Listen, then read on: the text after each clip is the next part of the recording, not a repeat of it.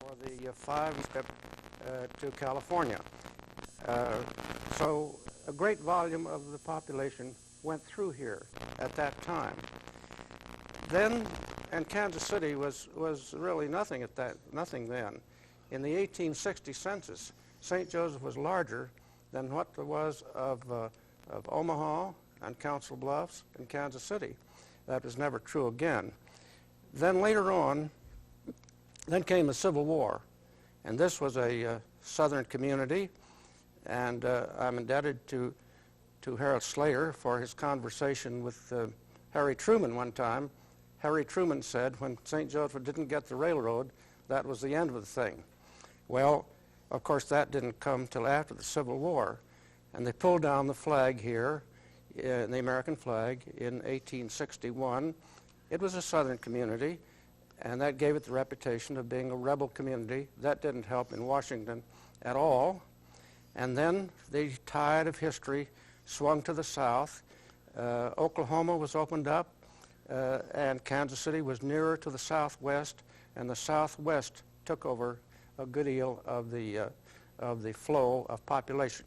Now that's my reasoning as to why Kansas City went ahead of St. Joseph.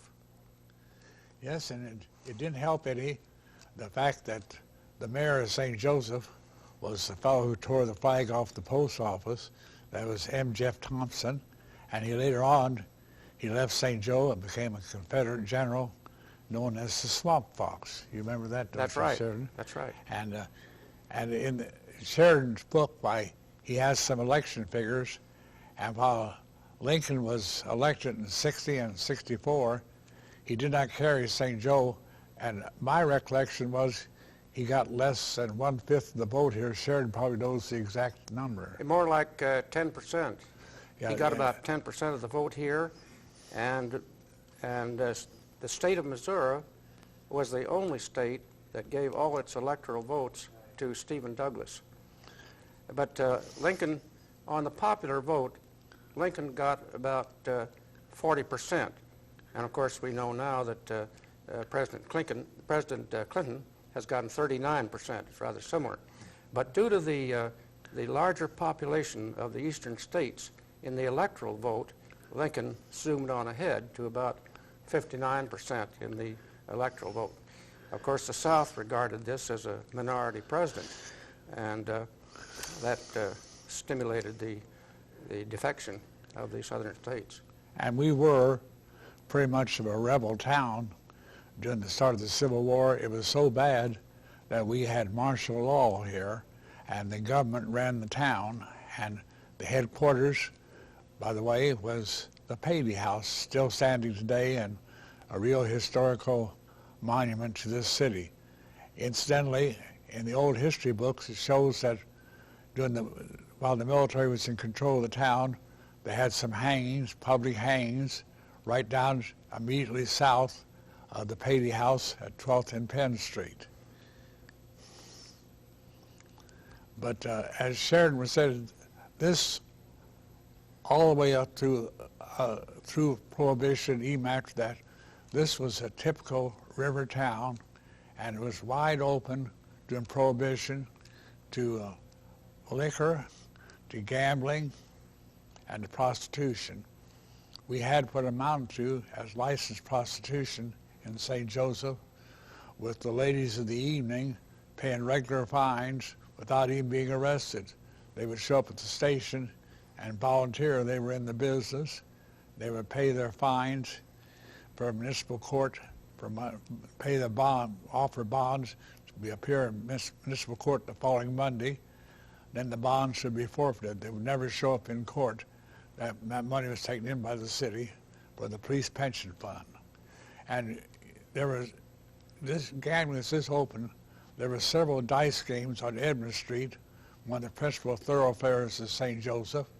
And you could walk down Edmund Street and you could hear the dice clicking 2 or 3 places inside. And a couple of them had fronts. They called them cigar stores. You could get almost any kind of a gambling game in there. You can get poker or craps or blackjack, any kind of a gambling game. You can buy almost anything there except cigars. They never had very many cigars on hand. Harold, the best known of these in that area was Lizzie King. Tell us about her. What was her real name? Well, Lizzie King she was known all over the Middle West, and she was unbelievable that she was running a place of prostitution within 150 feet of the front door of the City Hall for 15 years before she moved. That was when the old City Hall was down towards Market Square at 2nd and Edmund Street, and her address was 120.5 South 2nd Street. Isn't that right, Sheridan? That sounds right. And she had a place down there, and then she moved away from there to 415 Messina Street, and she continued in business until her death in 1939.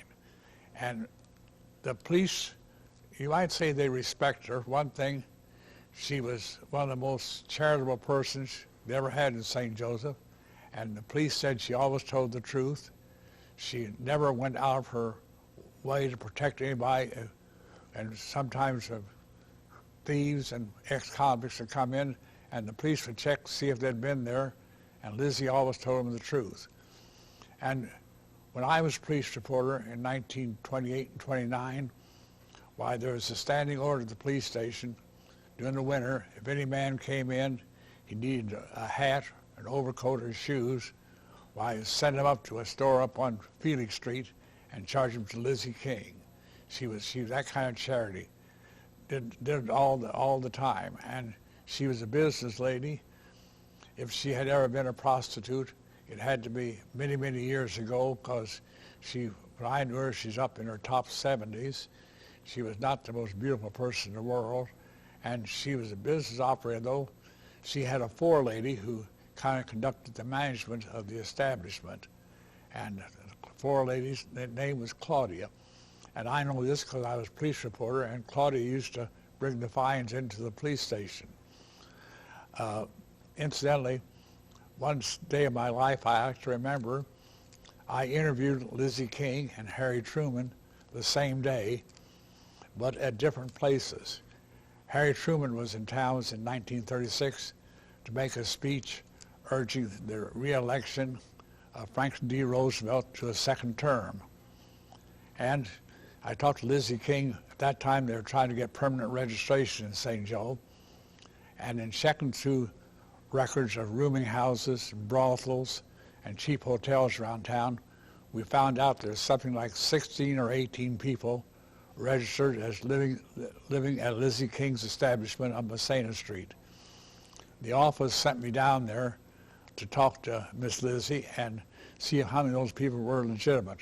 She was not too fond of talking to a reporter at all, but she was gracious enough to answer my questions, and you would say, how about so-and-so? And she said, well, she never lived here, and then, well, I wouldn't have her, and I know him, but he's never stayed here.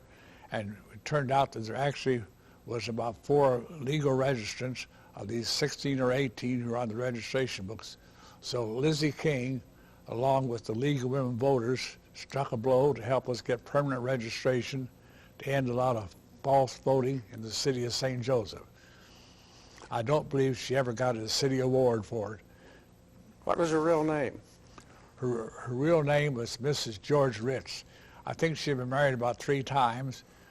I knew who her husband was. He's come to the police station and discussed with his friends there, never about his wife's business, this casual conversation. He had run a saloon before that, and she kept her name. And I looked up in the city directory one time, and the first place she was in business was near 10th and Frederick Avenue, and that was around 1899. And when she died, her name was known all over. There was an American Legion convention in Cleveland, and St. Joe had a big group in there and carrying a big banner going down Cleveland right through the financial district. And somebody way up in those buildings said, hey, St. Joe, how's old Lizzie King? Everybody knew who Lizzie King was. She was quite a person, and really a character in St. Joe, and who did an awful lot of good for an awful lot of down and out people. And she had her own ideas. I got so I'd occasionally, when I was out on police, I'd talk to her. She had her own ideas. She thought there was selling sex was no different than selling Buicks or bonbons, and she saw there's no moral things in her mind about it. She's just selling a commodity. I'd like to say something about the pulling down of the American flag. The Lincoln election was very, very poorly received in St. Joseph. This, of course, was a community that had been settled very largely from the South, much of it from Kentucky, and it was a slave state. Never in the great plantation system of the South. It was more of a domestic man to help you on the farm or a woman to help you in the kitchen. That's what it was. But the feeling was that Lincoln really was a minority president. He didn't represent what Missouri stood for. I think Missourians would like to have been neutral in the Civil War, but they did have family and friends in the South. So when Lincoln was elected with about 10% of the vote, and incidentally, I don't quite know how it came about, but you can read in the files of the St. Joseph Gazette, which was running at that time, the names of the people that voted for Lincoln. It's sort of a badge of shame in a way. I don't know how that came about, but I know you can go to the library and read that.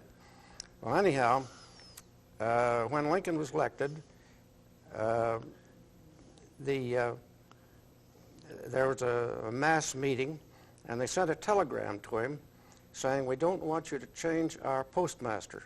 They had Mr. Davis, a Kentucky man, and they liked him very much. He later was the inventor of the railway mail car. But despite that fact, Lincoln did appoint an Illinois man as the postmaster. And there was a good deal of activity of flags. A Confederate flag was put up down on the river and taken down so that the city council passed an ordinance that no flags of any kind were to be displayed. The new postmaster regarded that as not applying to him. He had federal property, the post office, so he put up the American flag. Jeff Thompson had just retired as mayor, and he, being a Southern man coming from Virginia originally, thought this was quite a slap in the face, and he had a few drinks and talked to some other people, and they thought this was an outrage, and they'd better take that flag down.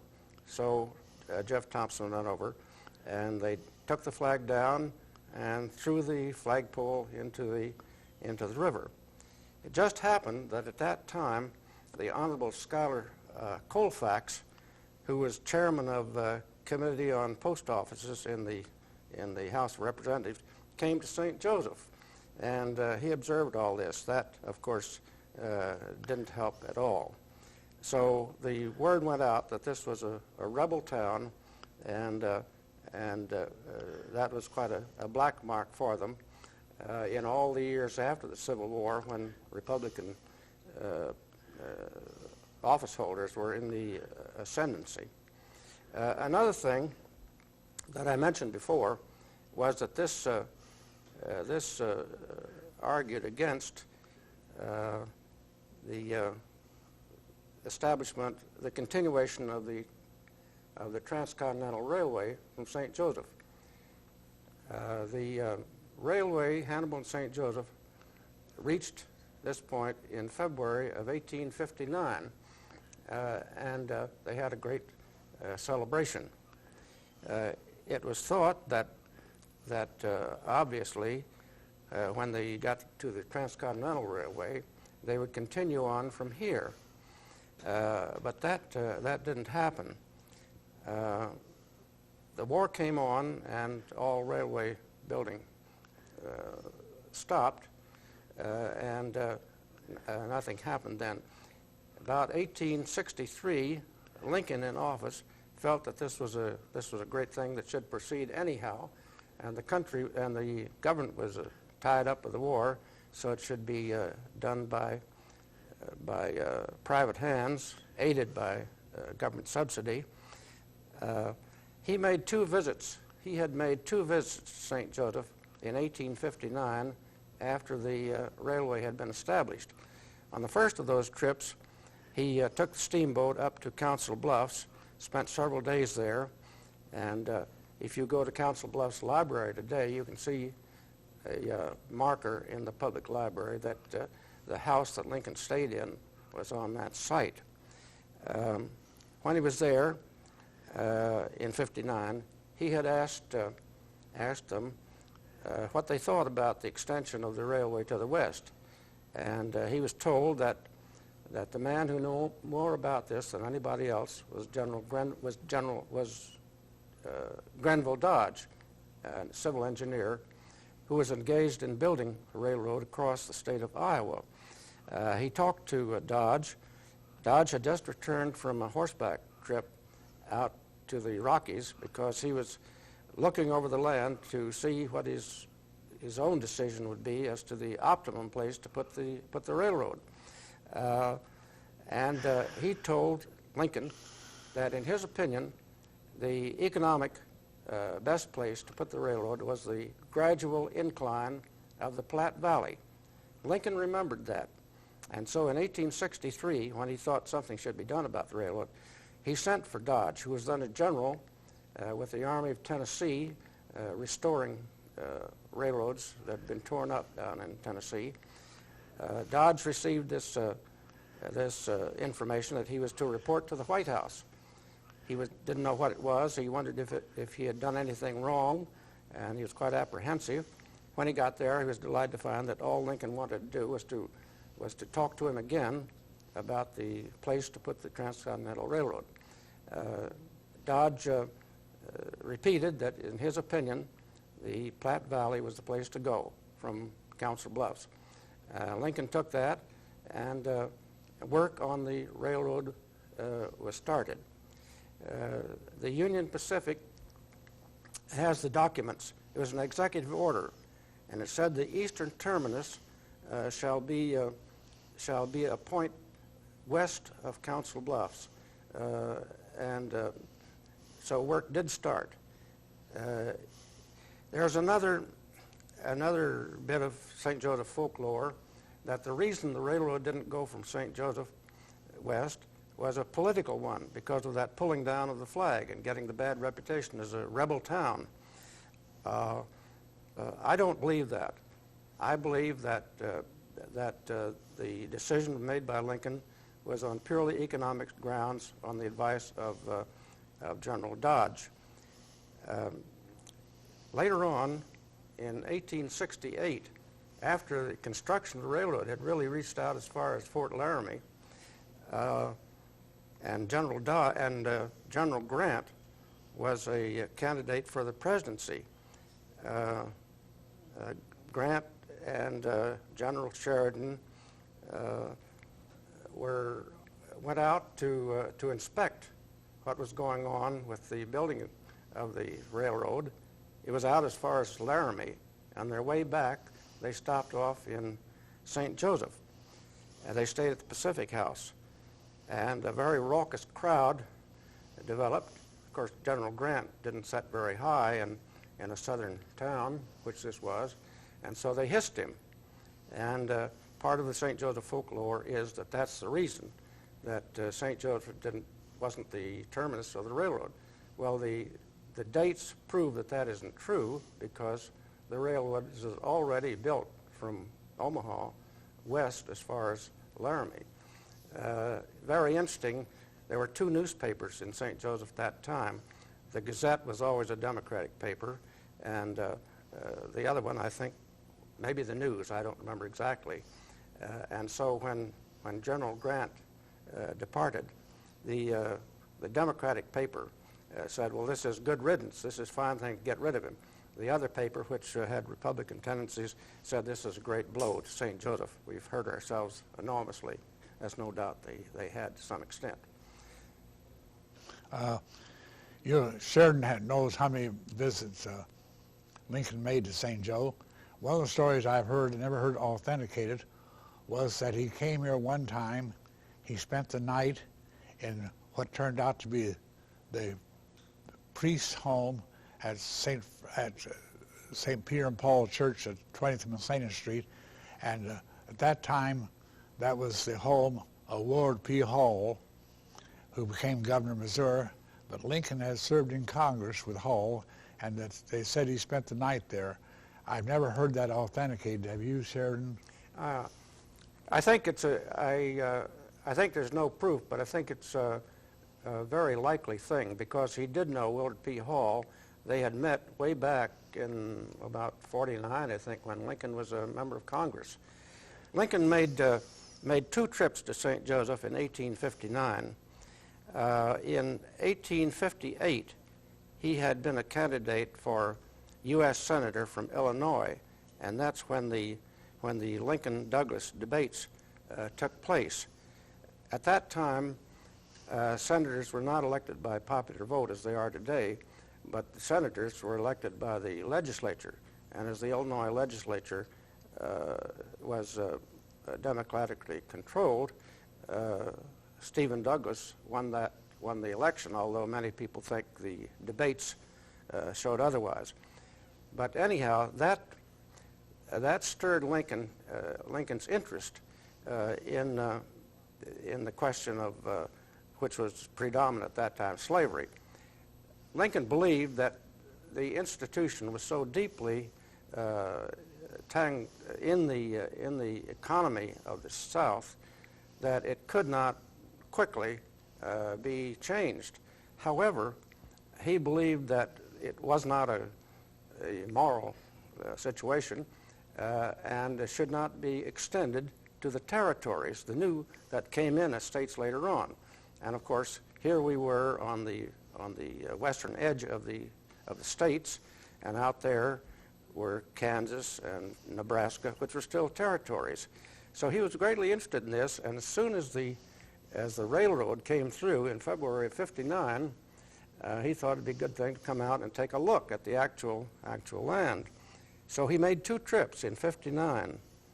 In August, he came out, arrived in the morning, took a hack up from the railroad station. The passenger station then was at 8th and Olive Street. Took a hack up to the corner of Francis and Main Street, the Edgar House, and had a shave. Then he waited for the steamboat and went on up to Council Bluffs, where he spent several days. Came back later on, was stuck on a sandbar coming back, and delayed a little bit.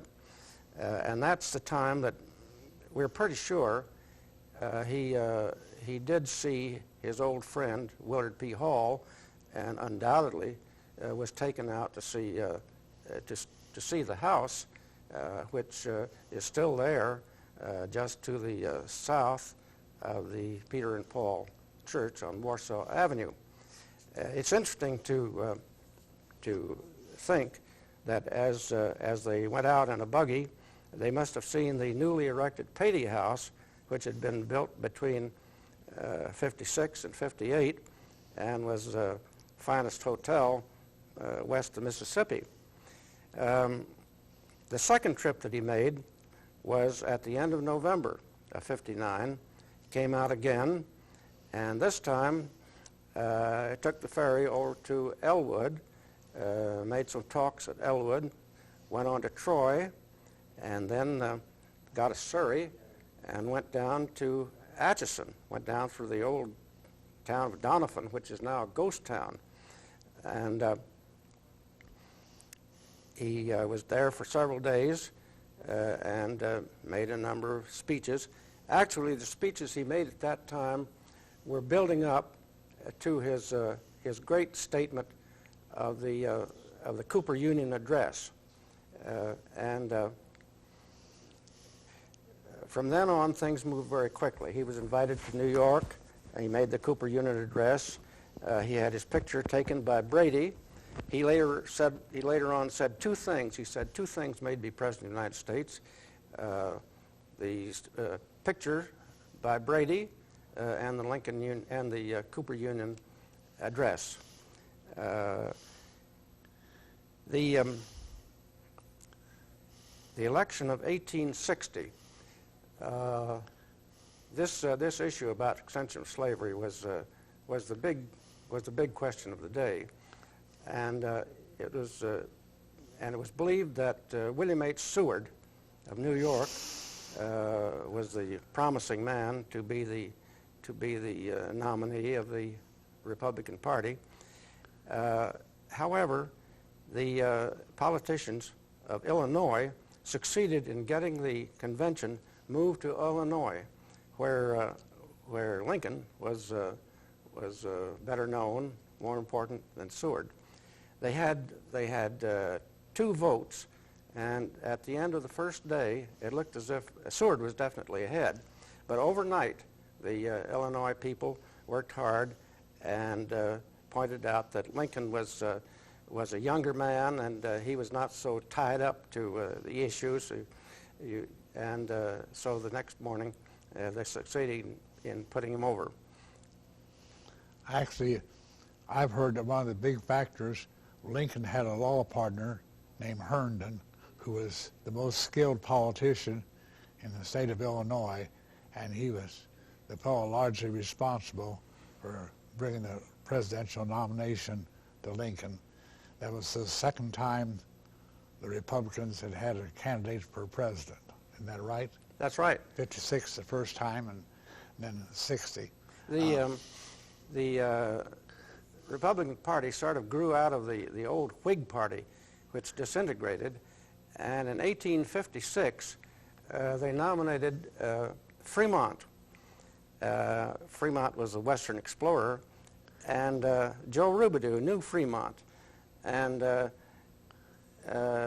I've heard it said that in the 1856 vote, Fremont got only 1 vote in St. Joseph, and that was from Joseph Rubidoux, because he knew him. Very interesting sidelight on on Lincoln's decision to start work on the Union Pacific Railroad from Council Bluffs.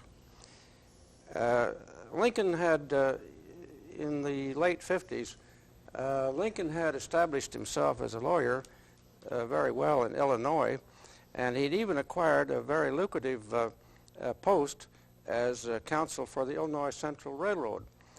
So he was well off. In the 1858 Lincoln-Douglas debates, his manager was a man named Norman Judd, J-U-D-D. And Norman Judd was pressed for funds. He owned some real estate called the Riddle Tract on the floodplain at Council Bluffs. And he asked Lincoln to loan him $3,000. Lincoln did this.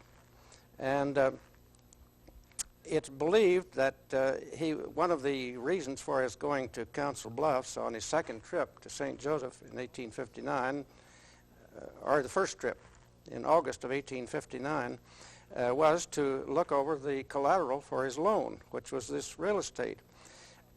He did that, and this was brought up when he was about to issue the executive order to start work on the Union Pacific there.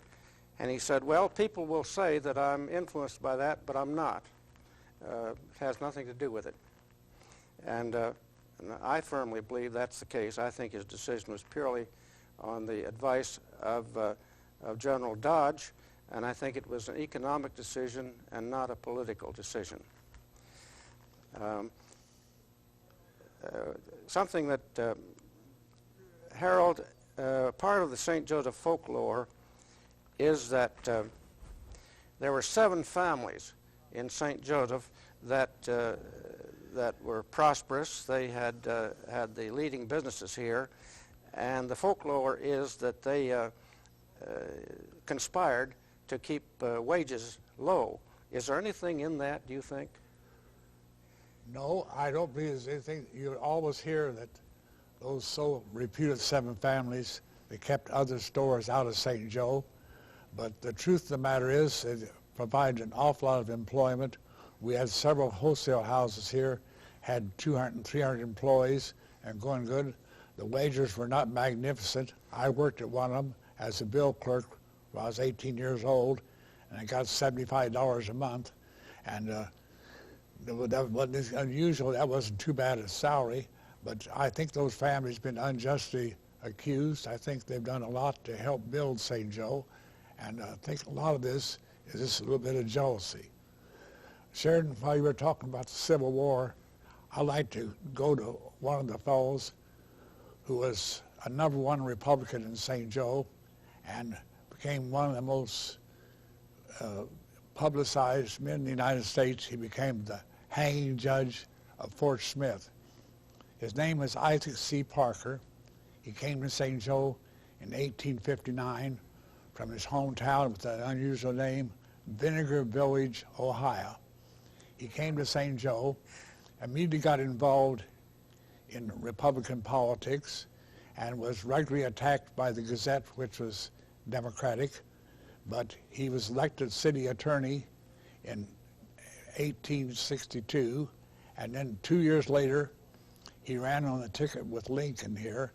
And while Lincoln lost, Republican Isaac C. Parker was elected prosecuting attorney.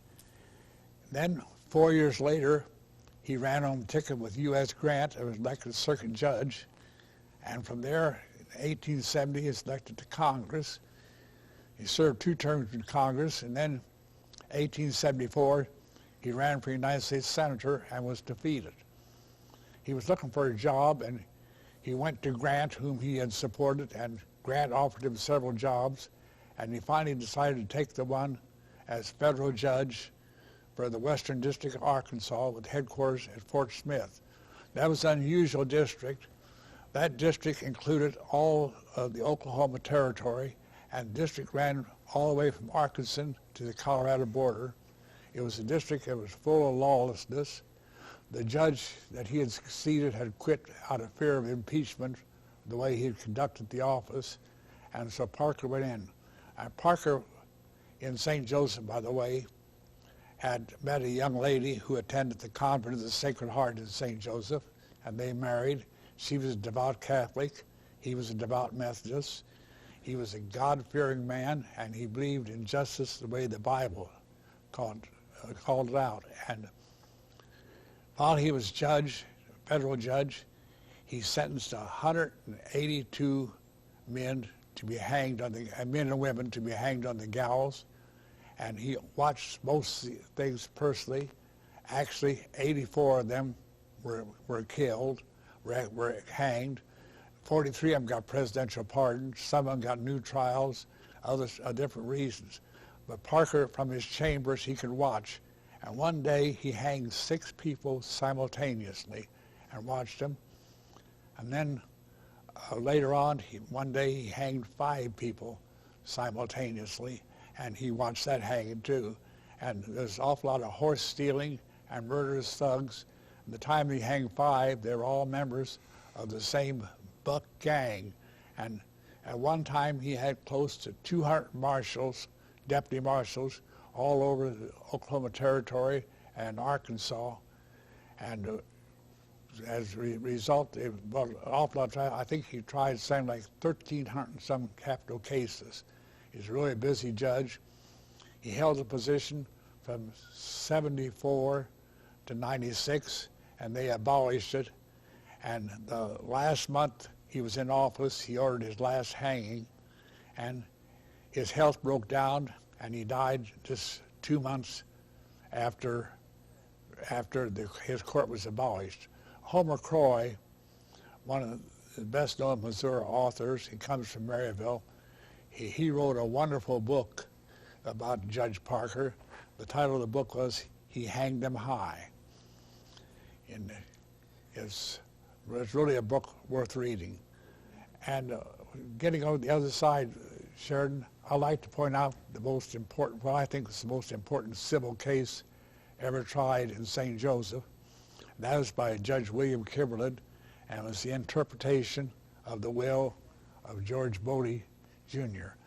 As a result of that interpretation, millions and millions of dollars have been spent in St. Joe for recreation and for public good, and there were those who opposed it, and they wanted to spend it for things that would not have been to our advantage, but the way they upheld the will and interpreted it, it sure has been a great boon for this community. And it's lasted now for close to 30 years, and is set up in a way that will last for many, many years to come.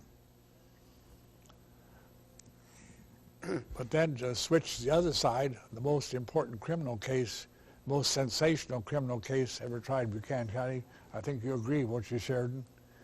It was the trial of Oscar McDaniel. This in 1916. Oscar McDaniel was charged with the murder of his wife, who had been bludgeoned to death in the bedroom of their home at 1810 South 20th Street. He was prosecuting attorney at the time, and they charged him with murder, and he was just as cool as he could be. He was a man of iron nerves, and when they arrested him and took him to the police station, this is how times change. This is the biggest arrest in the history of St. Joe, and they leisurely went out in a streetcar to make the arrest. They went out to his house, and he said, I haven't had much fresh air today. I'd like to walk to the police station. The police station at that time was the 7th and Messina Street, about 2 miles from his home. So the detective said, okay, and they walked down there. He stopped us at a drugstore, bought some cigars, and told him, I'll be away for a while, but I'll be back later to get more cigars. Went to the police station, and the Gazette reporter interviewed him and said, do you have any statement to make? And he said, yes. I'll tell you this, I'm going to vote for Woodrow Wilson for president. I'm going to vote for Charles Boer for congressman. And he said, I'm going to vote for whoever the Democratic nominee for president is, I'm going to vote for him. So they took him in and they held him in jail for 16 days, and he ran the office of prosecutor from his jail cell, and he dismissed cases, and then he tried some cases, and in court one day a woman was charged with being a prostitute, and he was trying her, and he said, isn't it a fact that you live in a house of ill fame? And she said, yes, but I never killed a woman. And then she broke down and began crying and said, I'm sorry, I shouldn't have said, I want to apologize. And McDaniel very loyally said, I don't accept apologies on people your ilk. And one of the courthouse legends was that 2 deputy sheriffs almost broke their legs running downstairs, look up the meaning of the word ilk. They'd never heard of it before. But all of the things, and they tried, and the Attorney General of Missouri, John T. Barker, came up, tried the case with the St. Joe attorney, Bart Lockwood. And Bart Lockwood had filed a murder charge against him. It was unusual circumstances. Lockwood and McDaniel, 4 years before, had been assistant prosecuting attorneys working together, but Lockwood was a man of courage, and he filed a murder charge, and Barker made this impassioned plea to the jury and asked that the soul of Harriet Moss McDaniel come down and give us some sign that her husband's guilty of beating her to death. And when he got through, McDaniel went up to him, the Attorney General, and said, General, that was the finest speech I ever heard. And he was acquitted. He had an alibi. He'd gone to the police station, and he really made a good alibi. On his way to and from the police station, he stopped at 2 taverns on Messina Street, had bought a drink for the house, and said that he was looking for his brother, that he had got a call that his brother was causing a disturbance at a tavern, and that's why he came downtown, which is kind of strange because he could have called the police station, which is on Messina Street, and they could have stopped his brother if he was making any kind of a disturbance. But when he got home, he said somebody fired a shot at him, and he fired a shot back. They never found the weapon. They never found the person that killed him. But McDaniel about 3 years later, he was heavily in debt, and he left town with this a note saying that my former law partner were handling my business. And all was quiet for close to 20 years. And one day, Arthur Burroughs got a tip. Arthur was editor of the News Press, that there'd been a very mysterious burial at Montmorris Cemetery at midnight the night before. So he sent the police reporter, Norman Stewart, and myself, I was courthouse reporter, down to investigate. We went to the funeral home that was supposed to handle the case, and they would tell us nothing. We went to Montmorris Cemetery, and we had a suspicion and a hint that it was McDaniel who was being buried there. And the superintendent, Mr. William Keefe of the cemetery, said, no, there's no McDaniel burial at all.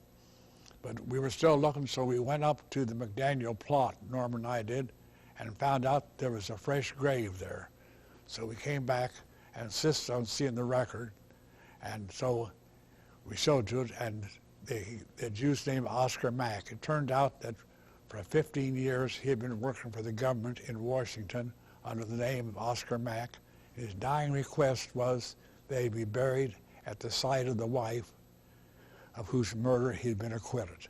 And there were so many people came out to see the thing that the family eventually took away all the headstones, and the marker is still there now, just McDaniel. I think it's by far the most sensational case they ever tried in criminal court here. That's great. I'd like to pick up after the Civil War. We've covered that pretty much. When the war started, of course, the sympathies of the town were mostly Southern. The flag was pulled down. Troops were sent up from Fort Leavenworth to restore order. Later on, they were called away, and Southern sympathizers took over again. So control of the town changed twice at that time. It was very disorganized. It was an opportunity for personal grudges to be paid off. The merchants were unable to keep their inventory. Some of them took it across the river to Elwood to preserve it, but the economic situation of the town was really very bad. The whole state was under martial law for all of the Civil War, and that was the situation here.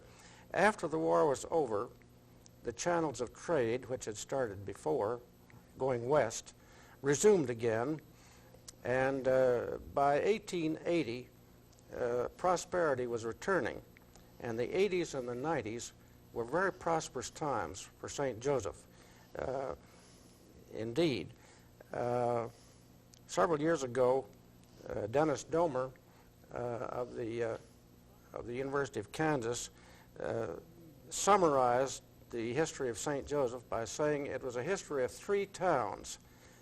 First, the river town, then and that concentrated things in our so-called downtown now. After that came the railroads, which spread it out, added on South St. Joseph, and currently, of course, things are moving to the east. That's the automobile age.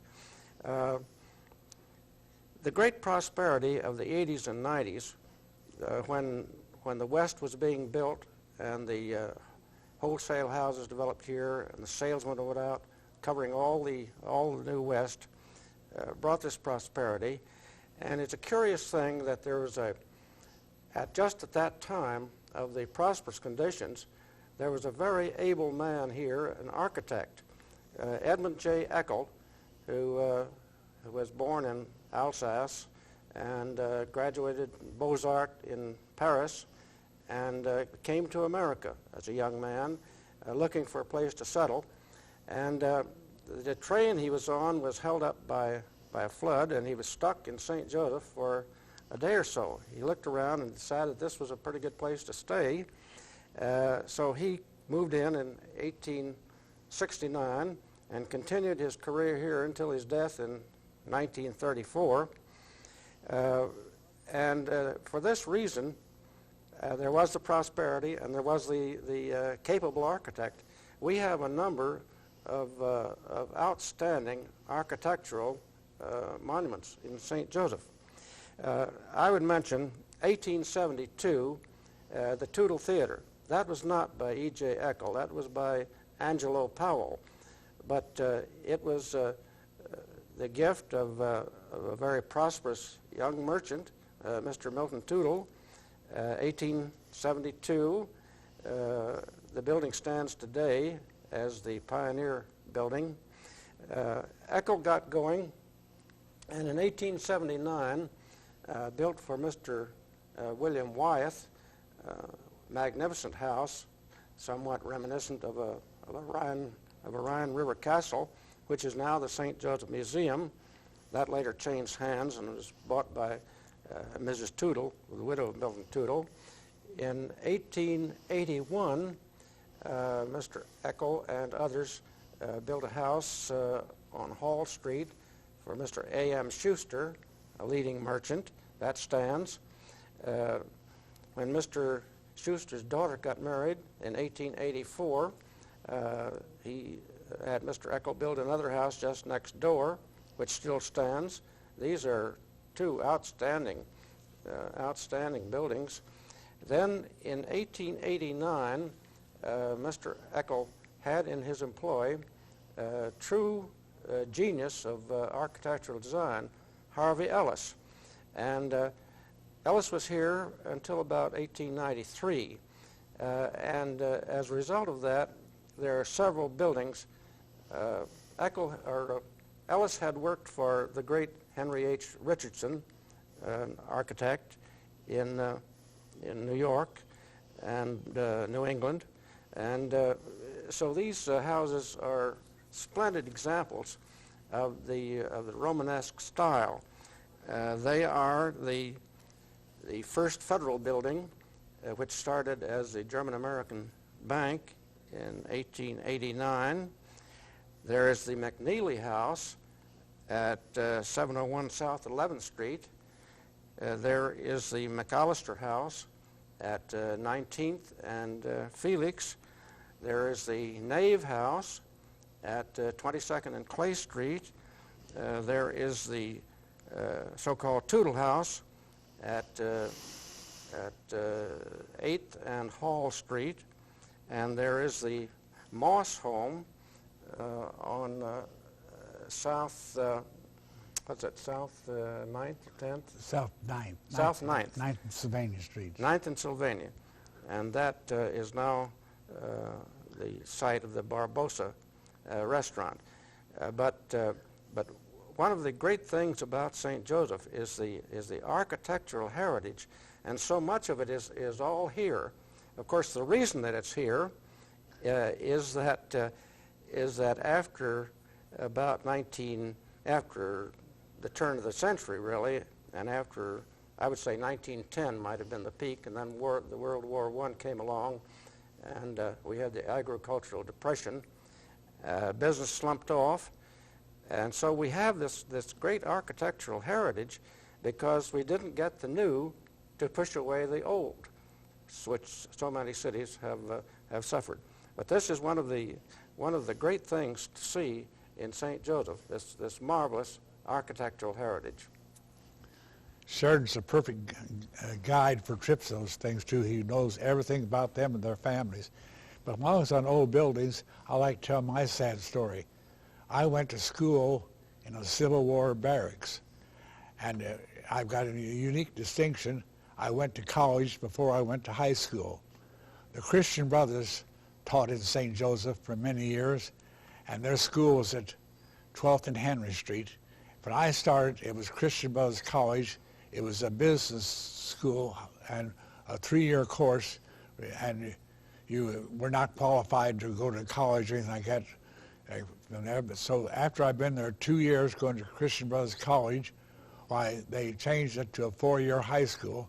So I wound up as a high school student, and I was in the first class to graduate from Christian Brothers High School, and that was in 1925. I like to say the building's preserved. It wasn't. It was torn down, and I can tell you who bought the building. A fellow in St. Joe who was known to everybody as I Buy Anything. So that's all the luster my school days had. It was sold I Buy Anything. While we're on the light side, I like to mention some people, unusual names, and have been connected with St. Joe. We had a woman named Miss A.J. Booz, B-O-Z-E, and she was head of the Women's Christian Temperance Union, the dry group. She was so active here, she became a state official, and I've had some people who doubted it, and so I refer them to the 1936 city directory, and it shows that she lived at 1701 South 26th Street. Another person with an unusual name, we had a fellow named Joe Gassaway, and he was a barber. And barbers had the reputation of being talkative, and Joe Gassaway sure had the name for the job. And if you look, you can find him in 1924 City Directory. His shop was at 3rd and Edmund Street. And then we had a man here in the apple business, and his name was Jonathan.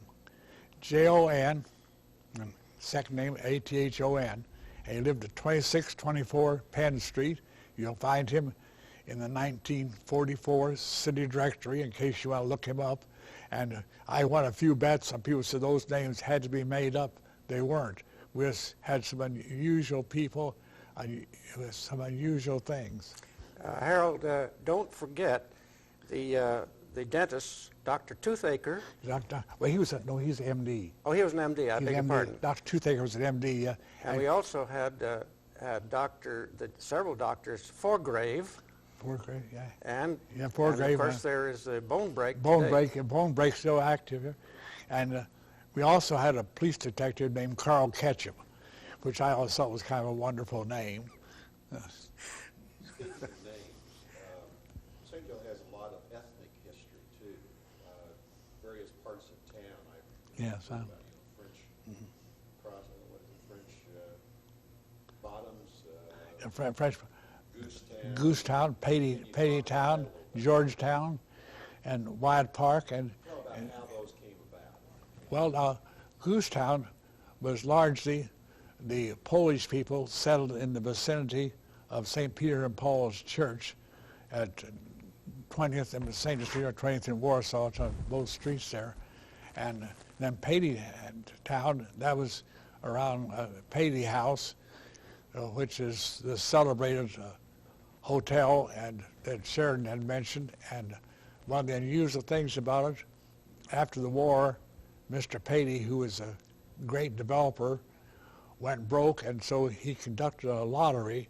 They sold $2 tickets. They sold them all over the United States, and they lottered off the supply, the furnishings of the hotel and everything, and the hotel itself. And they had the drawing that night, and a week or two before, somebody had returned a bunch of tickets they couldn't sell, so in order to keep the lottery going, as Sheridan knows, he bought the tickets. And guess who won the hotel? John Patey won his own hotel, and he was so honest, and the thing was conducted in the hall down 3rd and Edmund Street, and the auspices of the first John Corby, and nobody contested the thing at all, and he went on, and he kept the hotel. Eventually, it's known for several things. One thing, Jesse James's wife had breakfast there the day after Jesse was murdered in St. Joe in April the 3rd, 1882.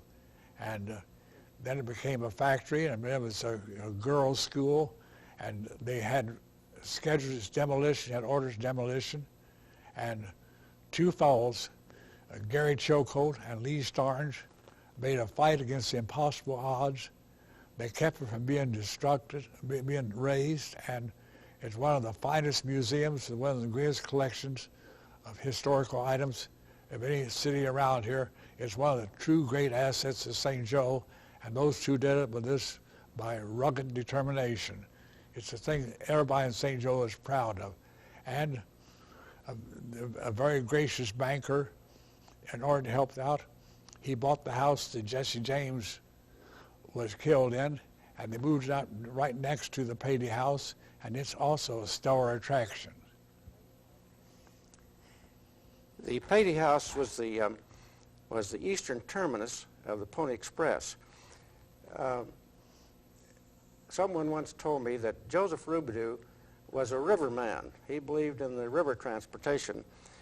John Patey came a little later, and he believed that the railroad had come to stay. He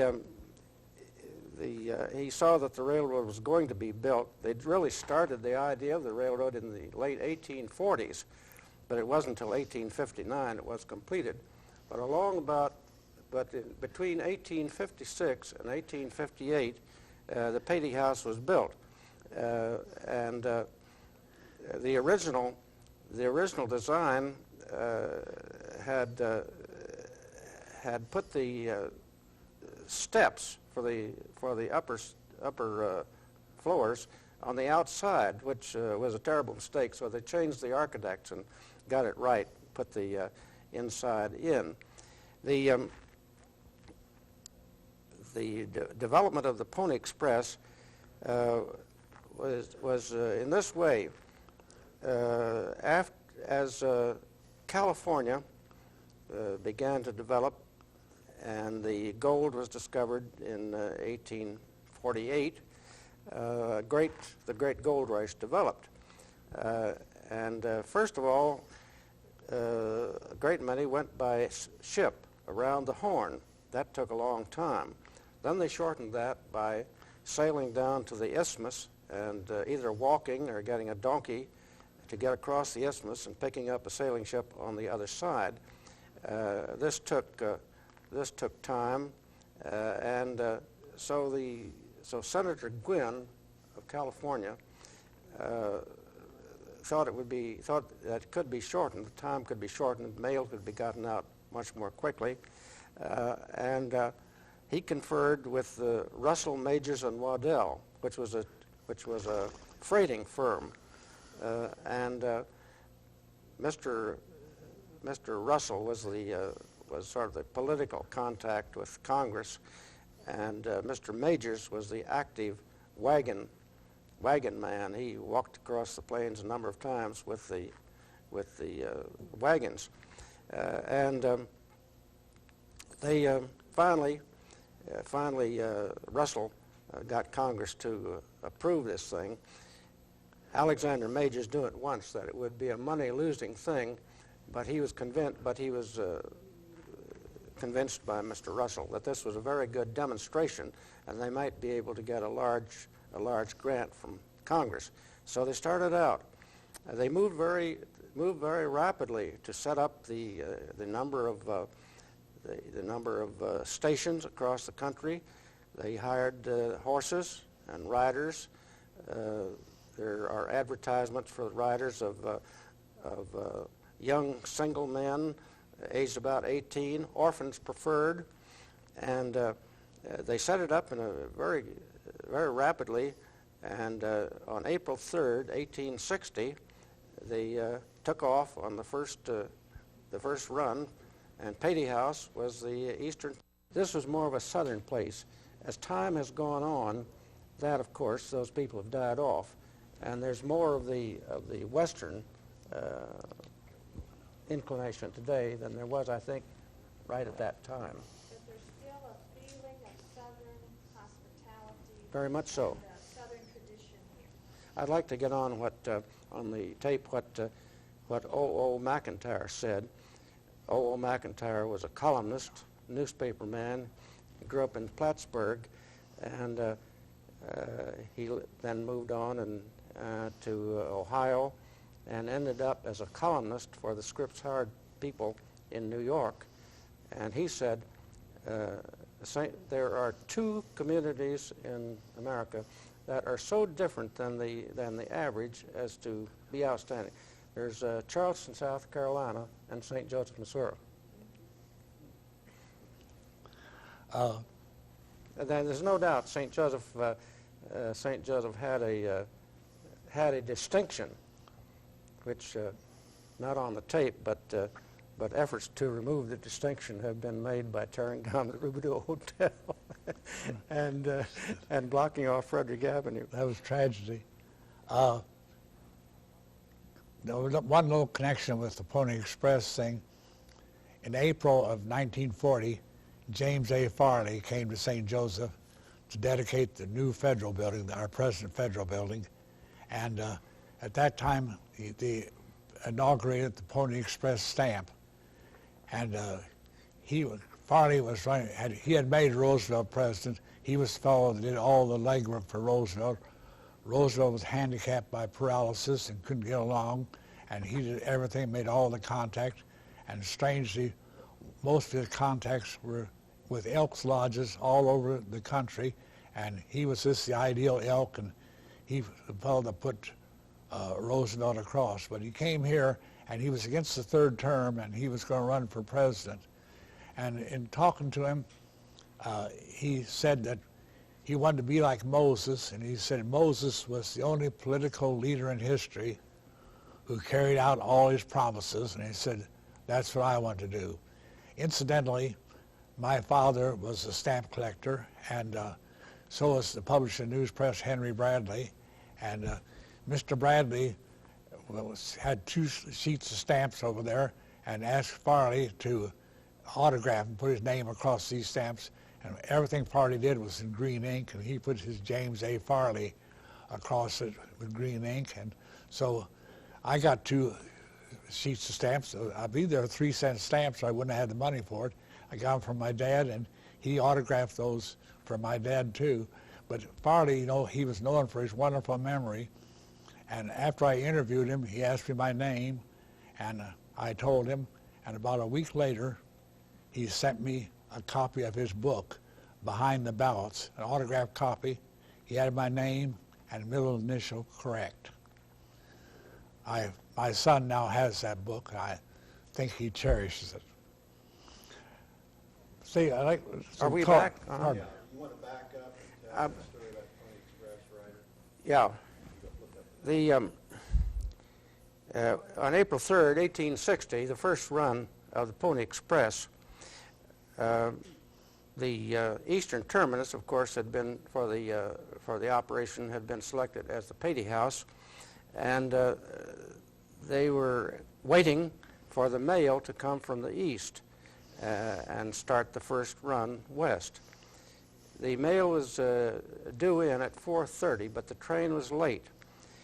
The first pony had been ridden up to the Patey House, and they were waiting there, and the train didn't come, so finally they gave up, and the pony went back, was ridden back to the stables, and then about 7 o'clock after the train was in, the pony was up at the U.S. Express office on 2nd Street, and they took off, went down to the river, and got on the Ebenezer, the ferry boat, which was named for the owner, Captain Ebenezer Blackston. Now, part of the folklore is who was the first rider. There are proponents of 2 men, Johnny Fry and Billy Richardson, and there are people that say one and others that believe absolutely the other.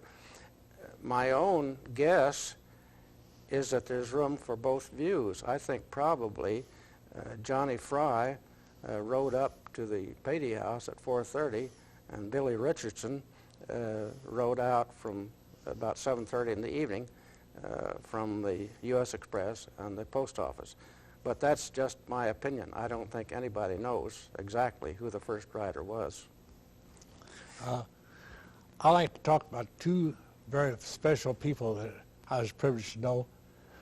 I knew a man who holds the record for serving the longest as mayor of St. Joseph, and he had a 4th grade education.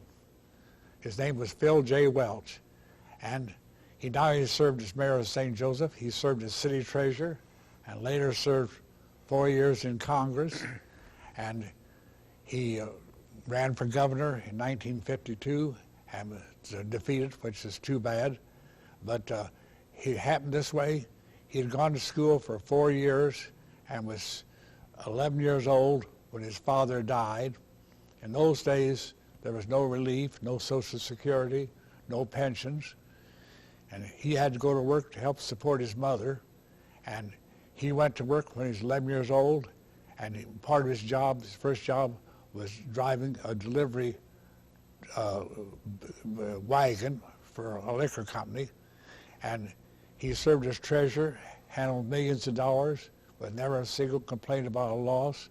He served 10 years as mayor and brought us vast improvements. And one of the improvements he got for St. Joe was the city stadium, which I'm delighted to say was named for Phil J. Welch. And he was a fine mayor. He served from 1936 to 1946.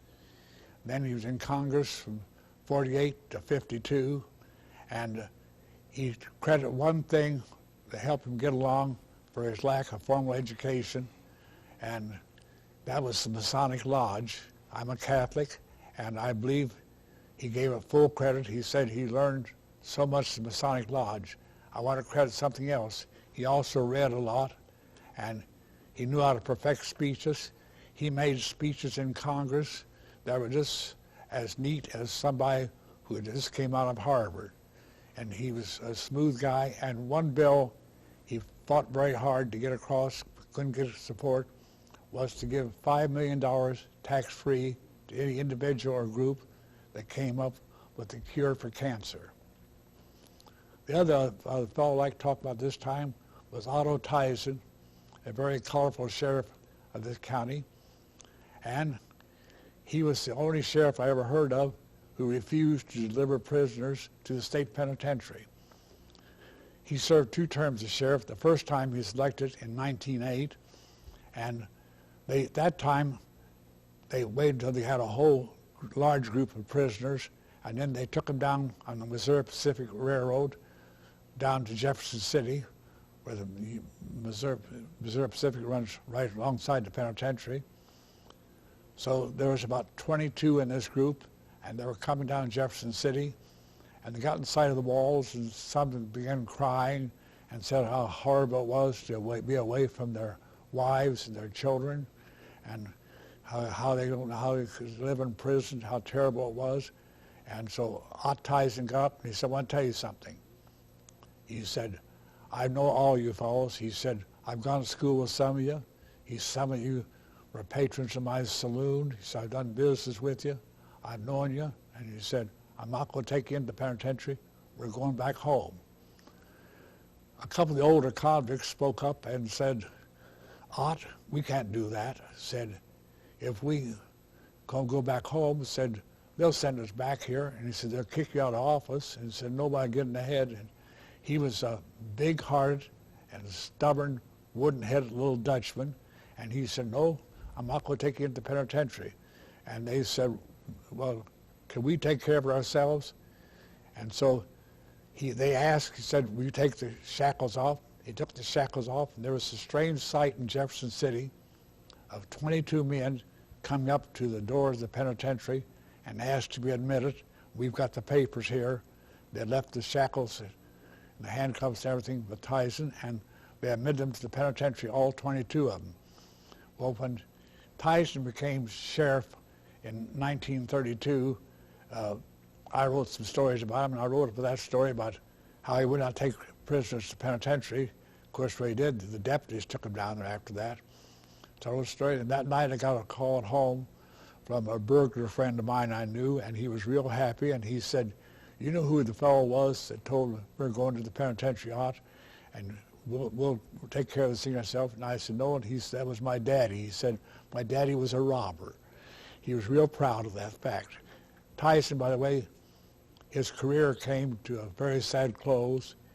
He was the sheriff in St. Joseph on November 28, 1933, when the mob stormed the jail and demanded a young Negro, 19, for allegedly raping a white girl. They tore the door off the jail, and there was 11 Negroes in jail, and the Negroes were shouting, turn him over. They said, in effect, that if a mob gets in here, they can't tell one Negro from another, and we'll all be doomed. So the sheriff finally decided that he made a bad decision. He turned this Negro over to the mob. And I still remember I was in the jail office that night, and I talked to this young Negro, and I said, "This is your last chance. Is there anything you want to say?" And he said, "I'm not guilty, I'm not guilty." But of course, I knew I'd been in court that morning when they'd offered to plead guilty to the rape charge, but the state wouldn't accept the plea because they wanted to get capital punishment in order to stop some of these sexual attacks that were going on here. And so as he started to let him go, I heard a very inhumane remark. One of the deputies said, "Well, take the handcuffs off him before you turn him over to the mob." Said those handcuffs cost $14. They took him down the street, right across the corner from the courthouse at 5th and Jewel Street. They hanged him on a tree there. Somebody got a bucket of gasoline, and this was a miracle. They took that gasoline and threw it on that fellow, and all these people around there, they could have killed a number of people or burned them badly. As it turned out, they didn't, but it did burn the young Negro's body. And as a result, they had a special grand jury convened. Judge J.B. Gaddy convened the grand jury, and they indicted about 12 people, and they tried one fellow for the murder, and he was a very slow-witted old fellow. He was a dishwasher at a restaurant down at 3rd and Edmund Street. He had been in the mob, and a funny thing happens when a mob forms. I saw 3 people there who ordinarily had no attention paid to them at all, but this night they became leaders, and the mob cheering them on, they thought, and they took major roles in the battering of the jail and getting this young Negro released. Well, they tried this poor fellow for murder, and the pastors in St. Joseph churches, and particularly the pastor of the church where I went to, St. Francis Xavier, they said that everybody in that mob was guilty of murder. Your presence there made you guilty of murder. And said it's a matter of confession. And so the jury wisely saw this poor guy was no more guilty than probably 5,000 others, except that he had taken a front row, and they turned him loose, and the next day they sent him back to where he had come from, the State Hospital for Insane, Anamosa, Iowa. It was a sad thing, but Tyson got so much criticism.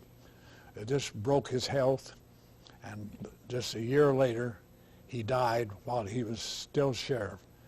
But the people had confidence, and they thought he had a bad deal.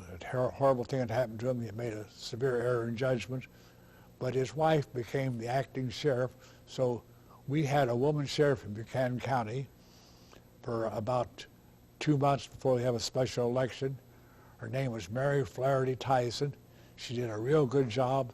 She handled the toughest jail cases with aplomb, and she was a very respected county official.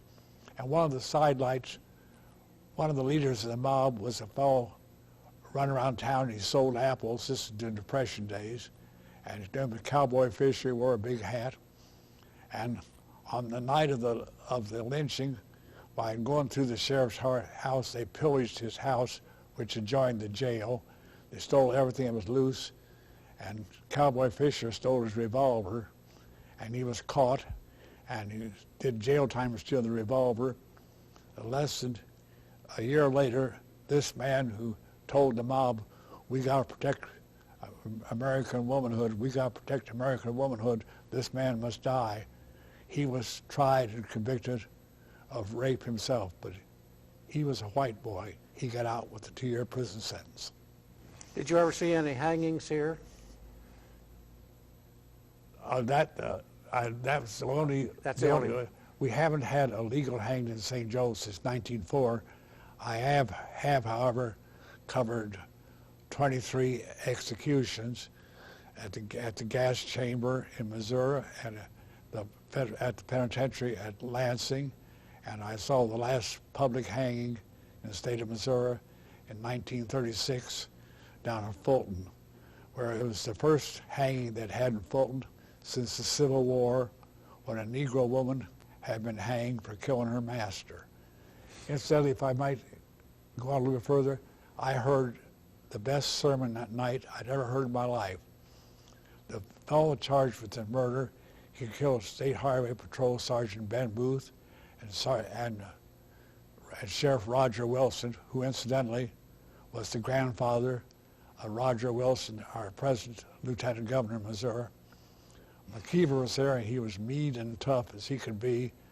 He just ignored everybody, cursed everybody, and the Highway Patrol was in charge of him because they had a limited sheriff's staff down at Fulton. So he steps in, I'm going to be buried as a pauper. I know you're buried as a pauper. And they said, no, you're not. Said, we got a nice casket. And he said, I don't believe I want to see it. You couldn't do it except in a small town. In that era, furniture stores handled caskets for many of the undertakers. And that night, they decided they would take him down to see his casket. I got a good break. The Superintendent of the State Highway Patrol was Marvin Castile, my good friend from St. Joe. And so he took me down in the car with McKeever down to the funeral home. About 9 o'clock at night, they opened it up. They showed him the casket. He took the pillow out, put his face against it, and said, you know, he said, that feels pretty good. And 9 hours later, he was going to lie against it in death. But the drama wasn't over. They hanged outside, and they put up a big canvas fence about 10 feet high, and they cut off the end of a barn, and the steps had been built into the barn. And the sheriff was old. I say old, he was about 12 years younger than I am now, but he was old to me. And he said, I can't go through with it. He said, I'm sick, I can't go through it. They had to do it, so he deputized Marvin Castile, the superintendent of the Highway Patrol, and Marvin Castile hanged George McDermott. And that was in December 18th, 1936, and the next year, Missouri went over to the gas chambers. They did prepare a gallows, which is down in the Patey House now, although it was never used. Never used. When the jail was built in 1908, they had to put this gallows in the thing, and to go up to the second floor of the jail, you had to walk over the thing, and so many tricksters were using snapping the lever when unsuspected people come close to it. They finally welded it closed and never used because Missouri abolished death by hanging. But you can go down to Patey House. There were a number of hangings in St. Joe. Oh, many, a lot of hangings in the jail yard up there at 5th and Jewel Street. And one of the ones that I thought was unusual, they hanged a fellow named Charlie May, and the reporter that covered it was a news press reporter named Charlie May, who was no relative of his, but he covered it. And another hanging, Mark Dunn was the last one hanged 1904 for a murder down in the Rushville neighborhood. And I think the man he killed was named Fenton. I'm not quite sure of that, but I think that's right. But his last request was, they hanged him in April, and he wanted some fresh strawberries. And so, sort of an unusual request, and he wouldn't go for canned strawberries and that. And so they sent down to Shaw's Garden in St. Louis and arranged to have them, they had things like that down there, and they got some fresh strawberries shipped up to this guy. And the deputies, they said, at my time, before time, they said the deputies had a wonderful feed. Some of them. At one point about the fact that they sold slaves on one side of the courthouse. Yeah, and hanging on the other side. Yeah, that's right. And right, the hanging was the jail was right next in the northeast corner of the courthouse square, and they had the old hangings hanging with a scaffold right back of the jail, and then they would offer sale. This not the present courthouse, the same site was that site down there, 5th and Jewel Street, and they sold slaves in front of the courthouse there, and they incidentally Riverview had slaves, and the textbook showed them this same. It should show your motor car, your furniture now, and the slaves would be listed in there. And a peculiar thing, Rubidoux and his wife gave that square block to the county for a county seat. Because we need a location for a county seat, and so Rubidoux gave it to him. And Miss Rubidoux couldn't read or write, and so she signed that deed, which is available at the courthouse today, with her mark. And incidentally, the old deeds. Quite often you run across a deed signed by Joseph Rubidoux and Angelique, his wife, and she always puts her mark.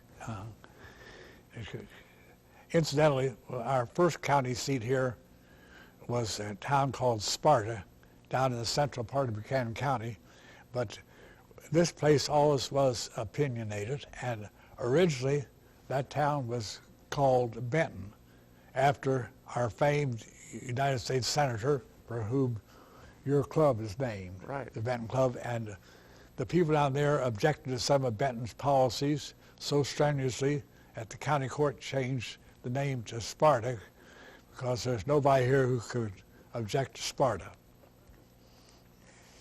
There's nothing left of Sparta today, but 3 miles east of the old site is the Sparta Cemetery, and some of the earliest deaths are memorialized in that cemetery. You asked if I'd seen any hangings in St. Joe, and I told you I'd missed that, but among the hangings I saw in the Jackson County Jail in the early 1930s was a boy who had been a paper boy in St. Joe that I had known when I was very young. His name was Joe Hershon, and he was convicted down there in Kansas City of killing a policeman. And he was hanged as usual. They hanged him at 6 o'clock in the morning, and my story's in the paper. And the next day, why, one of the best-known prostitutes in St. Joseph came to the office to see me. Her name was Jackie Kennedy. It's not the Jackie Kennedy you've heard about in recent years. Her name was Jackie Kennedy, and she said, I wanted to ask you about something. She said, Joe and I were secretly married, and she said, we never let it be known we were married, but she said, I want to know one thing. Did Joe die like a man? And I said, what do you mean? She said, did he cry and crab all the time? I said, no.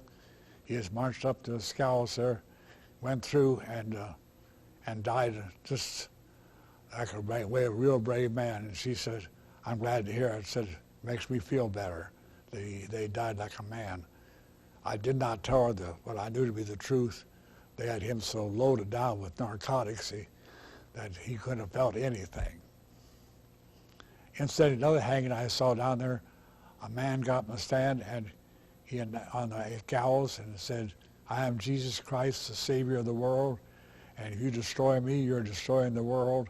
And he made some impassioned plea, and Rabbi Meyerberg of Kansas City, a very celebrated Jewish rabbi, came up and pleaded with the sheriff and the courts to say the execution said this man is crazy.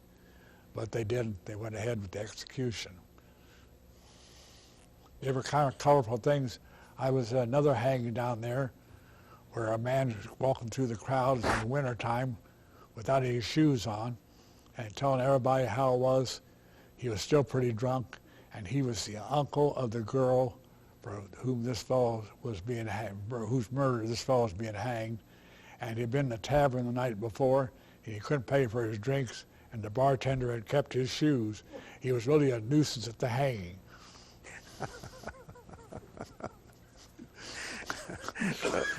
Those are terrific. Those are terrific.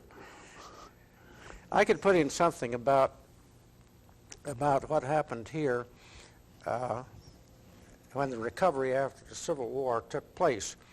This, of course, had been a boom town when it first started, 1843, culminating in 1859 when the railroad came. And in the 1860 U.S. Census, St. Joseph was 4,300 no, it was more than that at that time. but it was larger than Council Bluffs, Omaha, and anything that Kansas City had. From then on, every census, every 10 years, was doubling what the town had been before. And in when the 1900 census came, they hadn't quite made it, apparently. I would suppose the proper figure might have been about what it is today, 75,000. But you had to, they wanted a new post office. And to get a new post office, you had to show 100,000 population. So they showed 100,000 population. Later on, 1910, 1920, they gradually brought it back down. The population in 1910 census, I believe, was somewhat a little larger than the 1990 census. So things, I think the peak was probably about 1910. After that came the first war, and of course at that time that meant this is an agricultural region, and that meant that the agriculture in Europe was cut off. The men were put in uniform and were in the war, and so that made a great demand for American agricultural products. Things boomed here. The prices went up, and of course the price of land then went up. In order to buy more land, people incurred debt, and when the war was over in 1919, the debt was still there, and the value of the property had gone down. So this brought a very sad time for St. Joseph. In fact, there were one or two runs on the banks. And also, the first generation of the businessmen had reached their peak, and they were dying off. And then on top of this came the 1929 depression, the collapse of industrial prices, and we had a real depression along with the rest of the country, and perhaps a little harder there than in many places. So the people that went through that remembered it a long time. Great efforts were made to combat this. About 1927, they built a new post office. They built a new post office. That didn't come until 1940. But in 1927, they built a new city hall. They started a great boulevard system, which is outstanding today. Mr. Milton Tootle Jr. took a great part in this. He was more than a businessman. He had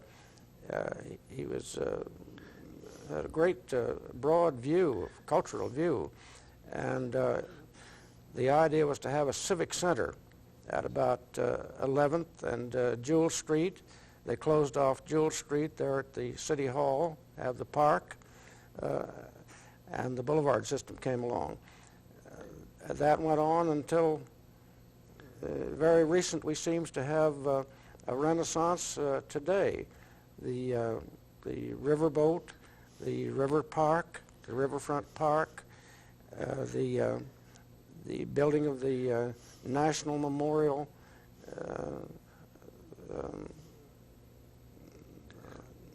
Pony Express. The National Memorial Pony Express Center, which is quite outstanding.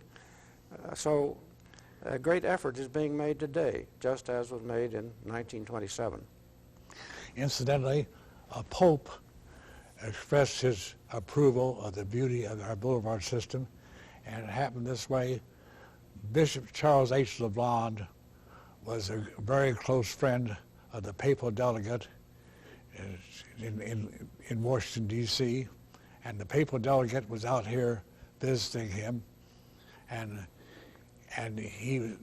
Bishop LeBlond always was boosting St. Joe. He did more to bring the religions here together, the breakdown between the Catholics and the Protestants and the Jewish people, and So he took him on the Boulevard system, and the future Pope, this was thrilled by it, and so he was a papal delegate. So Bishop LeBlond, who was my personal friend, had him call me at the news press and say how much he enjoyed going over the Boulevard system, and said it's a system that any capital in Europe would be proud of.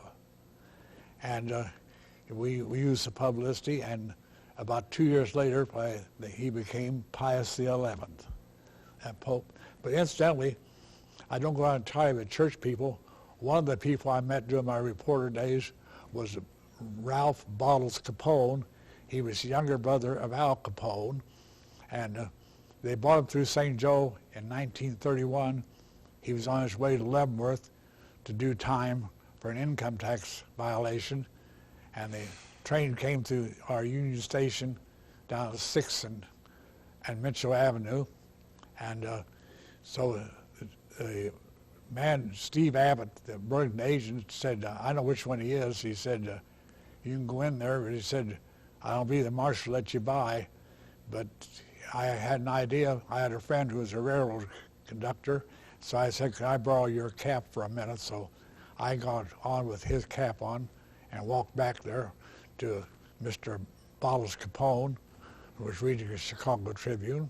So I wanted to ask him, do you feel bad that they separated you and Al? See, originally he and Al were both supposed to go to Leavenworth Penitentiary, but the last minute they changed the plans, and they sent Al to Atlanta. From there he eventually went to Alcatraz. But so I wanted to talk to him, and I went up to him. I said, I'm a news press reporter, and so he gave me some advice and discussed my history. His advice to me was drop dead, and in my history indicated there have been no weddings in our family for about 5 generations. Incidentally, I would like to tell what about one of Sheridan's close friends. The greatest defense lawyer we ever had in St. Joe was Stephen K. Owen, and his specialty was murder cases. And I covered one murder case when I was a courthouse reporter, and when the fellow was acquitted, he was so surprised he fainted dead away in the courtroom. But Steve had a regular routine. When he tried a murder case, somehow it always turned out that the man had his old mother, and she went to type. She was a dark dress with a little black hat, and she sat in the front row of the audience, looking very meek, and he would tell the jury, he said, this poor boy, he said, he's a victim of circumstances, and said, he's not guilty, and his mother's waiting for him. She must have supper at night with her poor little boy.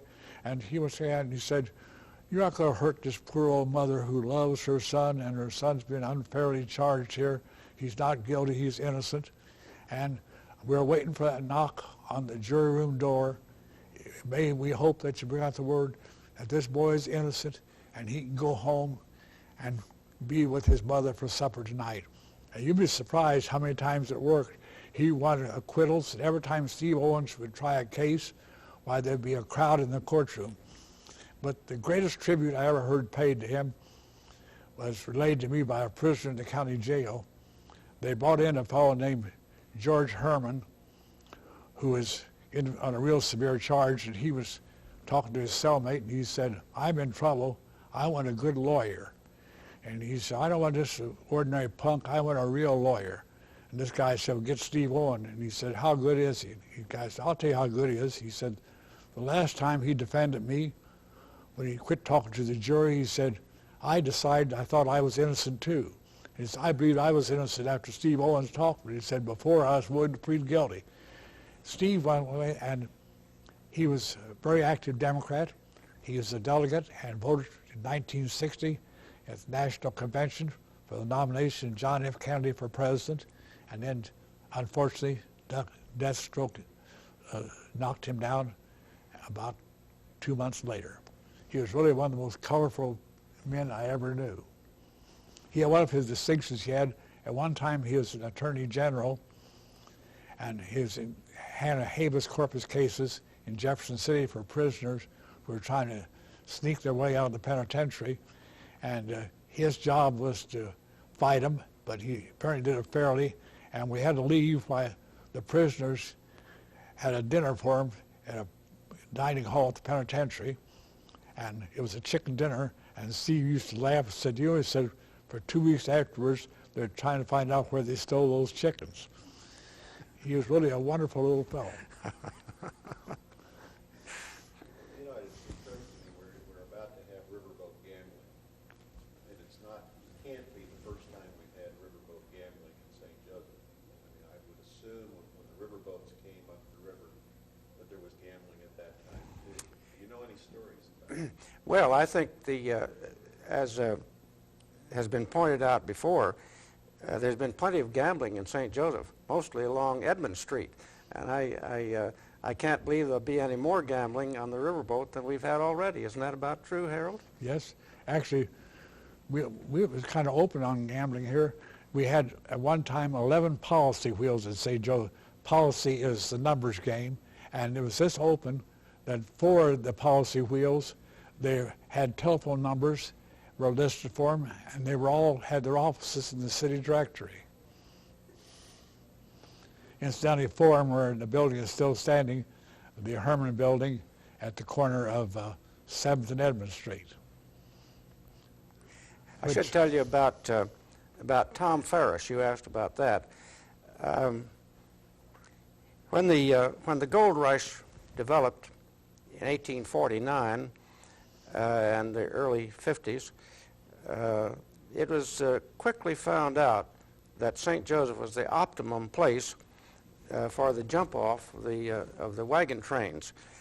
You could come here on the steamboat in relative security, and people bought their wagons and their oxen and their supplies and their whiskey here, and they began to arrive early in the spring. They were in quite a tight vice as to the movement west. You couldn't go until the grass had grown enough so the oxen could feed on the way, and that would be about the 1st of May. And you had to go pretty quickly because you had 5 or 6 months ahead of you, and you wanted to get across the Rockies before the snows came. The tragedy of 1846 was the Donner Party, which just failed to make it by a few days, and the result, they were stuck there in the winter and had cannibalism, terrible time. But the people began to arrive here either overland or mostly by steamboat along in the early spring, and they'd camp out waiting for the grass to grow. And if you went up on top of what is Wyeth Hill today and looked out in the evening, you'd see the campfires and the tents all around waiting. And once the movement started, it went night and day, 24 hours a day. There were 2 ferries, and they were lined up for perhaps a mile back of the Francis Street center, and they gradually went across. And while they were waiting, quite often they had chains for the hitching the oxen to the wagons, and they'd be all set to go, and the chains would be missing, and they didn't know anything about it. And then there was an old hanger-on along the waterfront named Tom Ferris, and he would come along and saying, "Oh my, your chains are gone. Well, these boys are terrible in stealing this, and if you'll compensate me in some much, I think I can maybe find them." And of course, he asked for payment, and sure enough, the next day he'd produce the chains. And finally, they got onto the fact that Tom Ferris, this was a racket. Tom Ferris was shaking them down this way, and they got together and ran him out of town. We had a murder here one time that was witnessed possibly by close to 2,000 people. It happened at Krug Park, and that was a big gathering place for people on Sunday, and all kinds of picnics, and there'd be streetcars be lined up for more than a block long open air streetcars take people to and from the park. And this Sunday afternoon, it's estimated more than 2,000 people are gathered around the park there. And a man named Tom Harris came out there, and he's a streetcar man. He got off his streetcar, and he saw his girlfriend was there with another fellow, and her name was Madeline Robotham. This is 1913. And so he, with a razor, he cut her throat and killed her. And then he cut his own wrists, and he would have died except there was a candy butcher at the park selling Cracker Jacks and popcorn. His name was Colisai Roundy, and he put tourniquets on him and saved his life. Roundy became a very esteemed St. Joseph doctor. I'm sure Sheridan knew Dr. Roundy. And Harris went to the penitentiary for life. And when I was covering the Missouri legislature for the news press 52 years ago, he was still in the penitentiary. And regularly the police would send out pleas saying not be granted parole, that he had guilty of a horrible murder, that he should be held in prison forever. But he finally got out, and I knew him, and he had accumulated quite a bit of money while he was in the penitentiary. The story was down there that he had been dealing in dope. I don't know how else he could have made it, but he came back to St. Joseph and opened a trash route, and I was courthouse reporter then, and I was amazed every time I'd see him walking through the courthouse, because there was a time when a public appearance would set off a mob, but here he was, absolutely unnoticed, an old man. And I was at the park that day with my folks, and all I knew was that they told me something had happened, and we quick got out. And then the next day or two I learned there had been a murder, and then when I was old enough to learn about the benefits of the library, I dug up the old papers and read all the papers about what had happened that day. Tell us about Rabbit Chute Alley. Rabbit Chute Alley was the railroad track, ran up between 1st and 2nd Street, starting to Rubdu, ran up into the property, which is now largely the Wire Rope Corporation, and it was where the Negro settlement was. An awful lot of Negroes there, and they had no money. There was no welfare in those days, and they had a tough time getting by, and you wondered how they got by. They had no money and no hopes, but they had a lot of kids. And this railroad track went up there, and there were shacks on both sides of the track, shanties, and you see these kids. It's a wonder that many of them weren't killed or badly injured, went up there, and the Negroes congregated there. It had a name of being a place for the lawless, but the police had their own way of taking care of things up there. I remember two detectives who are good friends of mine, Jim Sullivan and Sailor Barnes, and they were up there to investigate. Somebody had 6 chickens stolen in that neighborhood, and they got to Rabbit Chute Alley. They went in one house there, and there was a great big pot where they're making chicken stew. And so they didn't make any arrests. They went away, and they came back with, under the coat, a box of Epsom salts.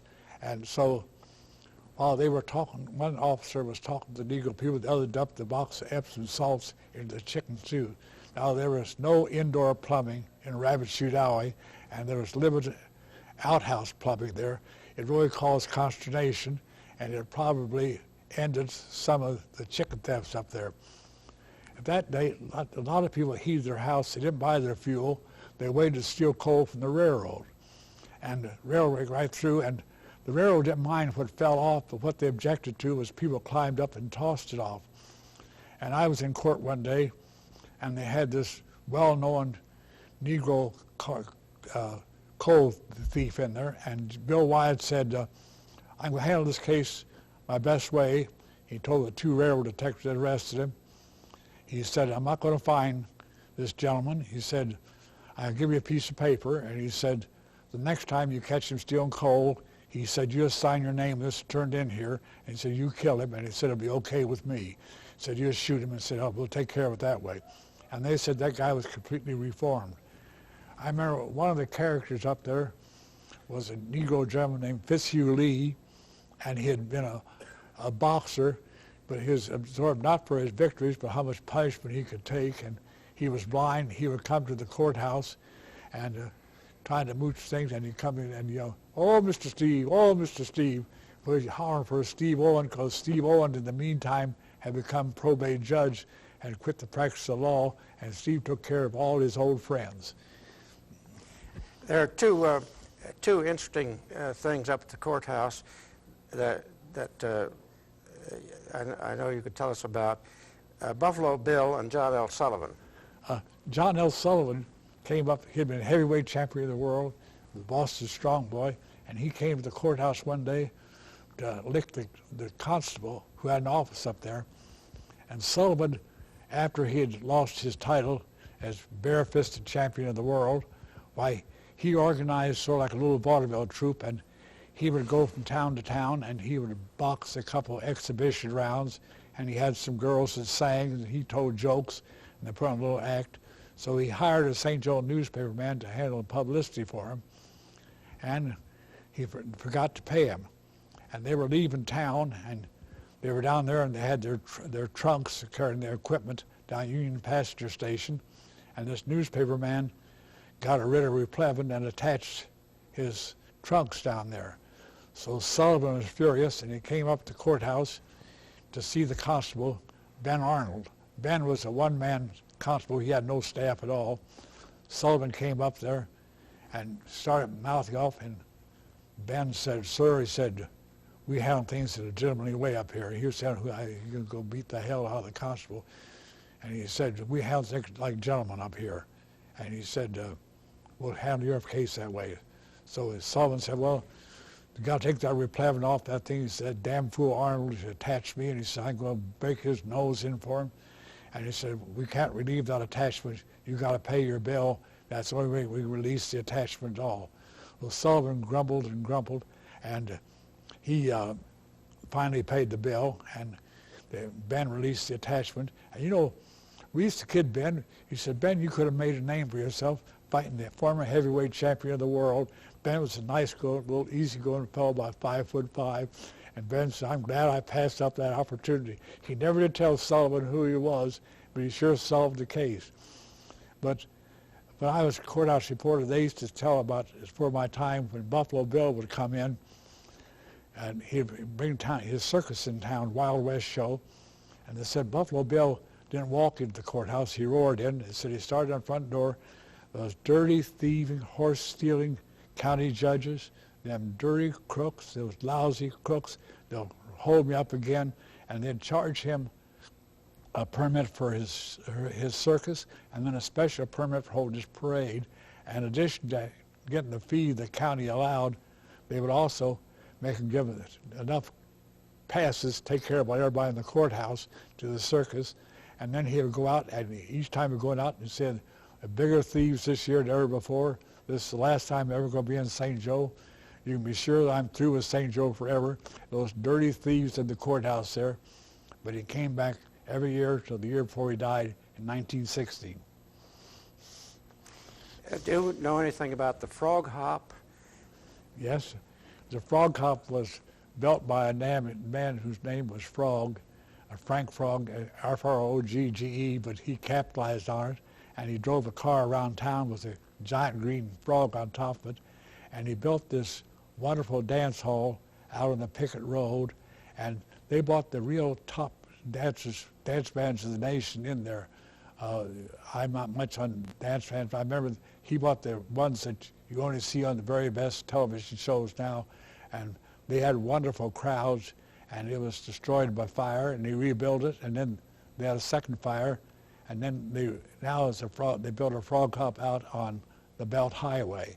But there was a tremendous attractive things, and they did have bands like Paul Whiteman and things like that. And well, who's the fellow that every Saturday we hear, the musical show? He was there. Who is the fellow that is on every Saturday? I can't think of his name. Oh, the Dorseys, people like that, Tom Dorsey and there's another stuff better, like that, and better name than that. they would play there. Can we go back to a little more of the Western history? Independence claims that that's where the Oregon Trail started, and there's no doubt about that, but it must have shifted very rapidly to St. Joe. Well, there's no question that the Oregon Trail started from Independence. It went from Independence over through Westport and out to about where Gardner, Kansas is now, where it crossed the Kansas River, then went on up northwest, went across the Blue River and into Nebraska. St. Joseph really didn't get into that. That was about 1840 that started, and it was the discovery of gold in California that that brought the St. Joe Road to go straight west of here to about Marysville, Kansas, and join the Oregon Trail there. In very recent years, the St. Joseph Museum has worked out the actual location of the St. Joe Road. The point at which it met the Oregon Trail is in the middle of a cornfield out near Marysville, Kansas. The reason that St. Joe became so prominent in this is that it was discovered that just by taking a few more days on the river, you could save a great deal of time on the trail with the oxen at 15 miles a day. And that's the reason for the St. Joe Road. You know, Mr. Truman was so happy that he chided at me one time when Independence population exceeded St. Joe. He said all of us bigger, they were on us that time. We were the third largest city in Missouri. Independence edged ahead of us. Incidentally, speaking of Mr. Truman, I got a couple of things I'd like to tell you. Is in 1968, and he was then at his library at Independence, and I had called and made an appointment to drop down and visit him. And that morning, we had an awful snowstorm here. It was a terrible snowstorm. So about 9 o'clock, I knew it would be impossible to drive down to Independence, so I called down there, and he answered the phone. No secretary at all, and he answered the phone, so I said, Mr. President, what happened? How come you're answering the phone? And he said, I'll tell you the truth. He said, we're having a blizzard down here. He said, I woke up at 6 this morning. I saw how bad it was. And he said, at 6:30, he said, I started calling everybody at the library and said, this is not a request, this is an order. Don't show up today. I'm going to run the store. And he said, today I'm running the store. And he was, at that time, he was 84 years old. And he had to drive probably, it's close to a mile from his home over to the library.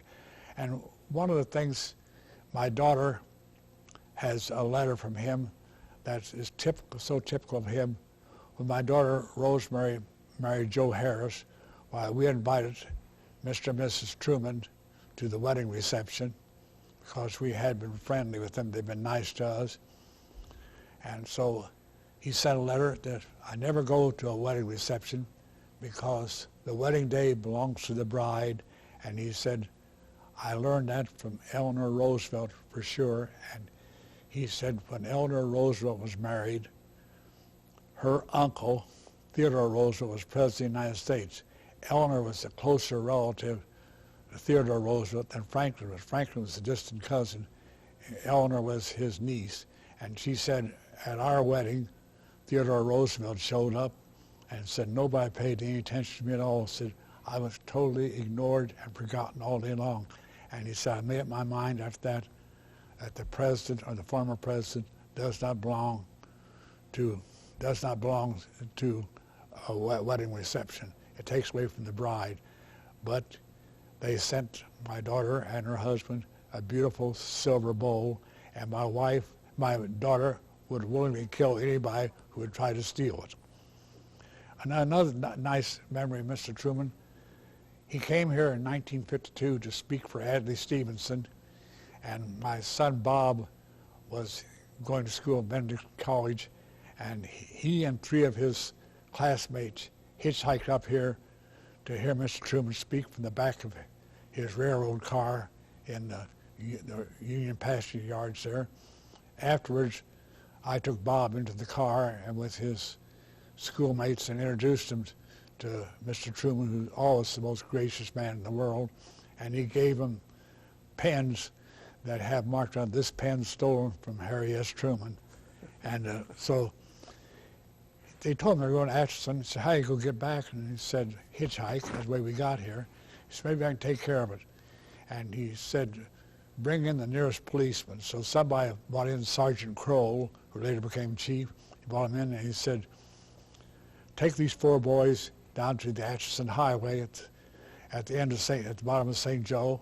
And he said, see the first 2 decent-looking cars come by, stop them, and tell them the President of the United States wants you to take these 2 boys down to Atchison. And he said that, so they got the 2 cars, and Bob and his 3 friends all got free rides down to Atchison by the grace of Harry S. Truman, who was one of the 2 greatest presidents the United States ever had. The other one was Thomas Jefferson. Don't get the idea I'm a Democrat, because I am.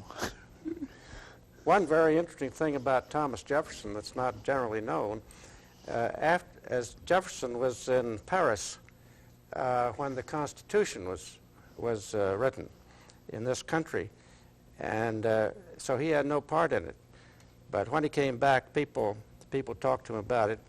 And one time, he was asked, he was asked many times what he thought of the Constitution. On one occasion, he said, and this is in one of his letters, there's one terribly important thing that they left out of the Constitution. They should have provided that the new federal government could not go in debt, could not borrow money. So he was a very early proponent of the balanced budget. You don't hear that very much about him, but he was. I'd like to put in something about Eugene Field. He was a... Can we break here? We've got about a minute left to tape on Okay. that reel, so this is a good break. All right, fine. You know, that's a very important thing politically today, but it's not known. You know, along that same line, you know, while Jackson was president, he called in Senator Thomas Hart Benton, who was our Missouri senator, and he said, I want to show you something you won't believe. He said, the United States today is completely debt-free. And that was a gracious gesture because, you know, that Benton had shot Jackson. Jackson had a lead bullet in his arm till he died, that Jackson had shot him in the duel. After the Civil War settled down, probably in the early 70s, it was well known that so many cattle were produced on the range, southern area coming up from Texas. Cattle were driven up, and as the railroad had not been completed out into Kansas, a number of herds were driven to the stockyards here. We had an early stockyards. Mr. C.B. France was the head of the Stockyards Company.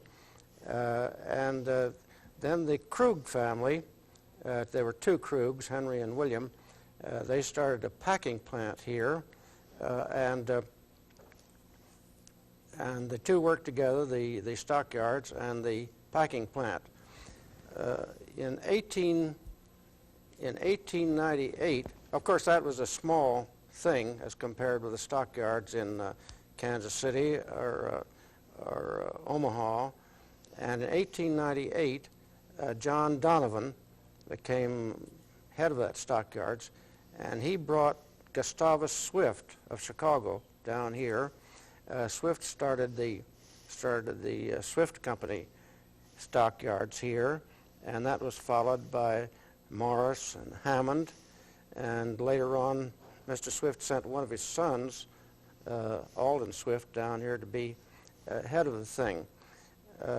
As the railroad was built out into Kansas, it was simpler to put the stock on the train out there and ship it in. But the very first beginning was to drive it here to St. Joseph. It didn't last very long, and it wasn't nearly as big as the stockyards here later became. When the stockyards here were going well, a good deal of immigration from Eastern Europe came into the area, Poland, and settled near the stockyards, which is now South St. Joseph. And even today, with the stockyards gone, the population remains, and perhaps the third generation are there. And there's a very noticeable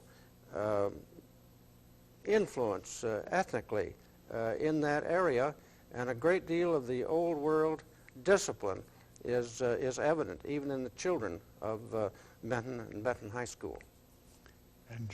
And also, Sheridan, at one time we had a Polish Catholic church in the south side. It's since been closed, St. Stanislaus Parish, and it was, of course, most of the Polish people went there. Another time, the Willard P. Hall had his family owned land out there where the Polish church is, Peter and Paul, and they had an auction of the land. They divided up into small lots, 25-foot lots, and a great many of those Eastern European people bought those lots, and as some of them had geese, they called it Goosetown. It's near the Peter and Paul Church at Messania and Warsaw Avenues. Would you like to hear about Hall Street?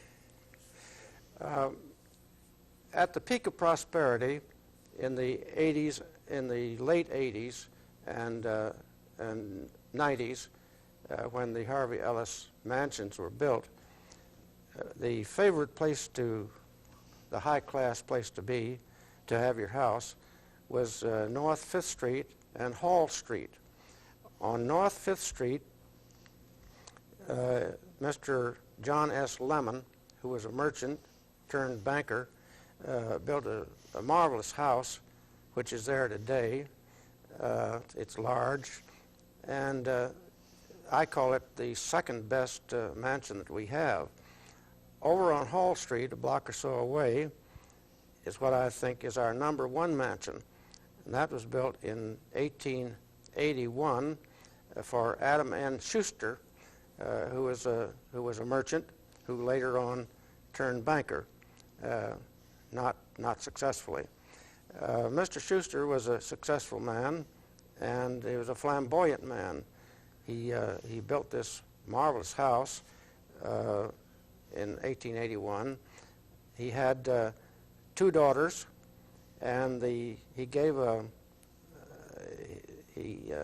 great reception for his first daughter's marriage in that house. And there are some interesting stories about the daughters. Vaccination was a new thing in about 1880, and the older daughter was going to be vaccinated.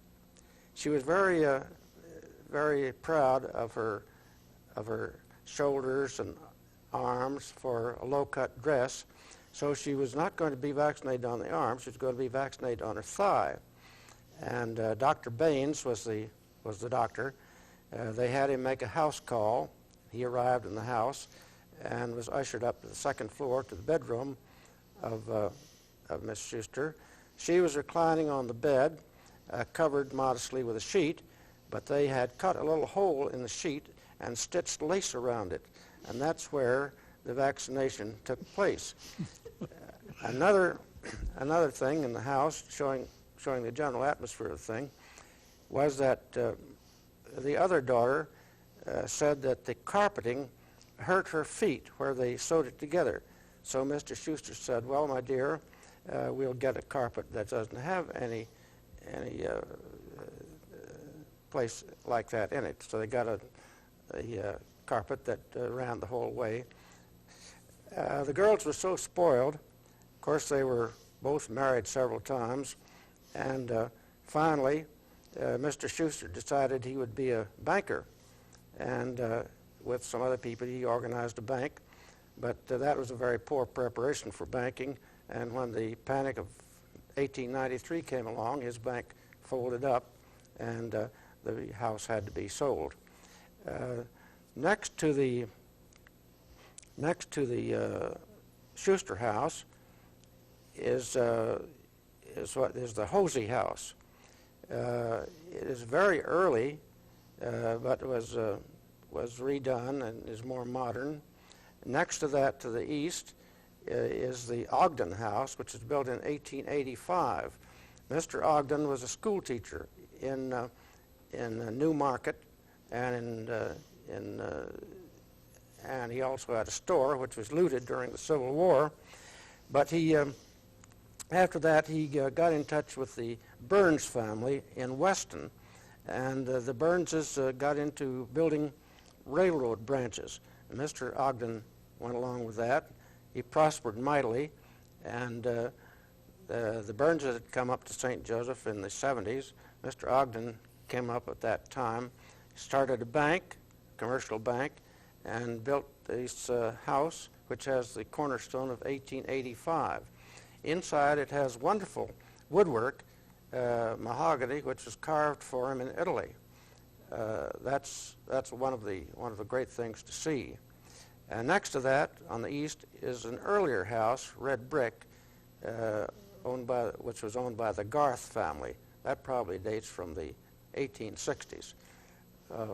Across the street on the south side is one of Harvey Ellis's masterpieces, which was built for Mr. Smith by Eckel, and Mr. Smith's wife died before he could occupy it, so it reverted to the Tootle estate, which had loaned some money on it.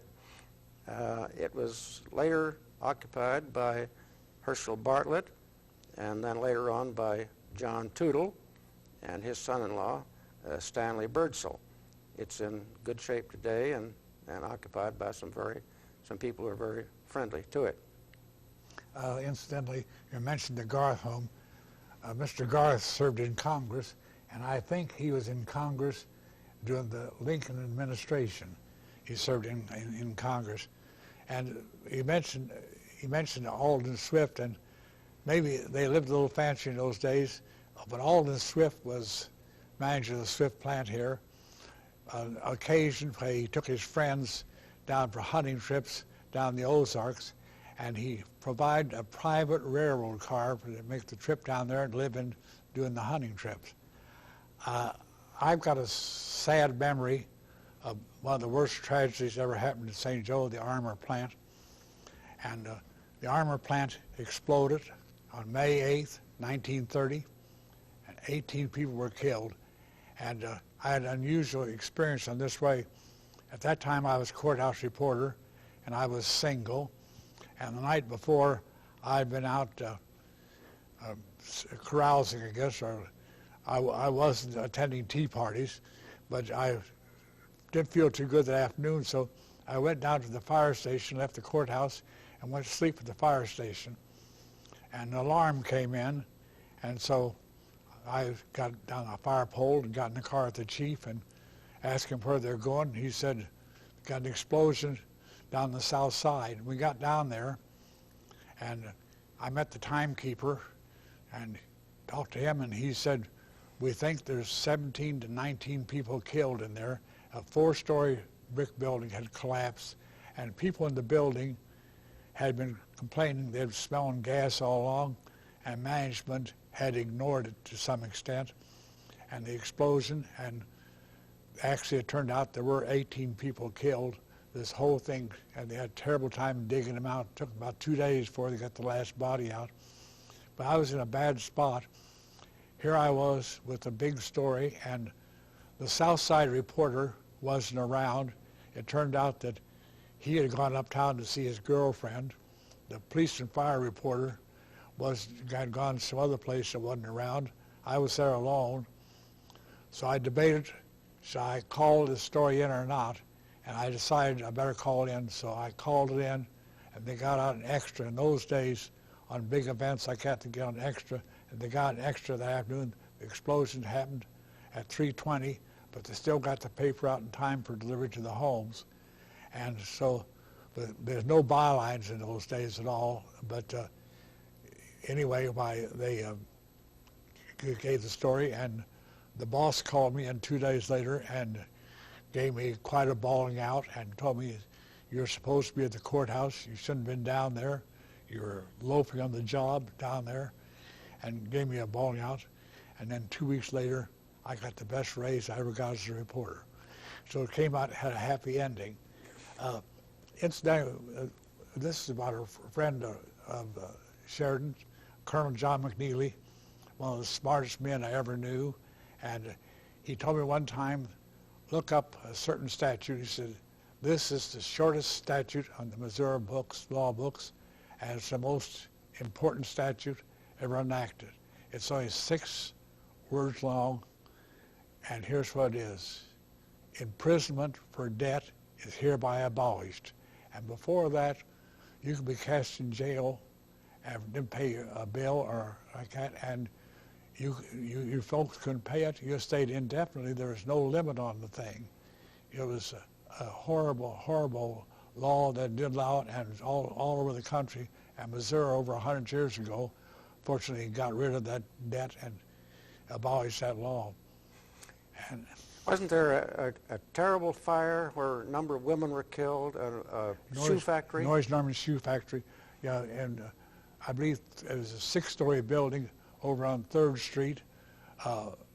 My recollection of what happened in 1906, and I've just heard about things, it must have been on 3rd Street, pretty close to Barron Street, and 3 of the women jumped out of the top floor, and there was a big scandal about the thing that the fire department was late in arriving with the horse-drawn equipment, and there was a big stink about it. Of course, there was a fire at the courthouse in, what was it, 1885, wasn't it? 1885, March 28th, yes. There was a very colorful, the courthouse was always large. It was an ambitious thing to build a big courthouse, and people even lived in the courthouse. And one very colorful fellow was Mike Moran. He was a lawyer, and he lived in the courthouse and had a dog. He was a man that had flowing white hair, and the fire occurred, and the tower collapsed and fell in. And they looked all around. They couldn't find Mike Moran. He was missing. They thought Mike Moran had been killed. But he turned up a day or so later. He'd probably been out someplace. Well, the story, I looked that thing up. You're absolutely right. They printed his obituary, and a long obituary, very florid. He had been a state senator, all that stuff.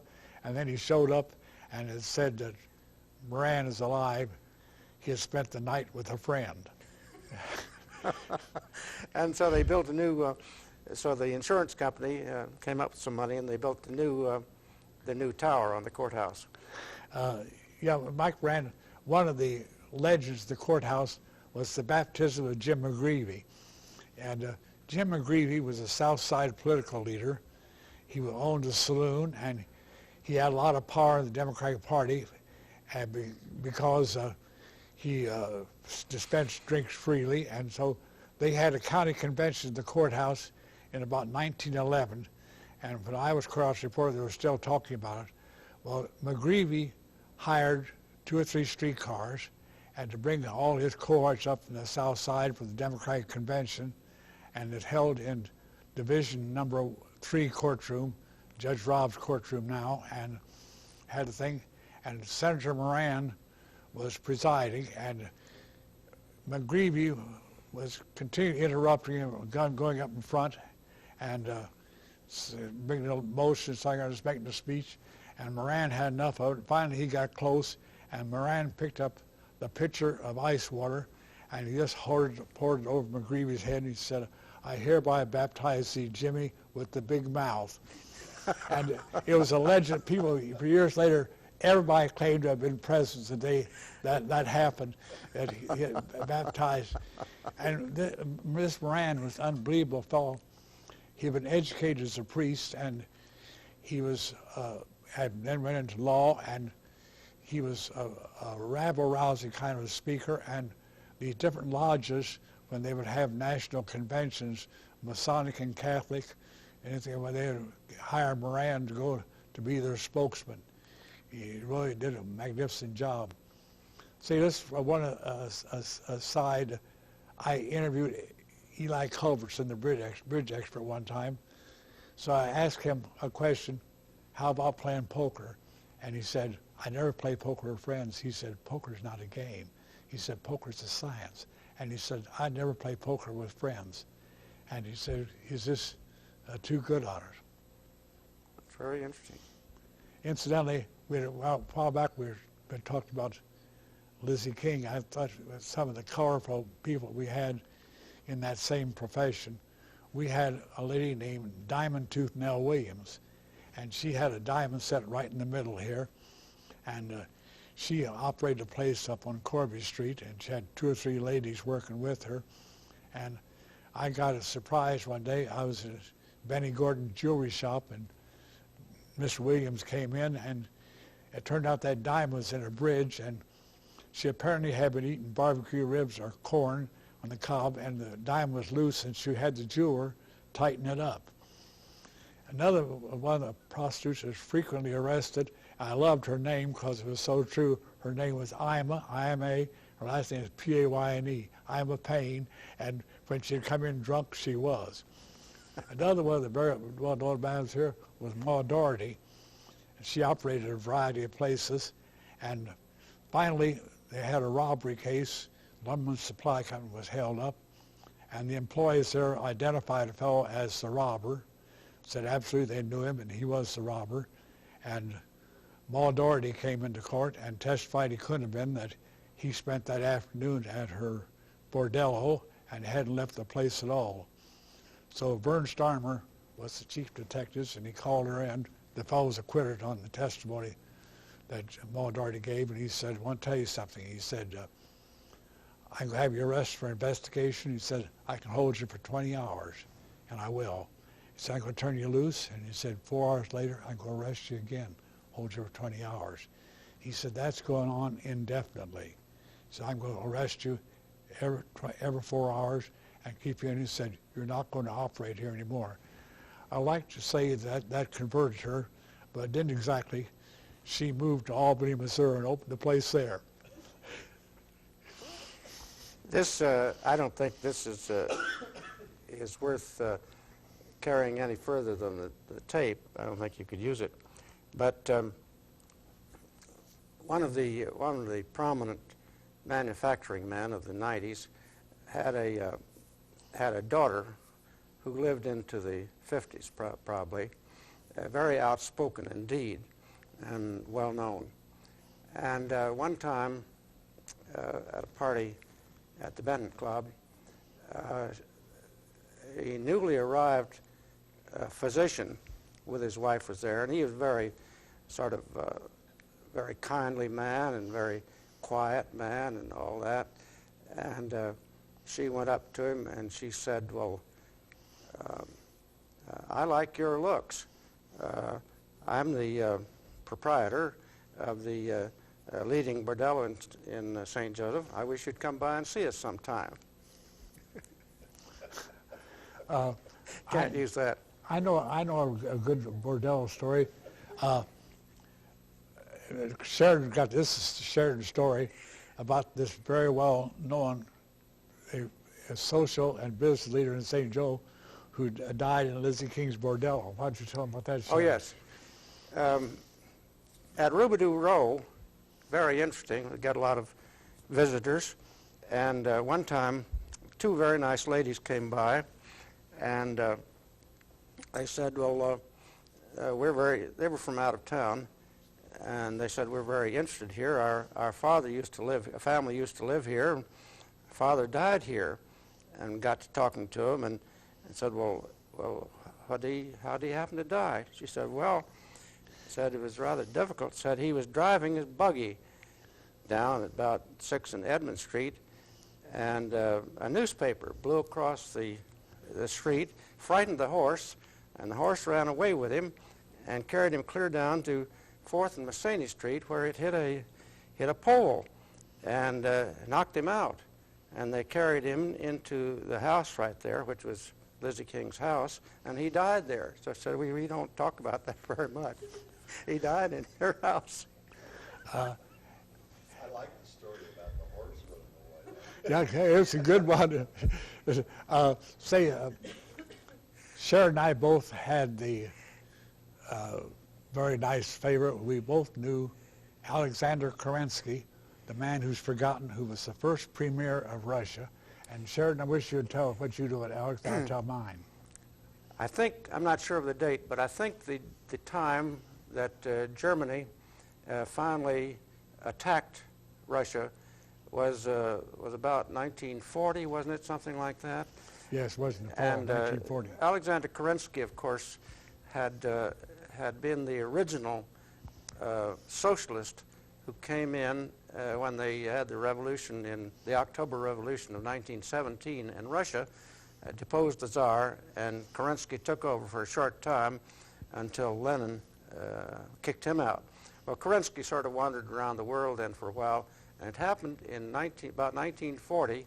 Some friends of mine in New York had met him, and they invited him to dinner, and they invited me and a couple of other people to come along to dinner to meet him. And we talked to him, and the big thing then in Europe was that Germany was supplying all kinds of things to the Russians to try to keep them appeased. And I remember asking Kerensky, well, do you think they'll keep on doing it, or there will be a breakdown in the war? He said, oh no. He said they'll keep on doing that because they don't want to have any trouble there. Well, now you take on from there. I interviewed him. He came back to Missouri. He addressed the Missouri State Teachers Convention, and that was in the fall of 1940, right after Hitler had violated his pact with Russia, had attacked him. And I talked to him. The thing I was most interested about, when he was premier, he was the Tsar's jailer. He had the Tsar, the Tsarina, their 5 children, and he kept them, and he treated them decent, and they put him in an apartment, and he allowed them to have servants and live pretty much the way they had outside. But Lenin, Trotsky, and Stalin, they objected to it, and they soon took him away from there. And then in July of 1918, they took them into the basement of a building in Russia, and they shot and killed all 7 of them and buried their bodies in a remote forest. But got talking to him, and it was an unusual situation. He said, I treated them like they were human beings, and Kerensky seemed to impress me as an awfully nice little fellow. So I treated them like human beings, and he said, the revolutionists wanted more. They wanted them treated as complete disregard for their safety or anything else. And he said the Tsar had the most beautiful blue eyes of any man I'd ever seen. And he said during the time I had him in imprisonment, he said he became fond of me, and he told me, I wish I had known you earlier, and if I had, I'd like to watch you in the government. You could have helped us in government. And it was kind of funny, had the Tsarina as his prisoner, because before the revolution, the Tsarina had issued an order that Alexander Kerensky be hanged. And here it was, he had life and death control over 180 million Russians, all their money, all their property and everything. And here he was on a lecture tour in North Missouri. He was wearing a coat, and I had a hole burned in one sleeve. This is how times can change. Well, by that time, the Germans had attacked Russia. Yeah. And he said... And I asked him, I said, what's going to happen? He said, Germany's going to win. And he said, they can't stop Hitler. And I pulled the old anecdote of what happened to Napoleon when he tried to invade Russia. He said it's a different world, a different day. He said Hitler will win. And thank God he was completely wrong. I have a letter from him. He wrote me a letter and asked for copies of an interview I had written for him, and he wrote me a letter of thanks, which I saved. I'll tell you how I came to write the book. I've had a very fortunate life. I had a very rich childhood. I knew half of my great-grandparents, all my grandparents, 3 great-grandmothers, 1 great-grandfather. One of the great-grandparents' houses was still going, which had been started in 1856, about 3 miles south of St. Joseph. Both grandparents had had their houses, and they were my parents' house. So there were 4 houses that I was a part of, and there were numerous cousins and relatives and all that, perhaps 50 people in all. And at one of the great-grandparents' houses, we would have marvelous dinners of perhaps 40 people, Christmas, New Year's, and all that. So that was a very marvelous view of that period in St. Joseph. I went away to college, and 9 days after graduation, I went to work at a bank in New York. I thought it was such a good opportunity that I couldn't pass it up. I stayed there for 43 years. I was happy in it. New York is not a good place to live, except if you're interested in what you're doing. It's marvelous because so much is created there and happens there. And I was very fortunate in that. But as time went on, and I would, the great-grandparents died off, the grandparents died off, my father died, but there was always somebody at home, and I came back every 6 months and saw the family there. And as time approached when I could retire, I decided that I had the contrast between life in New York City, looking out from an apartment house, and the life that I had known here was so different.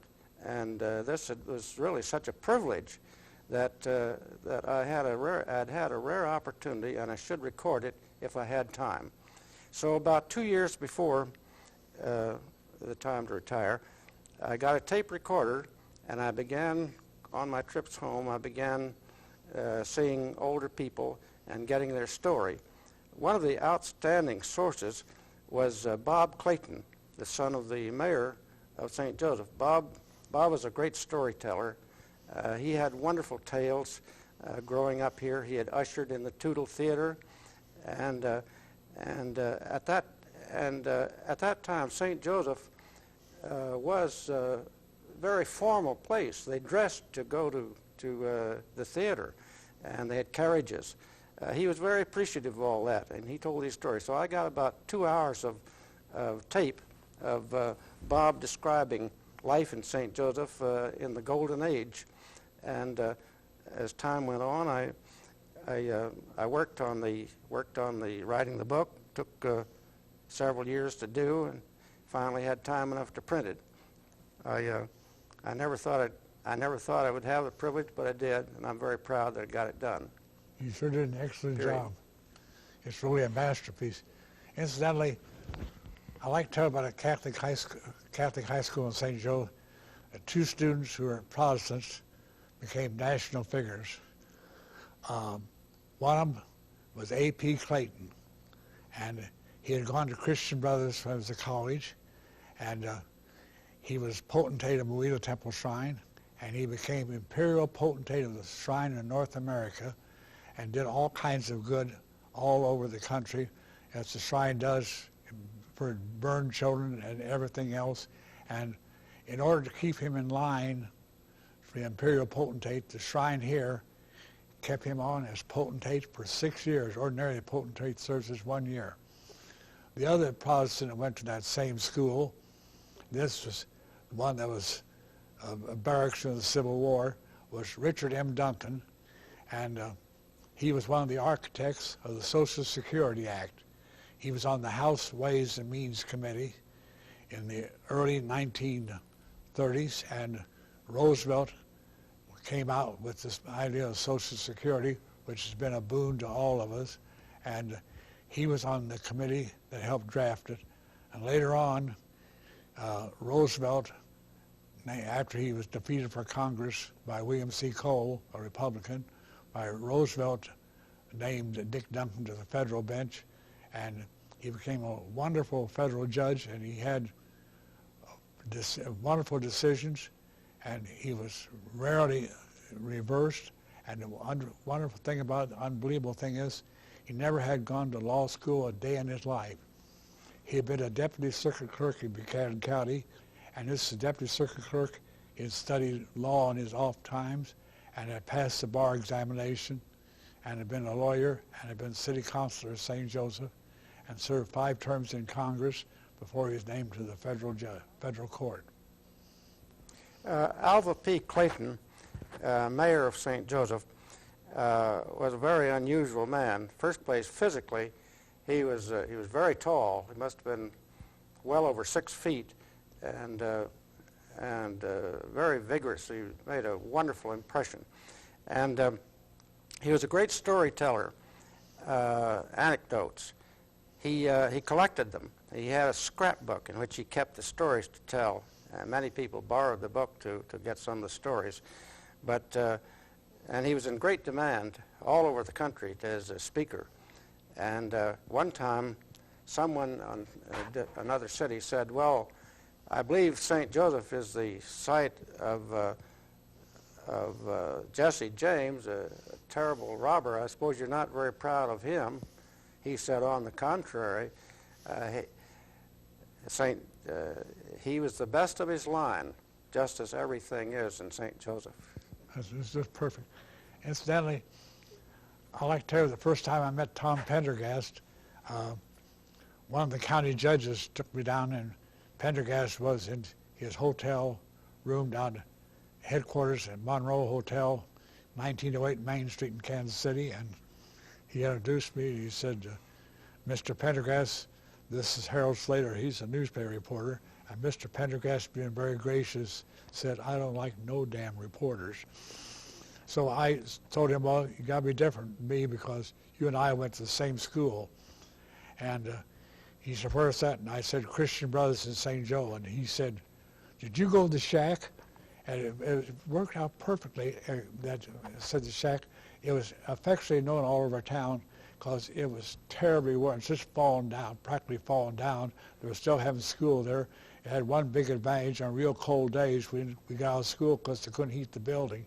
So I mentioned to him, yes, and I said, "I looked up what years you were there."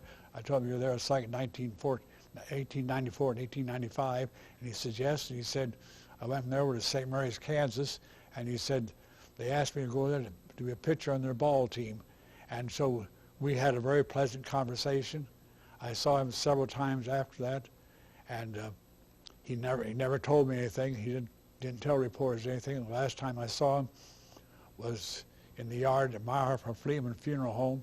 He came up here to attend the funeral of George Starmer. George Starmer was the Democratic leader in the South Side.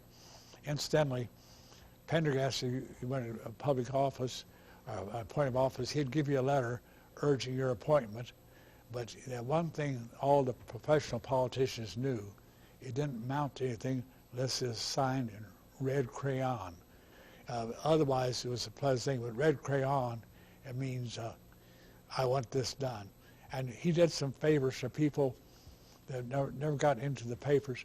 One of the things, KFEQ radio, and this is in the 1930s, and they couldn't get nighttime for a KFEQ radio. And through Pendergast, there was a banker in St. Joe named John Downey, who had gone to school with Pendergast, and they got the contact, and he arranged to get KFEQ on nighttime television, radio rather. The Pendergasts grew up in St. Joseph. Their father was a laborer. before they had earth-working machinery, they had scoop shovels pulled by a mule, and he was one of those. And they lived in a little white house where Polsky's automobile place is now, 17th and Frederick Avenue. It sat back a little bit, and until Polsky built his place, the little house was there. There was an older brother, Jim Pendergast, who went down to Kansas City first, and Tom went on. I think it was a large family, and I think there are some connections to St. Joseph today, aren't there? Aren't there some people that... Yeah, there's some relatives, the Egan family, and he gave an awful lot of people in St. Joe jobs when he became a power. They started out, you know, Jim had a saloon in the north side in Kansas City, and that's where he built up and his reputation and his political power. And then Tom came along and followed up and became more publicity. But then Jim's, one of Tom's nephews, also Jim Pendergast, became a great leader and a power in Democratic politics.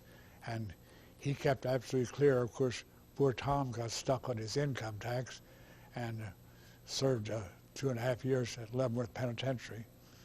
And trouble got him in trouble that he arranged to pay off on fire insurance, and he got something like $200,000 as his own payment, and the state superintendent of insurance got almost as much for his part. He was R.M. in O'Malley, and he went to the penitentiary too, and so did the director of police, Otto Higgins. And Otto Higgins ran a little paper down in Clay County after he got out of the penitentiary, and I was at a convention, a Northwest Missouri Press Convention one time, and Otto was there, and somebody said, "Otto, you weren't at the convention last year." And he said, "Nope, I was away at college." I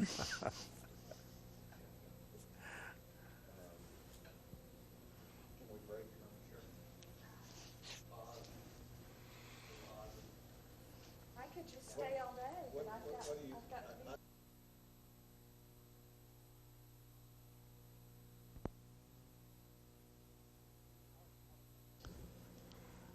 I talk about the most unusual promise I ever heard being kept.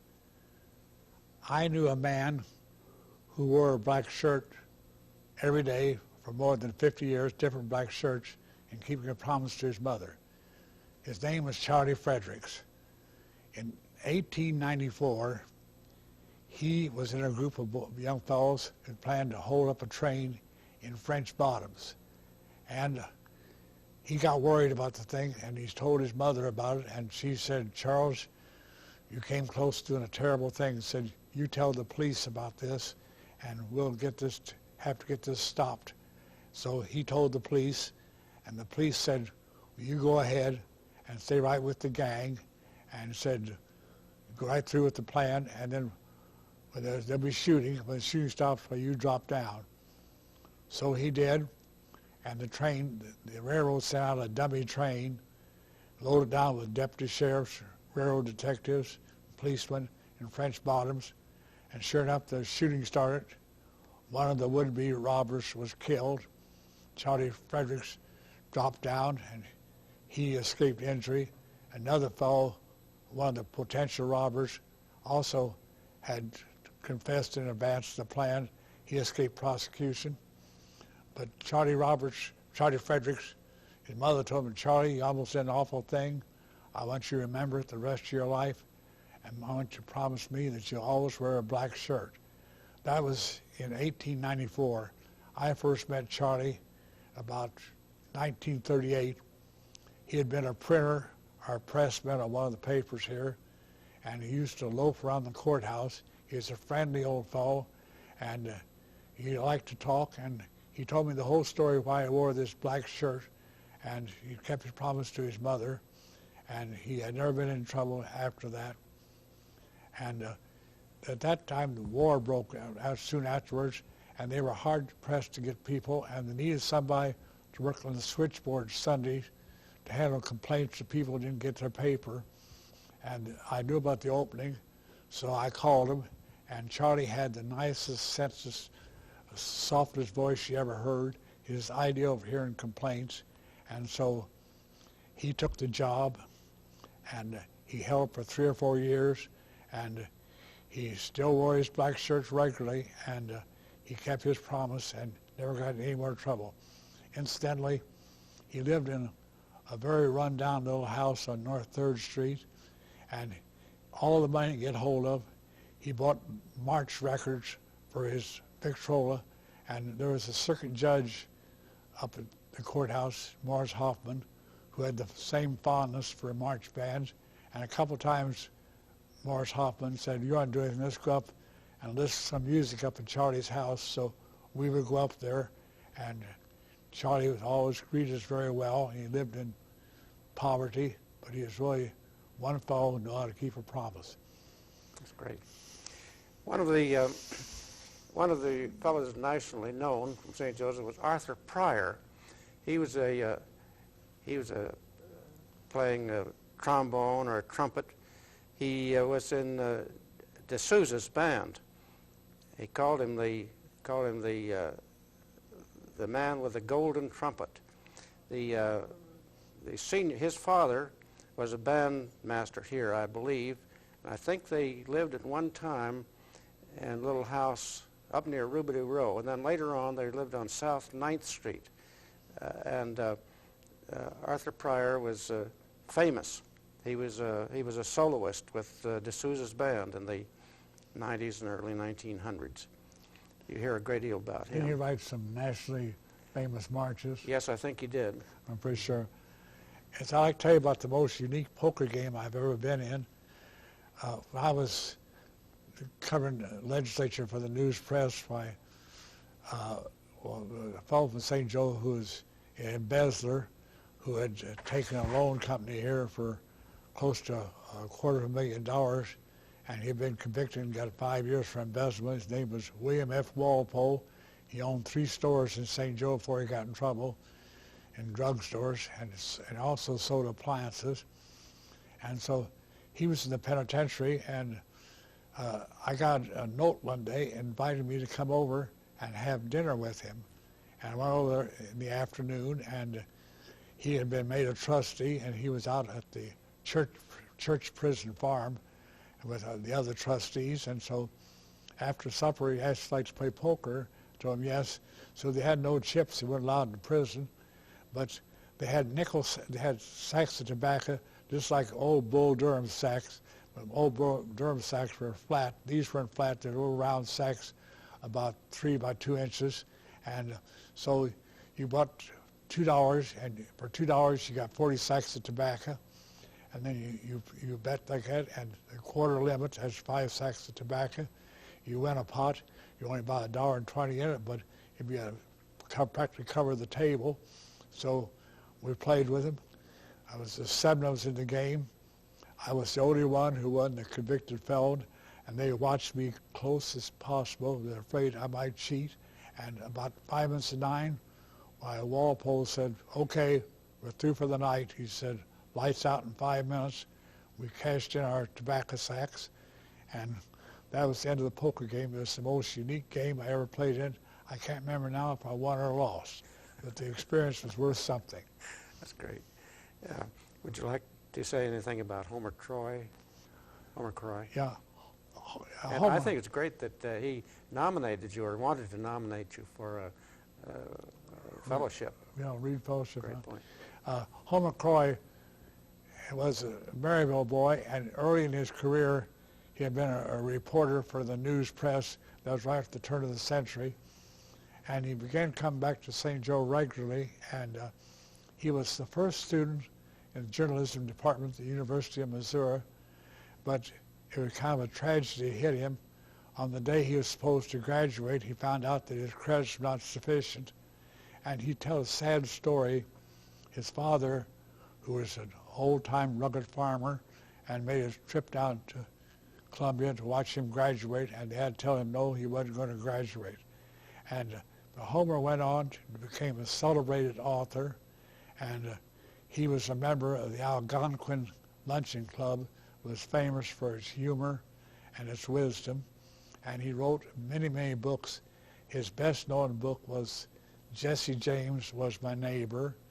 He wrote a book about the hanging judge I mentioned earlier, that Isaac Parker, and he wrote all the film scripts for Will Rogers. He lived 1 year with Will Rogers in California to get the background for the scripts and for a book he wrote. And he wrote many books, probably 25 or 30 books. And if you helped him with the book, he includes you in the index, and just that you did something to help him thing and give you a little publicity. And then he'd send you a copy of the book and have all kinds of funny pictures, real old pictures of men 80 years old, and inscriptions. This is a boyhood picture of Harold Slater, and then pictures of very old, ugly women, and this is a picture of Harold Slater's best-known girl, and all through books, all these little witticisms, and they're collector's items now, and I think I've got 6 of them. And he was this unusual fellow. Well, he used to write from New York City, and he used to use the address 120 Parkhurst Avenue over Fred's Fish Store. One time, through the mail, he sent me a medicine prescription bottle. The prescription had been made out to his wife with some kind of medication, and he put a little tag on it. He said, "This is genuine Niagara Falls water." He said, "I thought you'd love to have it. You probably never saw Niagara Falls water before, but I want you to have it." And you know, that thing came through the mail just perfectly. And some of his jokes didn't go too good with certain ladies in the office. One time he was going to be in Maryville, and he wanted to let me know he'd be in town the following Monday. And so he sent me a note and a postcard, and the case in which you're charged with statutory rape will be called for trial at noon next Monday at the courthouse. That meant we were going to have lunch at the courthouse, but the lady who handled the mail downstairs, an elderly spinster, she came to me and said, "Certainly you want anybody to see this." I've saved all his letters and his books, and they're this priceless. And my grandchildren are old enough to realize now what a wonderful fellow he was.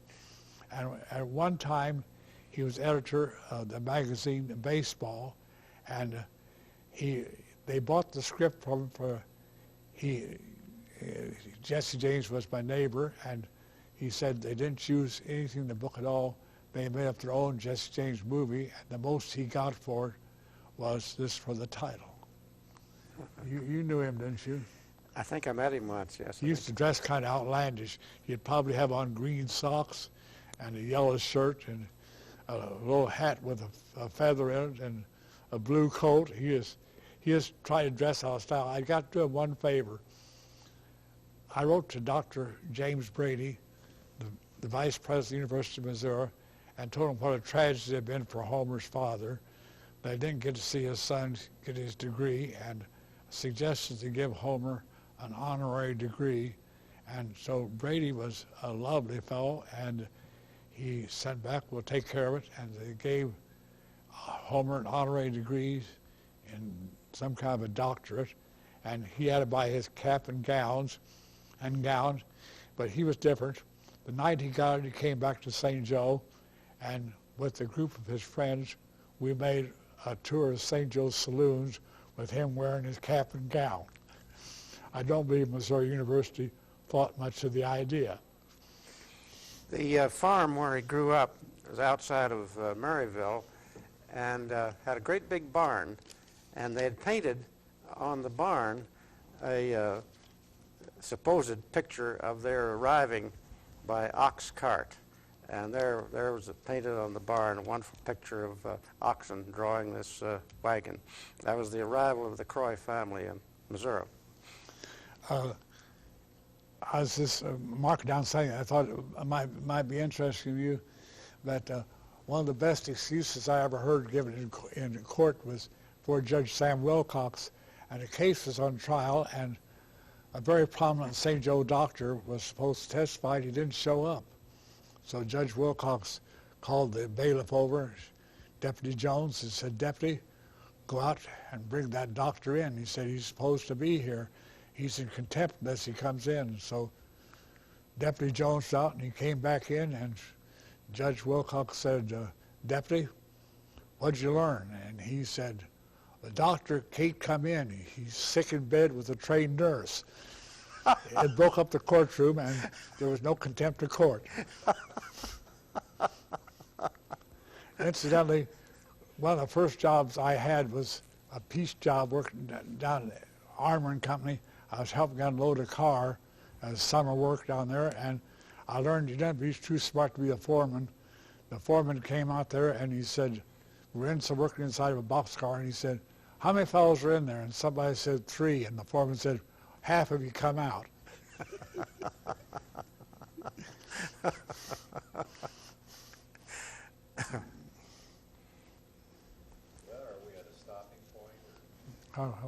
You want to wind it up? I think so for now. I Yeah. don't you want to say something more? What's that? Since you had, give your final blessing on it or whatever, say something. I can't think of anything right now.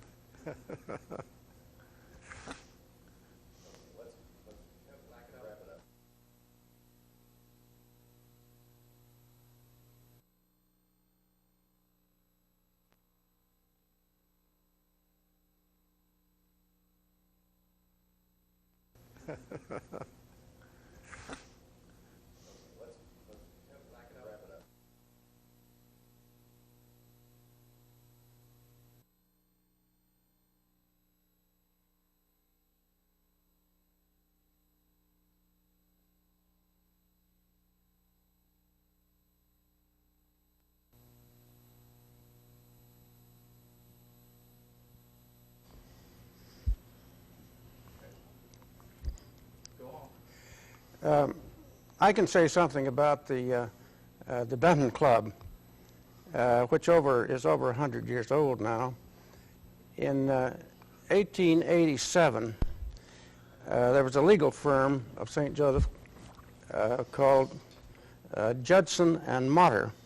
Winslow Judson had the idea that it would be very helpful to have a man's club in St. Joseph so that business people and professional men could get together, get to know each other on a first-name basis, and that would make things very easy in getting things done.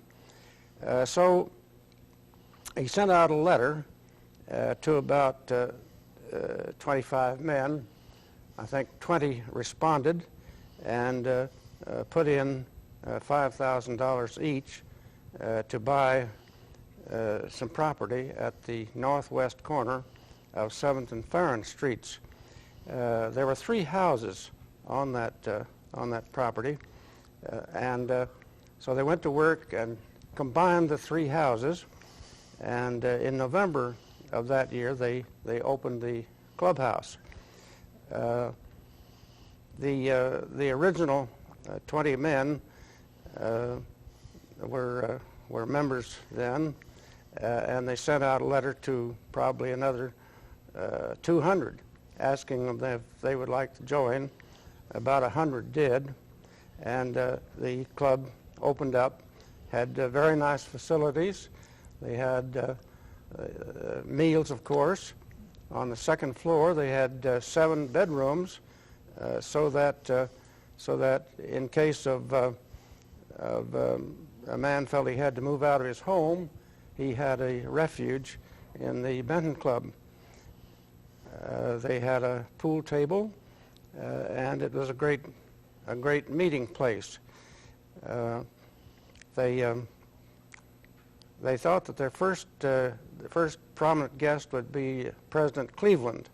I forget whether he actually came or not. During the very active and prosperous days of St. Joseph in the early 1900s, the membership got up to over 200. It's normally about 100 or some thereabouts. In the days of the railroads, a great many of the railroad leaders were there, the stockyards leaders, and of course the big wholesale houses were well represented. has gone on for over 100 years now. The amenities are very pleasant indeed, and the reputation of the club has gone far and wide for its hospitality, and it's been a great center for St. Joseph. I can say something about the Missouri Valley Trust Company at the southeast corner of 4th and Felix Street. There was a bank, let's go back to the 1850s. There was a bank in Missouri called the Bank of the State of Missouri, and they had about 5 branches. 2 men who had a wholesale house on the opposite corner where the Commerce Bank is now located, had the idea that it would be a great thing for St. Joseph if they could get a branch of the Bank of the State of Missouri. So they applied for a charter and got it, and then had the problem of building the building. They had plans made, and if you're familiar with the building, you know that the corner is a curve, and above the entrance is an archway. They felt that no local architect was able to do that rather complicated arrangement. And at that time, a young man arrived in St. Joseph, Mr. William Pfeiffer, who had originated in Germany, been in New York for a few years, and he heard about the fact that they wanted to build a building, and he thought that he'd like to have the job. So he went to them and said that he thought he was well prepared to carry out their plans. They said, well, they doubted that because they felt that this was too complicated a matter. The arch over the rounded corner, and they were going to get someone in St. Louis to come up and do it. But he thought he could prove to them that he could do it. So he went to the drugstore, bought some plaster of Paris, and that night at home, made little stones of plaster in Paris, and with his penknife he carved them to make them fit, and he made a little replica of the corner and the arch, and put it on a board and took it around to show them, and said, now shake it, you'll see it won't fall down, it's very strong, and that got him the job. So along in 1860, the building was built, and it was a very active place. The war came on, and the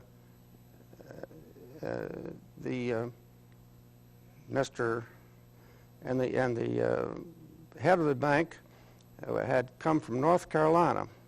He was a sympathizer with the South, and at one time he was put in jail. The reason he was put in jail is that the first you had to I wish you'd stop for a minute. You can cut that out, can't you? Sure. I have to get some here. I'm sorry. Okay. Just keep on going whenever you can. I will. Yeah, we'll fix it all up.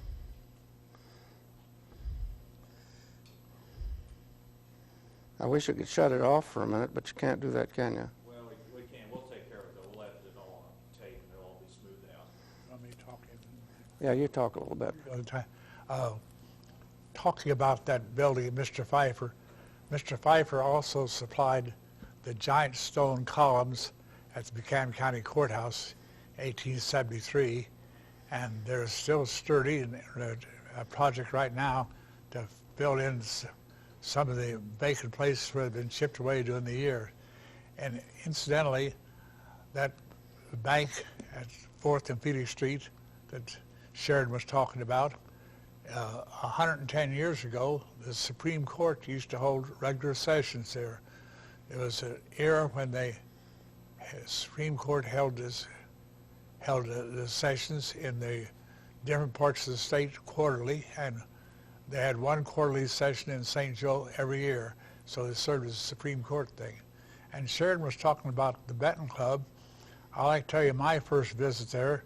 It was non-social. I was courthouse reporter, and I went there with Sheriff George Moran in 1937, and George went over there to seize their illegal slot machines. I was not a very welcome guest.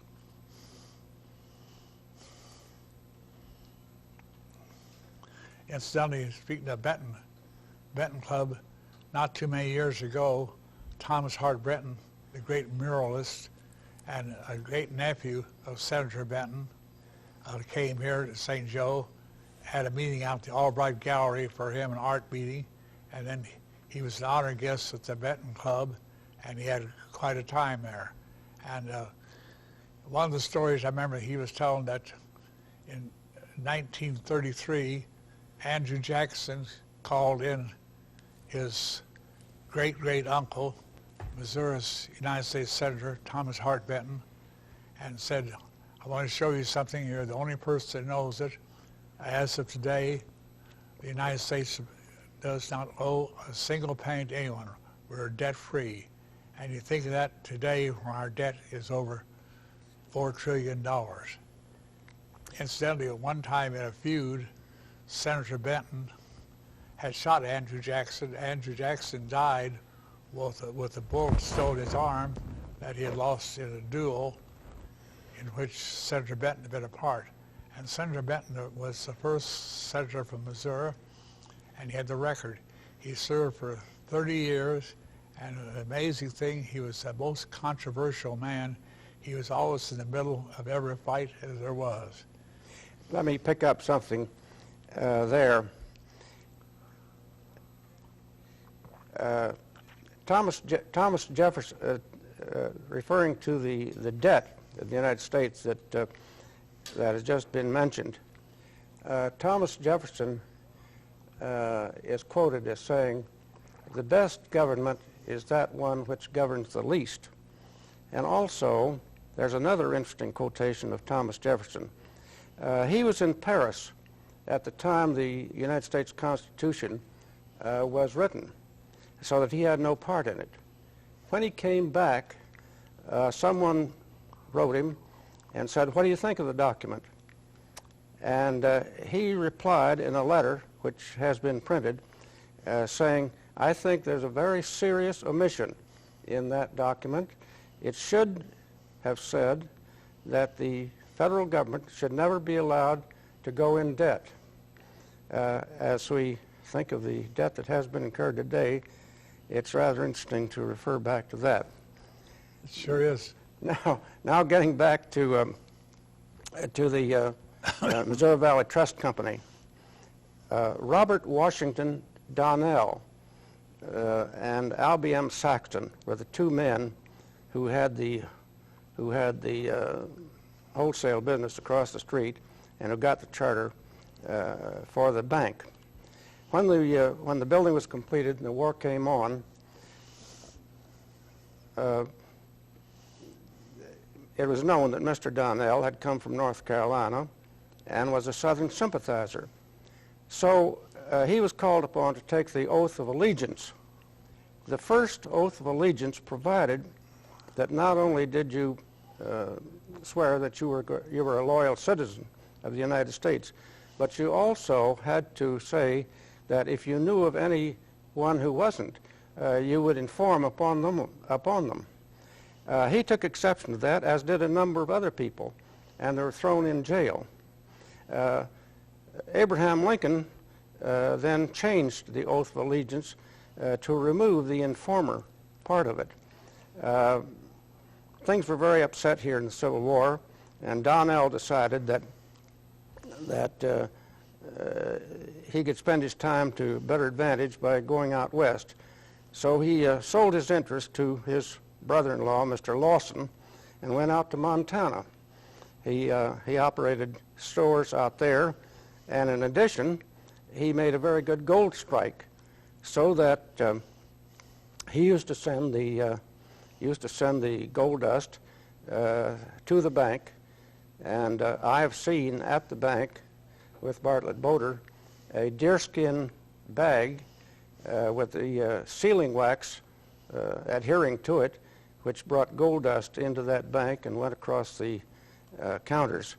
The bank continued to prosper and was made the fiscal agent for the states of Kansas and Nebraska, and Mr. Donnell then moved on to New York and formed a private bank there called Donnell, Lawson and Simpson, which became the largest dealer of gold and silver bullion in the world.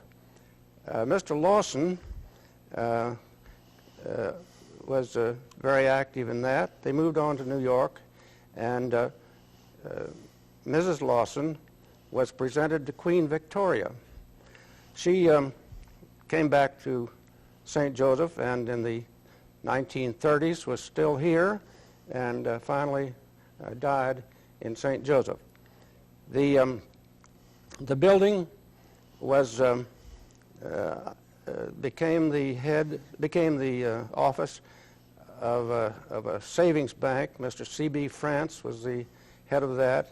That continued on. They got a national charter at one point, and finally went out of business. But in 1901, the building was bought, and the Missouri Valley Trust organized to go in it. That continued right on up to, what, about 1970, as far as that, do you think? Or did it close up in the 60s? Well, they closed up as an active bank. They kept their charter. That's right. Bartlett Boder kept the charter active.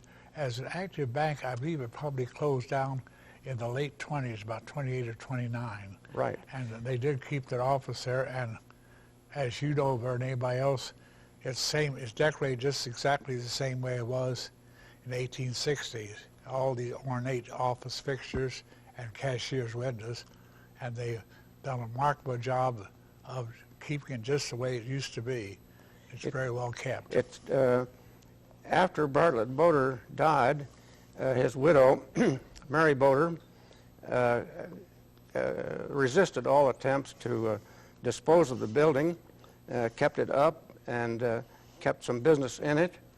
The Wells Fargo Bank in San Francisco has a wonderful room of historic material of the Wells Fargo days. They have records and artifacts of the holdups of the stagecoaches and so on. At one time, they came to the Missouri Valley Trust Company and wanted to buy the fixtures for that room, but Mary Boder refused. So we have it today. It's probably the most historic room in St. Joseph. Undoubtedly, you're correct.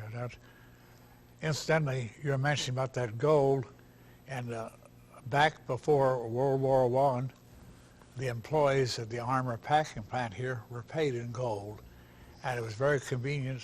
So many of the people working down there had relatives in European lands, and they sent the money over there, and of course it was tremendously valuable, and have it in Europe, and it resulted in many fine families coming over to St. Joe and settling primarily in the south side of St. Joseph, which is a part of town noted for its well-kept homes.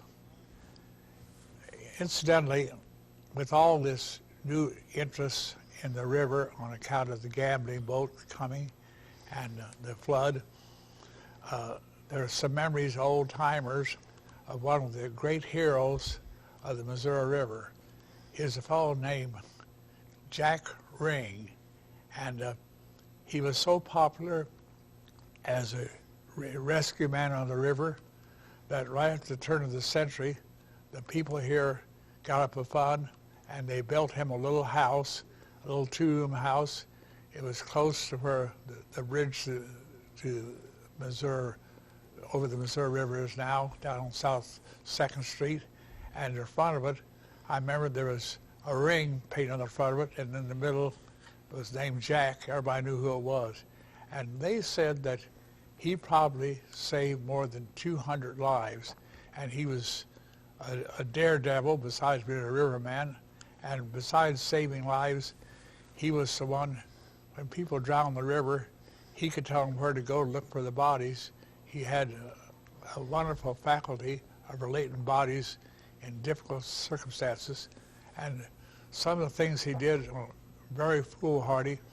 When they had the New Era Exposition here, they had some big gas balloons hovering over the city, and he performed trapeze acts hanging underneath those big hot air balloons.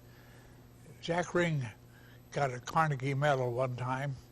He was really an unusual fellow, and he got a Carnegie Medal for saving a little girl from being killed by runaway horses. And I looked up the stories in the old papers. It's for my time. I looked up stories in the old paper, and they asked him and said, what did her folks say when you saved her life? And he said simply, well, they were real glad. Jack, in that same interview, said that one thing that he never forgot, he got drunk the first time when he was 4 years old. He had a pretty good record as a drinking man. And he got drunk on wine when he was 4 years old at his father's second wedding. When they had the center block fire here in St. Joe in 1893, down at 6th Edmund Street, had left a 5-story brick section of one of the buildings still standing, and it was just waving in the wind, and they were trying to find some ways to demolish it without anybody being hurt, without spending too much money. So they hired Jack Ring, and Jack Ring climbed up on top of that thing, and when he got up there, when he got up on the top of the thing, he gave an exhibition of acrobatics, and then was lowered down, and he attached the rope, and they pulled it down. One time, to make money, he built a tower on a boat on the river up by the waterworks, and announced that he would dive into the river from a height of something like 70 feet. And that exhibition was on Sunday. There was a tremendous crowd in St. Joe, and they came up there, and he climbed up there. Everybody thought he would never die from there, but he did. Then he passed the hat, but it was too late. After the show was over, nobody was giving. In fact, they didn't stay. So later on, he put on another show where he swam up the river for something like 6 miles, and then did a diving act. And that time he passed the hat. And in this old story I encountered in the paper, said he got $50, and I guess times were more economical those days. He said, I got enough money, I lived all winter without working. And he went to the veterans home down in Leavenworth, and he was working on the silo there, and he fell and died from the injuries. And he died in 1919, and I did meet him once. My father had been in the Spanish-American War with him, and Jack was with the 4th Regiment from St. Joseph. And so at that time there was an auditorium, a swimming place on 2nd Street in the 200 block north on the west side of the street, down close to where Wyatt's is now. And he was working that winter as a lifeguard at the natatorium. And I talked to Colonel McNeely, Colonel McNeely, who was commander of the 4th Regiment, and he said, we hired Jack as a cook, and he said, we were more afraid of Jack as cook than we were of all of Spain. He said he was the worst cook they ever had. He said we quickly got rid of him. He said only one word describes his gourmet meals: atrocious. I remember the natatorium very well because I learned to swim in the natatorium. But I then forgot and had to learn all over again at the YMCA pool. I'd like to say something about the architecture in St. Joseph. We have a wonderful collection of buildings here. Someone once said, you have here a 19th century Williamsburg. Well, that's true. We have the 19th century Williamsburg, except we never have found Mr. Rockefeller to take it over. But I would like to mention a few of the buildings that are quite outstanding. In 1879, the present museum was built as a home for Mr. William M. Wyeth. Mr. Milton Tootle was the leading merchant at that time. He died in 1987, and his widow then purchased the home from Mr. Wyeth for $100,000. She then had Tiffany and Company come out from New York and rework the stained glass windows, the paneling, and so on for $50,000, and then that remained in the Tootle family until about 1950, when Mr. Getz bought it, and it became the home of the St. Joseph Museum. It was designed to look like a Rhine River castle, and when it was built, of course, it had a marvelous view of the river, which is still good in part because it's been a building. Another outstanding building was built in 1881. That's at 703 Hall. It's been a bed and breakfast. It's was built by Mr. Adam Schuster, a merchant who also became a banker, and after he lost it about 1894, Mr. William Wyeth took it over, lived there until 1925, when his daughter, Mrs. Farish, inherited it. Eventually, it was sold, and today and it has been a bed and breakfast. The great thing about it is that it's never been cut up into apartments. It's still one house, and it's a fascinating place both outside and in. In 1884, Mr. Schuster built the house next door for his daughter, Mrs. Hingston. That has since been made into two apartments, upstairs and downstairs, but the exterior is just the same as ever. In about 1889, Mr. Eckel employed a man named Harvey Ellis, who had worked for H.H. Richardson on the New York State Capitol building, and was an expert in the sort of architecture that Mr. Richardson initiated.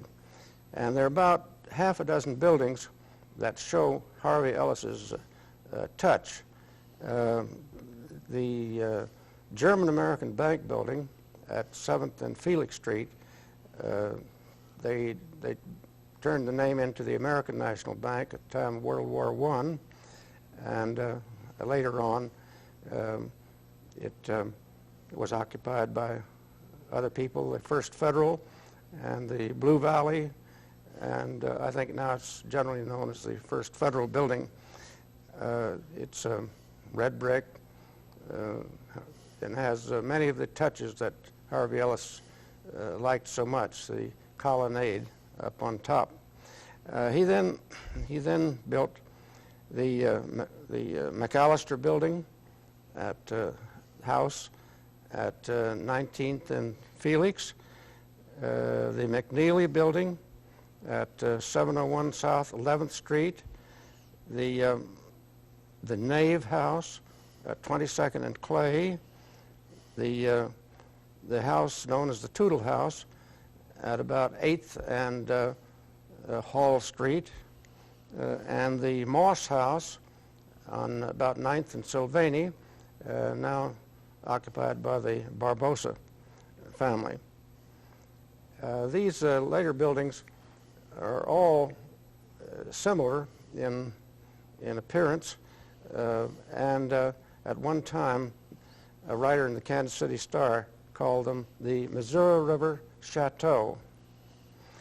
The reason that St. Joseph has this wealth of Victorian architecture is that there was this conjunction of a period of great prosperity in the 90s and the presence of a wonderful architect, Edmund J. Eckel, who graduated from the Beaux-Arts in Paris. The two things came together just exactly right. And then, as things slowed down in St. Joseph after World War I, there was not the new pressing to push out the old, so that the old has remained, and it's one of the attractive things for tourists to see such a remarkable collection.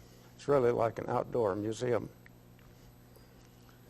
You know, there was an era around the turn of the century and up into the 1930s that we had more large wholesale mercantile houses than almost any city in the United States.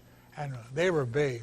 There was Tudor Camel, Wheeler Motter, John D. Richardson, John S. Britton,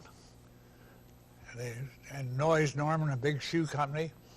And there were so many salesmen on the road out of St. Joe that our Western League baseball team played down 6th and Atchison Street. It was called the St. Joe Drummers, and that was the name applied to the road salesmen.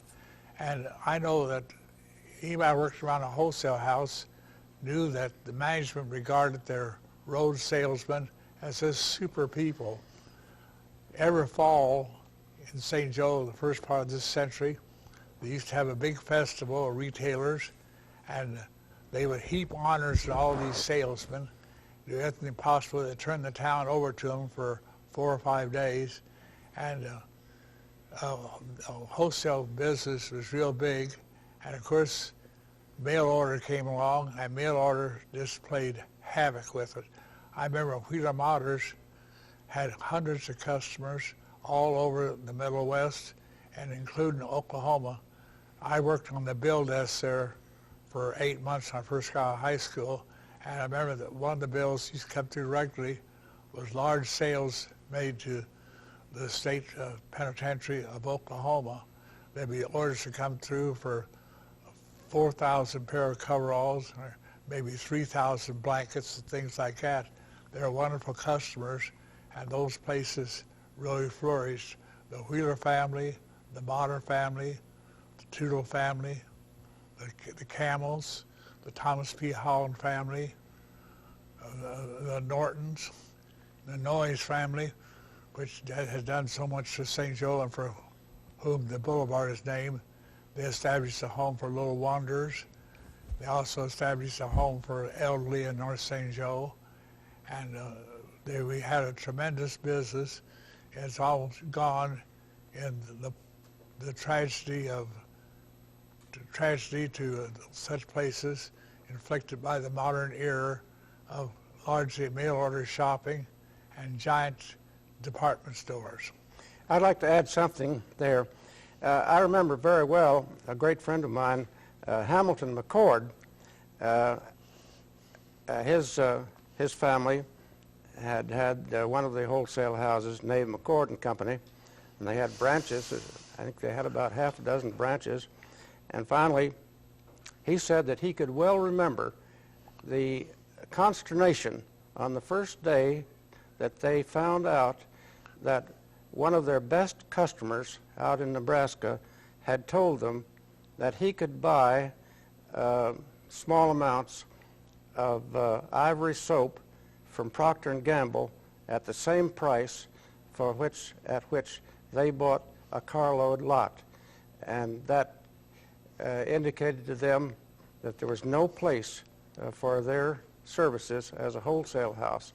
And that was the beginning of the end for the liquidation of these great wholesale firms. There were really two elements.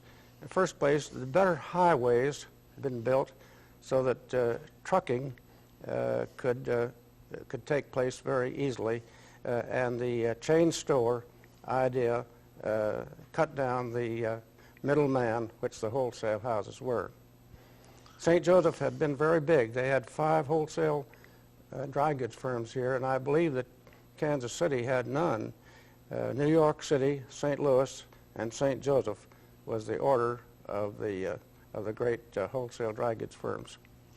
I remember during World War I, the big story was out that you mentioned Nate McCord, that they had a tremendously good buy on sugar. There was a sugar shortage, and Nate McCord had almost a monopoly on sugar here, and supposedly really cleaned up on the thing. But Sheridan, the other day, we were talking about Jesse James, and everybody in St. Joe has a couple of Jesse James stories, and I know that. And do you have a favorite Jesse James story? Well, I think I probably only know the one that everybody else knows about the nice man that showed up in the evening at a bar, and someone had just received some money, and they said they were afraid to go home, and this kind of man said he'd go home with them. And later on, when he was killed, they went to see the body, and there was the nice man, and he was really Jesse James. I remember that story, but you know others, I'm sure. I actually, when I was about 9 or 10 years old, first time I went to see Jesse James's house, and at that time it was down on 1322 Lafayette Street, and I went down there, and a family was living in it, and it cost 15 cents to go in, and I was a couple of schoolmates, and we saved our money and went down, and we saw the bullet hole and everything, and then the man of this family said that offer us a special offer. For 20 cents, he'd give us a sliver of wood from the chair that Jesse was standing on when he was shot. And we didn't have 20 cents, so we didn't buy it. But later on, I was told that that family was on their 5th chair that they were selling as slivers of wood from Jesse James's thing. Well, Bob Clayton told me that he remembered going to that house, and they would point out the blood on the floor where Jesse James had fallen, and every 6 months or so they had to renew it by killing a chicken. I could believe that. I'll tell you one thing that's interesting. When I was working for the paper, I encountered 4 or 5 of these imposters who came here and tried to prove they were Jesse James. And I remember particularly one of them, and he came here and said that he had the newspaper people come out to the house there, and he said, the day before the fellow that said was Jesse James was shot was not Jesse James, I'm still alive. He said, I buried a gun under a tree here in the front yard at 1322 Lafayette Street, and he said, let's go out and see if it's there. So they went out and they dug around this tree, and they came up an old rusty revolver. And so the guy got a big play until the next day we ran a story in the paper and showed that 30 years before that they had lowered the Jesse James house about 25 feet when they cut through Lafayette Street on a new grading project. And if this had been buried, if it had been buried at least 35 feet underground to be found at this late location. Another one of the imposters came here, and he told, we had vaudeville electric theater, and so he talked him and let him go on the stage in a vaudeville act and say Jesse James and tell him about his adventures in St. Joe. And then when he got through, he said, if I'm not Jesse James, who am I? And some roughneck in the audience yelled out, Clairbeau. He left the stage.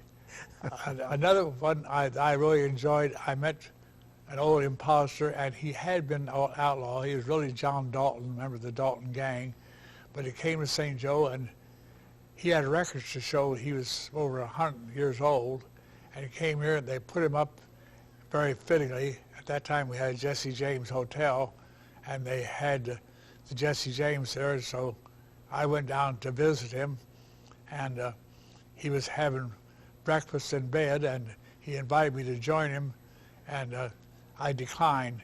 He was having whiskey and donuts for breakfast, which I thought was very fitting for a man named Jesse James. And incidentally, a deputy sheriff who took me down there, and he talked to the old man, and he looked at this deputy sheriff and he said, what's your name, boy? And he said, Jacobs. And he said, Jacobs? He said, why, you're the perfect reproduction of an old fellow I knew in St. Joe. You look exactly like him. He said, old Bill Jacobs. And he said, did you ever hear of him? And Jacob said, yeah, that was my great-grandfather. And Jesse said, well, he and I were buddies. Old Bill Jacobs and I were buddies. So we came outside afterwards, and I said, Jacobs, you went out and talked to this guy before. No, I never saw him before. I said, Jacobs, quit lying to me. And so he laughed. Yes, they'd been down the day before, and old Jesse had planted the story. Let's talk about Barney Riley. Matthias came up, Charles Baer is going to run for mayor next year, and got talking about first interest mayor, and I was, the first mayor race I was interested for a mayor's race was in 1916 when I was 9 years old, and the reason why was that Barney Riley was the Democratic nominee for mayor of St. Joseph, and Barney was a real hero. He had been a great athlete at Yale, and then he had come to St. Joe, and we had a Western League baseball team. He was the second baseman. Besides being the second baseman, he was the manager of the Royal Theater on Edmund Street, where they showed all the Western movies. And I was going to Cathedral School, and Barney lived this 2 doors south there on 11th Street, and he had a great big shock of prematurely gray hair. He's really an imposing figure, and everybody in town knew him. And I was 9 years old. I remember this being crushed when Barney was defeated for mayor, and Elliot Marshall was the man who defeated him. Barney went on to become an outstanding lawyer in St. Joe's, principally and as an attorney for criminal cases. He was an outstanding lawyer in criminal case defense. I can say something about Eugene Field. He was one of our celebrities over the years. Eugene Field was the son of a lawyer who defended Dred Scott in St. Louis courthouse, lost his case. Gene had a younger brother, and his father died rather early, and they were sent back to Massachusetts to live with an old aunt. He spent about a year at Williams College, Williamstown, Massachusetts, and then came out to University of Missouri. He was there a roommate of a young man from St. Joseph, Comstock, and Comstock invited, when vacation came, Comstock invited him to come home to St. Joseph, spend the vacation with him. There were about 3 or 4 girls in the family. The youngest one was just 14 years old. That was Julia, and to the amazement of everybody, Eugene Field told Julia's parents he wanted to marry her. And they said, oh, well, she's just a child. But he said, well, she'll grow out of that.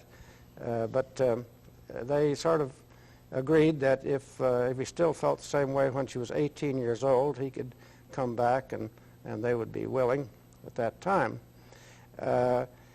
He received an inheritance from his father's estate and invited young Comstock to go with him on a grand tour of Europe.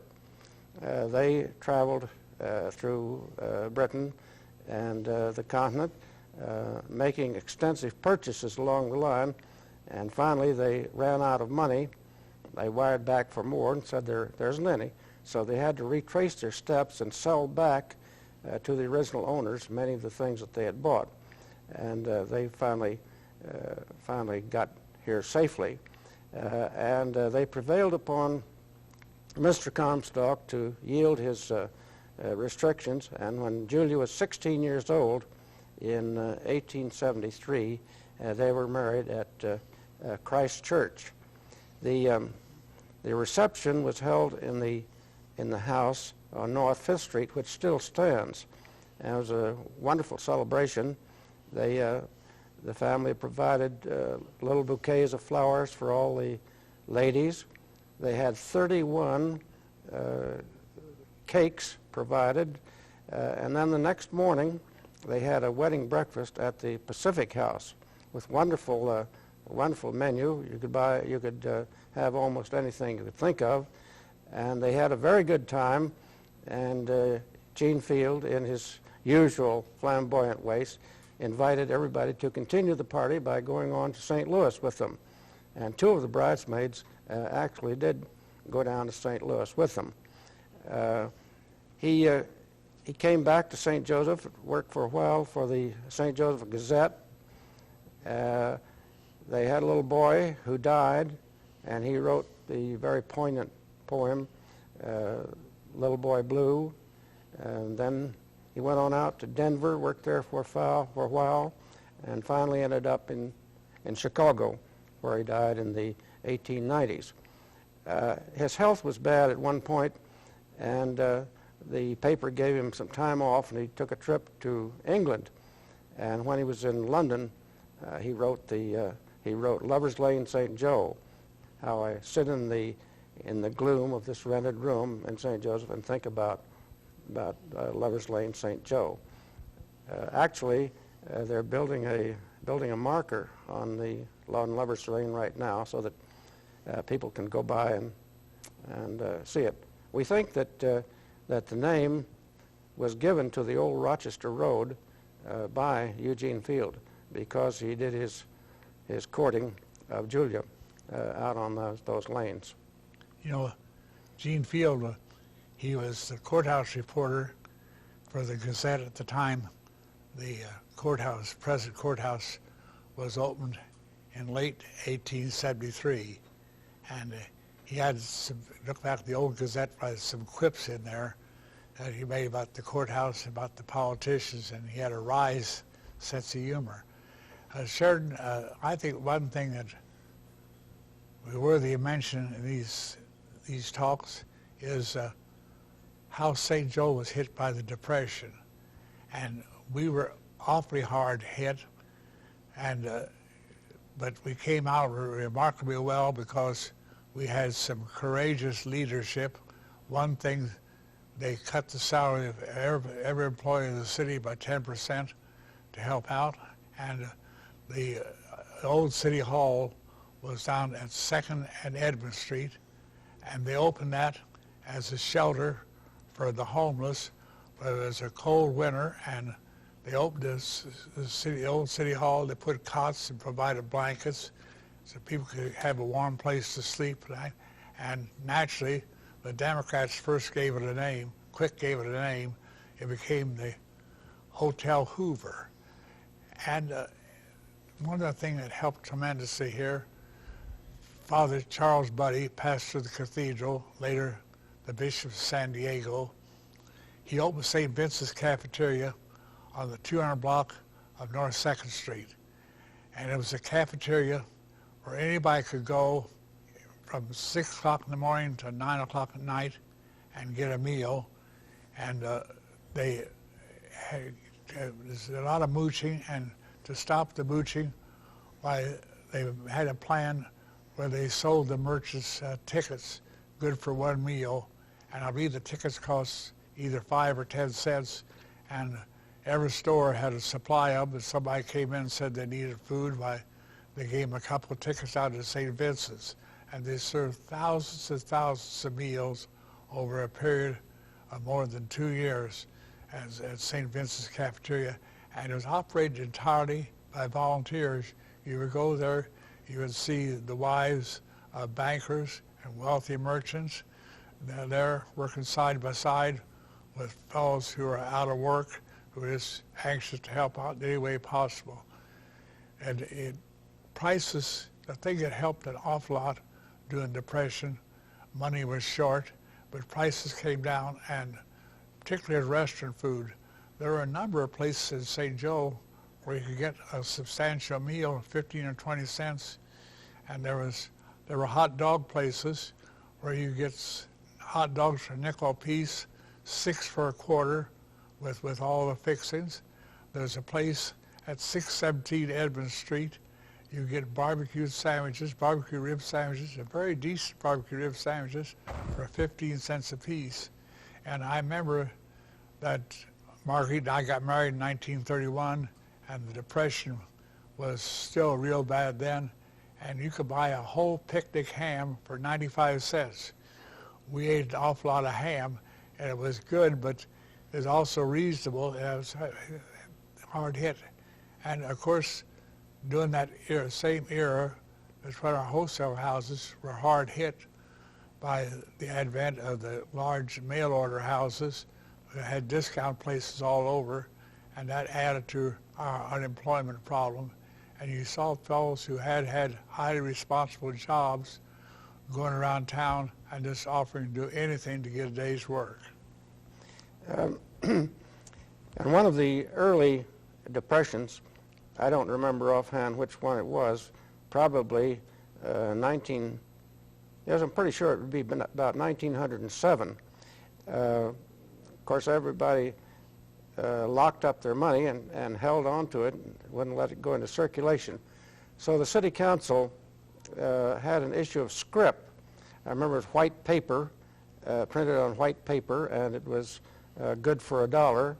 And this circulated and made up for the shortage of currency. Of course, all that's different now with the Federal Reserve System. But anyhow, and people were reluctant to take the scrip. They didn't think it was as good as real money. And one man in St. Joseph put an ad in the newspaper saying, I will pay 50 cents for $1 of scrip. And this caused a furor, and the head of the newspaper, I think, immediately criticized whoever it was that permitted this advertisement to come in, and it was quickly removed. You probably can add to that. The mayor who issued that scrip was Piner, and he ran for re-election the day Jesse James was up for re-election, the day Jesse James was shot, and he lost. And the Democrats always said the reason he lost was that all the Democrats had gone down to see if it was really Jesse had been killed, and they didn't vote. And Mayor Piner, and he has a great-grandson. He's a former police lieutenant, lives in St. Joe, Bill Piner, and he has some of that script still. It's actually printed on very nice paper. It looks very durable. It has held up. That's 111 years ago, that shooting, so it's still in good shape.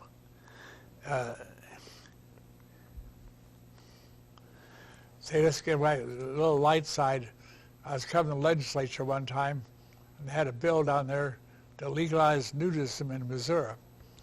And they had a number of fellows testifying they were nudists, they were fine citizens. And one fellow got up and he said that he was the deputy sheriff and he was on the school board, and he had many honors. He had been named outstanding citizen of his town. And he said that he was a nudist all the way through, and he said that he had served as a deputy sheriff under 2 different sheriffs. And one old legislator down in the Ozarks said, I got one question to ask you. He said, you're a deputy sheriff? He said, yes. He said, where did you pin your badge? I thought it was a good question. It just about broke up the meeting.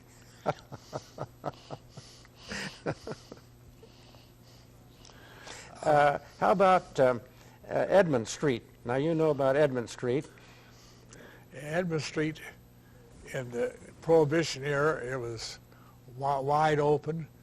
There were at least 3 places on Edmund Street where they had dice games going. you could walk on Edmund Street and you could hear the dice clicking inside, and some of them had fake fronts as card rooms. Others were supposed to be drink places that served only soft drinks. You could get anything in there except some real decent whiskey. But they had all kinds of bootleg and stuff like that, and there was a lot of gambling. We had roadhouses out in the county where there were dice games and blackjack games. And at that time, in the 1920s and 1930s, we had at least 10 or 12 policy wheels. Now, policies was a number game, and you could pick 3 numbers out of 78, and if all 3 of your numbers came out, it paid 180 to 1. And around town, an awful lot of people regularly played a dime a day. If they hit, they got $18. And it was this open. The policy wheel operators had their phones listed in the telephone book, and the city directory showed where their offices were. And a number of the offices were when there was at the Ballinger building at 7th and Edmund Street. It's now the Herman building. And policy, this ran practically unrestricted. They paid regular fines, and the police didn't bother them, and they thought it was just a little outlet for people who wanted to gamble, and everybody does seem to have that instinct.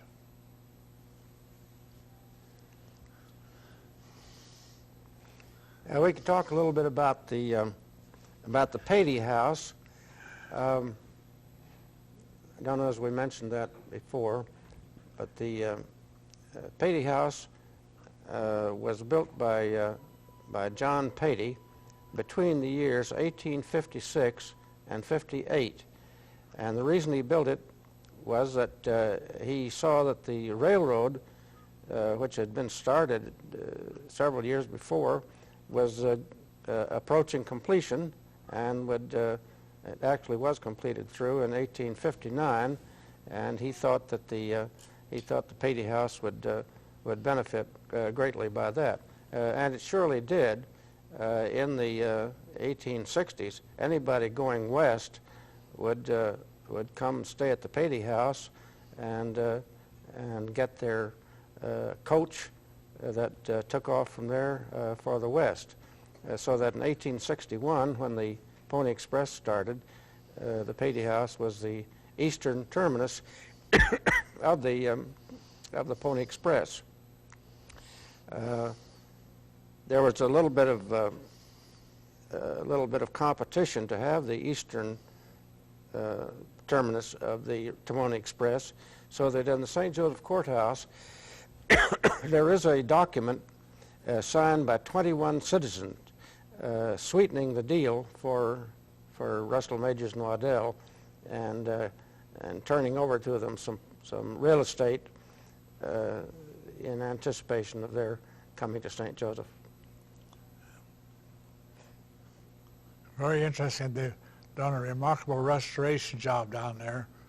Lee Starnes, who's dead, and Gary Chilco, who's very alive. They are the ones that really restored it, and it's a remarkable job. It's now a great museum. Incidentally, one of the fellows I interviewed down in the penitentiary over the years was Bill Latress, and he was one of the most celebrated train robbers of his time, and he made the crime books out of kind of one major train robbery, and he was all by himself. He got on the train at Leavenworth, and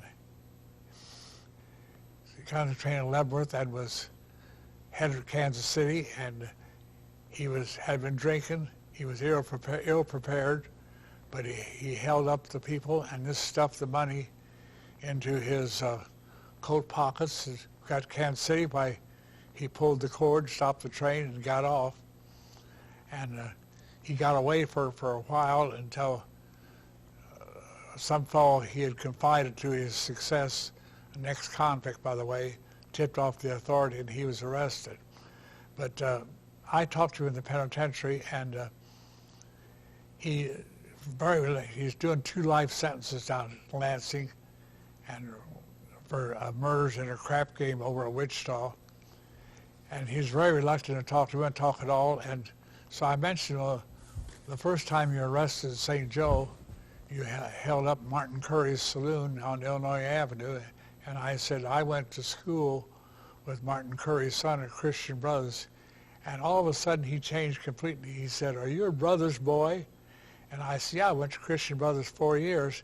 And he said, I'm a brother's boy. He said, I went to De La Salle in Kansas City. And he said, they went down there. And so he opened up and told me everything again about that train robbery and everything else. And after the robbery was over, an official of the railroad came to see him and said, it's all over. Everything's been settled. But I want to find out one thing. He said, how much did you actually get? And he said, I got between $5,000 and $6,000. And the railroad said, well, he said, well, to tell you the truth, he said, the claims they put in for your robbery against the railroad totaled more than $60,000. And he said almost everybody on the train said they were robbed. And Latrace said what really hurt was one woman said that she was a widow and she was on her way to Kansas City with all her savings to buy Christmas presents for her grandchildren, but he took her money. And he said, I did not take a penny from any woman in the robbery. He said, right at the start, I said, women, you're absolutely safe. I'm not going to bother you at all. He said, the only honest man on that train was the engineer. He didn't get a chance to put in a claim. Okay, let's cut. Time to change tape.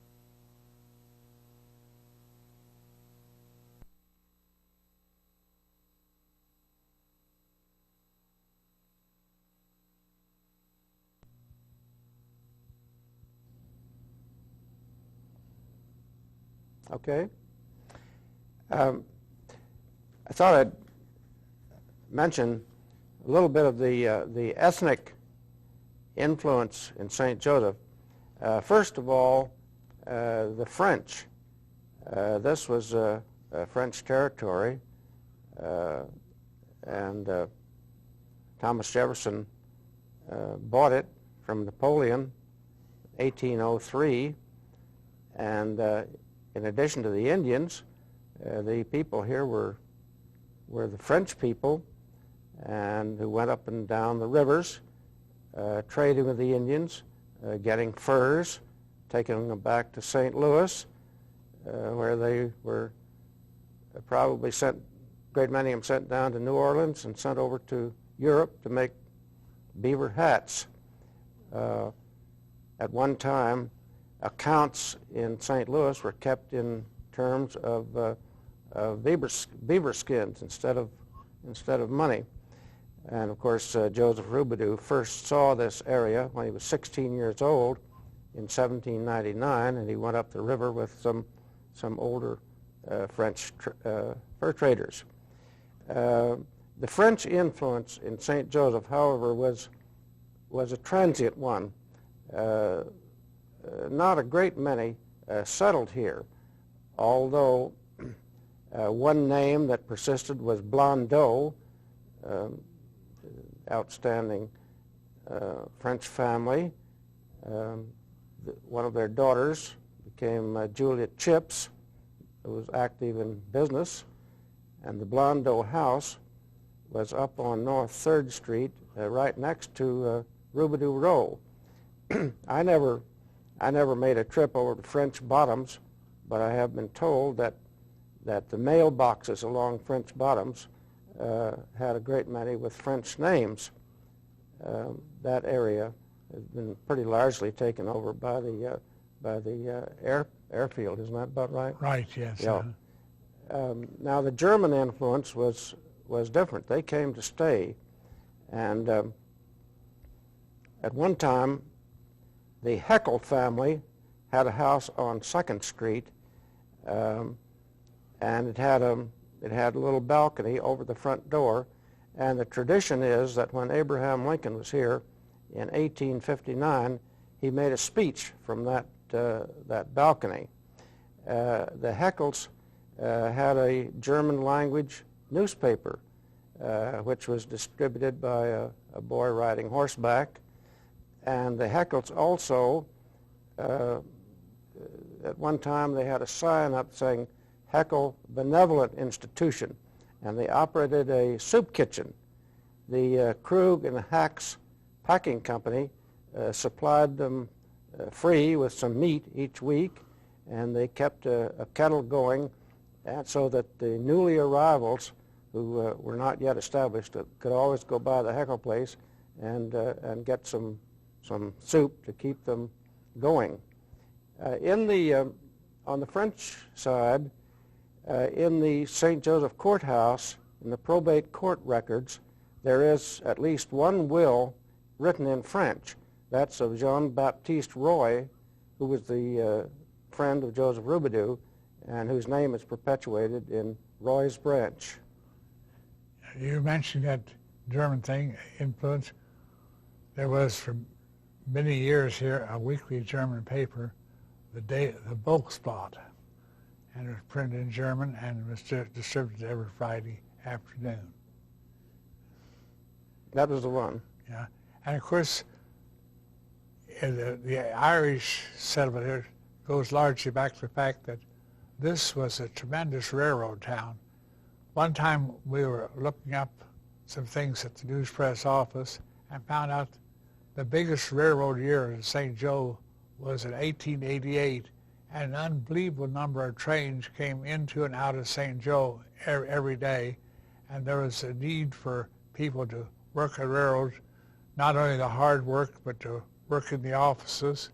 And you'll notice that St. Patrick's Parish, which was the parish of the Irish St. Joe, was right around the railroad yards, which were close to 6th Street and around Atchison Street over there. The Burlington had a big yard there, and the Union Pacific, through its branch to Grand Island, had another yard there, and had a lot of railroad trains going back and forth all the times. And I still remember when I was a boy, you had these railroad messengers, and a lot of people didn't have telephones, and the messengers went out and cold, weird hours in the morning, notify an engineer to get up, you're needed in 2 hours, and we're going to leave for Chicago. The messengers all wore distinctive, tall felt hats, and they were desirable jobs for young kids because they paid pretty well, and there weren't too many jobs available for youngsters in those days. You mentioned the Catholic parish. I was told an interesting thing one time about that. Of course, St. Joseph was so much older than Kansas City. This was originally the St. Joseph, what do you call it, parish? St. Joseph Parish? Or? Diocese. St. Joseph Diocese, right. And then Kansas City came along and grew up and became larger. They wanted to include that. But the Catholic Church is very conscious of history, so they get rid of the St. Joseph name. So it's now called the Kansas City St. Joseph Diocese, isn't it? That's right. That happened when Bishop Cody was here, and he changed over. And as you say, there was resentment by some Catholic people wanting to say a diocese all by themselves. We had one thing that helped the Irish here. We had a very fine Irish bishop, Maurice Burke. He came here from Wyoming, and he was the best known man in the town, and the only man in the town, winter and summer. He wore a tall silk hat, and every boy in town had the ambition to knock that hat off the snowball, but I'm certain none ever did. He was the most dignified man in town and recognized as such. And he was the bishop, his best friend in St. Joe was, among the outside people who were not clergymen, was Pet Clayton, who was imperial potentate of the shrine. And he went to, Bishop Burke was in Rome one time and picked up a real fancy wooden cane and came back, and he gave it to Pet Clayton as a reminder of their friendship. And I now have that cane. Bob Clayton, Sheridan's good friend, gave it to me not too many years before his death. Bob Clayton was very abstemious in his later life. He always drink ginger ale, something like that. And there was a good reason for that, because when Bob was much younger, say about 21, he decided to celebrate New Year's Eve. And he got going, went from one saloon to another saloon, and kept going and offering to buy drinks for everybody there in each saloon. And when it was all over, a tremendous bill came in to his father, and he lectured Bob pretty strenuously and said, "Now, Bob, I'll pay this bill now, but you're going to pay it because we'll take it out of your pay." He had worked for the Sheridan Clayton Paper Company, and so Bob sweated it out over a long period of time, making up this, and he resolved he'd never take another drink, and he didn't. No, he That's didn't. the reason why. Actually, he talked to me about that one time and said the only time he ever got drunk, and he took the cure at the same time, he told me not only did he pay for all the drinks, but he got real fancy, and he hired a band and went around town on New Year's Day and serenading his friends. That was a major expense. I would like to say an unusual murder here. A man was murdered in St. Joe one time because he wore the wrong headgear one night. His name was John Brown. He was the constable of Washington Township. He wore a great big tall belt hat, big tall Stetson, just like Marshall Dillon. He was an imposing figure. He was a little over 6 feet in height. He had been a law officer, a deputy United States Marshal down in the Oklahoma Territory before Oklahoma was admitted as a state. Been there. He became the law then in later years at Winthrop. Winthrop is the town directly across the Missouri River from Atchison. At one time, it was the wettest town in the world. It had a population of something like 250 and had 13 saloons. And the reason was that it was the best place for Kansas. Kansas was dry, and that's where Kansas came and picked up their liquor. Well, he came to St. Joe, and he was very popular. He was elected constable of Washington Township, had an office at the courthouse, and he was an imposing figure in this big, tall Stetson hat. And the night of December 30th, 1930, why John Brown went to the Missouri Theater. He was a single man. He had a date with a lady. And because it was difficult to put his big Stetson hat underneath a chair in the Missouri Theater, he wore a cloth cap. That night, after he took his lady friend home, he went to his garage up at 5th and Antoine. And when he went into the garage, there was a boy standing there, pulled a gun, and killed John Brown. The boy later on told that he had never think of drawing a gun on John Brown because he had heard that he had killed people and was supposed to be one of the great gunfighters of the Oklahoma Strip days. And that's why John Brown lost his life. He wore the wrong hat one night. But a weird thing happened. When this boy went to trial for the murder of John Brown, why the circuit clerk, Fred Roach, drew the jury for the trial, and the first name that came out for a juror in that case was that of John Brown. I can tell you, you'll remember, of course, the Orpheum Theater. And the Orpheum Theater was a movie house on the northeast corner of 5th and Edmond Street. It had previously been the Schlitz Cafe, and to turn it into a movie house, they made not a great many changes, so that sitting in the movie house, you could see the sides and ceiling were out of the Schlitz Cafe. It was a two-story affair, and there were tables upstairs. You could get get drinks downstairs, and then if you wanted to stay a little longer, you could sit at one of these tables upstairs. And a very sad thing happened one time. Several young men, a musical comedy came to St. Joseph, and several young men took their dates to the comedy, and then they took the girls home by carriage and decided that the evening was young and they would go back to the Slits Cafe, which they did, and found that the company of the musical comedy, chorus girls and all that, were there upstairs, and they went up and sat at a nearby table. And of course they thought some of the girls were very attractive, and they got into conversation with them. And the time came when the musical comedy people said, well, it's time to go to bed. They were staying at the Metropole Hotel. They went down there, and these two fellas decided they'd go along.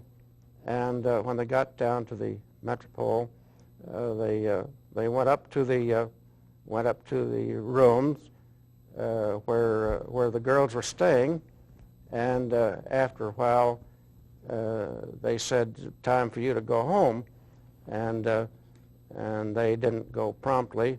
So one of the men who was there, who was the husband of one of the girls that they were thinking very highly of, pushed him, and he pushed back, and from push came to shove, and eventually this man pulled out a revolver and shot the young man, well-known young man in St. Joseph.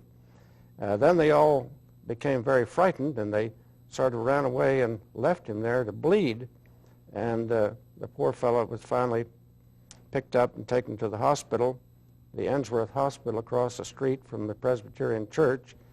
The family was a very prominent one, and the minister was praying for the young man who was dying across the street. That's really interesting. Incidentally, Lou Costello, the great comedian, spent the winter of 1930 in St. Joseph, and he was a comedian for a burlesque show that was playing at the Empress Theater. It was on the 200 block of South 7th Street, whereas now Bob Simpson has his insurance place, and Costello in his book said he got $18 a week. I think he's exaggerated a little bit, because when I remember talking to him thinking he was getting $15 a week and being real sad about it. The burlesque was a real cheap burlesque.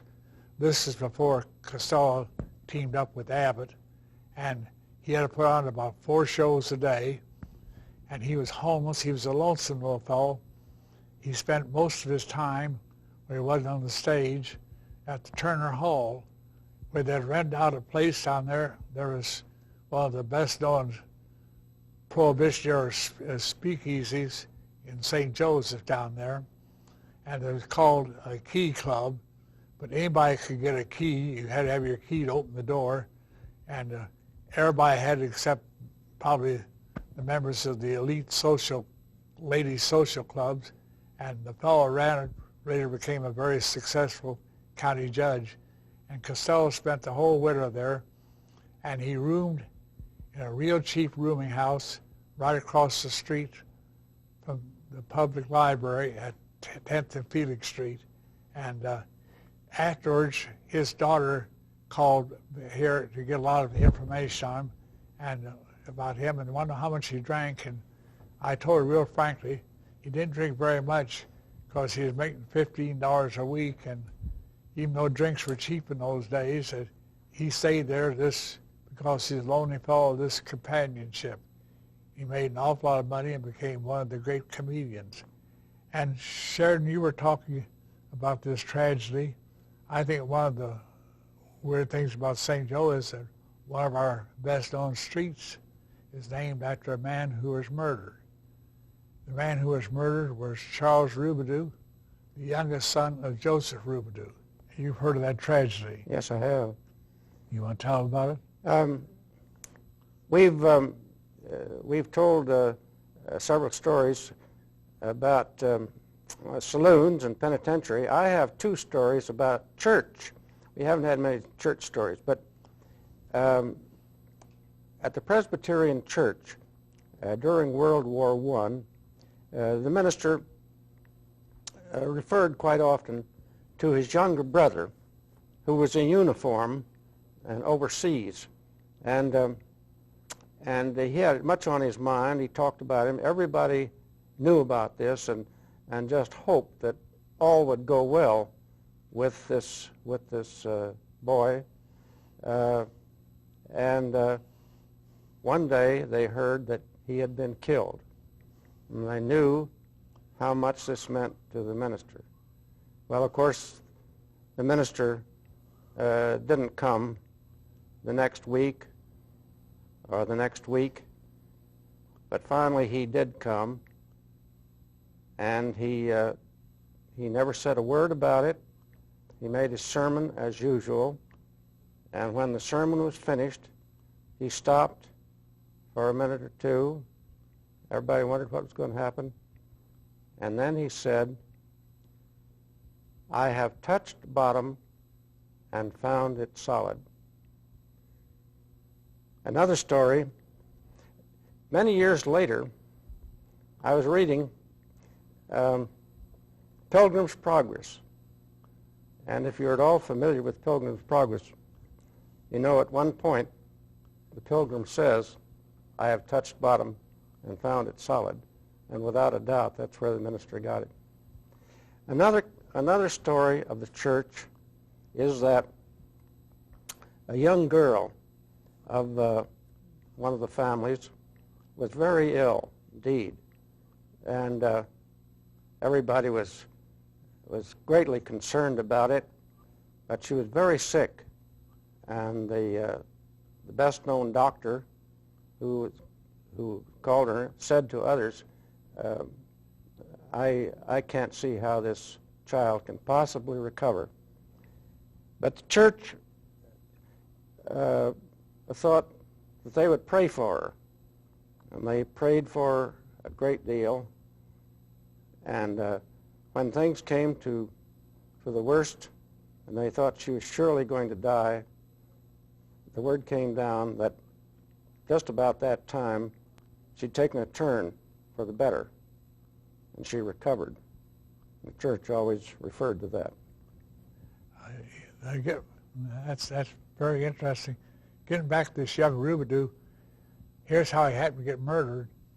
He was with a bunch of youngsters, this in 1850, and they were down near 2nd and Francis Street, and they were going to these places, stores, and the clerks often used to live in quarters upstairs, and to save money, they didn't pay them very much, and these young rowdies, not rowdies, Robidoux, fun-loving probably, and they were rattling the doors and threatened to break in, and they threatened to break in this one place, and this young fellow was frightened, and he fired into the crowd and shot Robidoux, who was an exceedingly popular fellow, was 18 years old, and the old histories show that his father really took the death very, very hard. There was even talk of mob violence against the fellow who had killed him, but the calm heads prevailed, and they dropped that idea, and fortunately, and nothing more came of it. But Robidoux Street is, in a way, a monument to a murdered man. Did you ever know Hippolyte Street or alley? Yes, Hippolyte was a black servant of Joseph Robidoux, and the story is that at one time he said to Joseph Robidoux, "Now you have named all these streets for your children, and how about me?" And as a result, Robidoux named, was it an alley or a street? It's an alley. It was a street. It was right up by the Getz Brewery, up there near 6th and Albemarle, and The hip line was a well-known street there. That's right. Say incidentally, one thing that saddens me every time I go by 11th and Messina Street, there was a home there that was. It was originally the woman who lived there was Miss Duncan, and she was the daughter of Frederick Smith, the fellow who laid out the town of St. Joseph for Rubidoux as a surveyor. And they were very active Republican, and she had a beautiful home there. And now the house has been torn down. The whole lot has just been taken over by wild-growing trees and weeds and plants. It's just a shame. But my best memory there, I went there in 1928, and Charles Evans Hughes, later to become Chief Justice of the United States, was there that night. He had come to St. Joe to speak at the auditorium in behalf of the presidential candidacy of Herbert Hoover. And Hughes spoke that night, and he had been on the Supreme Court. He had resigned from the Supreme Court to run for president in 1916 when he lost to Woodrow Wilson, after everybody thought he had the election won. But that night I interviewing Charles Evans Hughes, who had been governor of New York. He's a very distinguished man with the most flowing set of mustaches you ever saw. And what do you think is the most dangerous crime in America today? And he said, that's an easy question to answer. He said, the worst crime in America today is perjury. He said, people are just getting away from the meaning of an oath when you actually call upon God to witness the truth of what you're saying. And he said, they say whatever serves their purpose best. And he said, every one of our courts in the United States, day after day, we see countless lies, misrepresentations. He said, perjury is a cancer onto our society. It's going to hurt us terribly for many years to come. As has been said, that house was built by the son of Frederick Smith, the man who laid out the town for Joseph Rubidoux. And that man studied to be a doctor. And when it came time, he was all through his education, and he participated in an operation, and he fainted, and so he gave up the idea of being a doctor. It was a good time, I He think. couldn't stand the operation. One of the weirdest murder cases I ever encountered in my reporter days was a fellow who actually committed a murder because the prosecuting attorney's office had advised him to. It happened this way. They were having a coffee break at the prosecutor's office this morning, and they were sitting around. This fellow came in, and he said to an assistant prosecutor, he said, this guy's bothering me. He said, he's hanging around my wife all the time. He said, anytime I go away from home, I come back and said, he's around there. He's just a pest. And he said, I'd like to get rid of him. He said, I came home last night, and he said, he was in the bedroom with my wife, and he said, it's embarrassing. He's a nuisance. So this is a coffee break, casual conversation, and he said, this assistant prosecutor, what would you do? And he said, hell, with my wife, he said, I'd kill the guy. Thought nothing more of it. About 2 hours later, the fellow came back in there and said, sir, he said, I just carried out your advice. He said, I killed that guy. And you can imagine the embarrassment of the prosecuting attorney. Here's this fellow that's offering to give him the gun that he had killed this fellow with, and he had actually advised him to kill him. And he was terribly embarrassed. We used the story, and so they quick arranged to they filed a second-degree murder charge against this fellow. Then they arranged to get him out on bond and had him leave town. They continued the case through 5 or 6 terms of court, and then they dismissed it when the thing had died down. But the fellow died knowing that he had killed the fellow on the advice of the prosecuting attorney's office. St. Joseph is very fortunate in having a newspaper which started in 1845, and in more modern days, and those files of the newspapers were kept until probably in the 1920s. The librarian learned that the Huntington Museum in California would like very much to get these early newspapers and would offer a substantial price for them. So the newspapers were put on microfilm and are at the St. Joseph Public Library to this day, where the original file was sent out to the Huntington Gallery and is in California. But it's an interesting thing that the files terminate about 1860 and are not available in 60 and 61 because the passions of the time were so great, and the city was occupied by troops from Fort Leavenworth, and those files were thrown in the river and are not available. The tradition is that the original paper was printed on a press that had belonged to the Mormons, and when the Mormons were ejected from Jackson County, Missouri, just east of Kansas City, their press and type was thrown in the river, and the tradition is that they were fished out and were used to print the St. Joseph Gazette in the beginning. The printer was Mr. Reidenbaugh, and he's buried in Mount Moore Cemetery. Yes, he has a street named after him, Reidenbaugh Street. It's 9th Street north of Felix Street, and he served as city clerk for a long time, in addition to being the editor of the paper.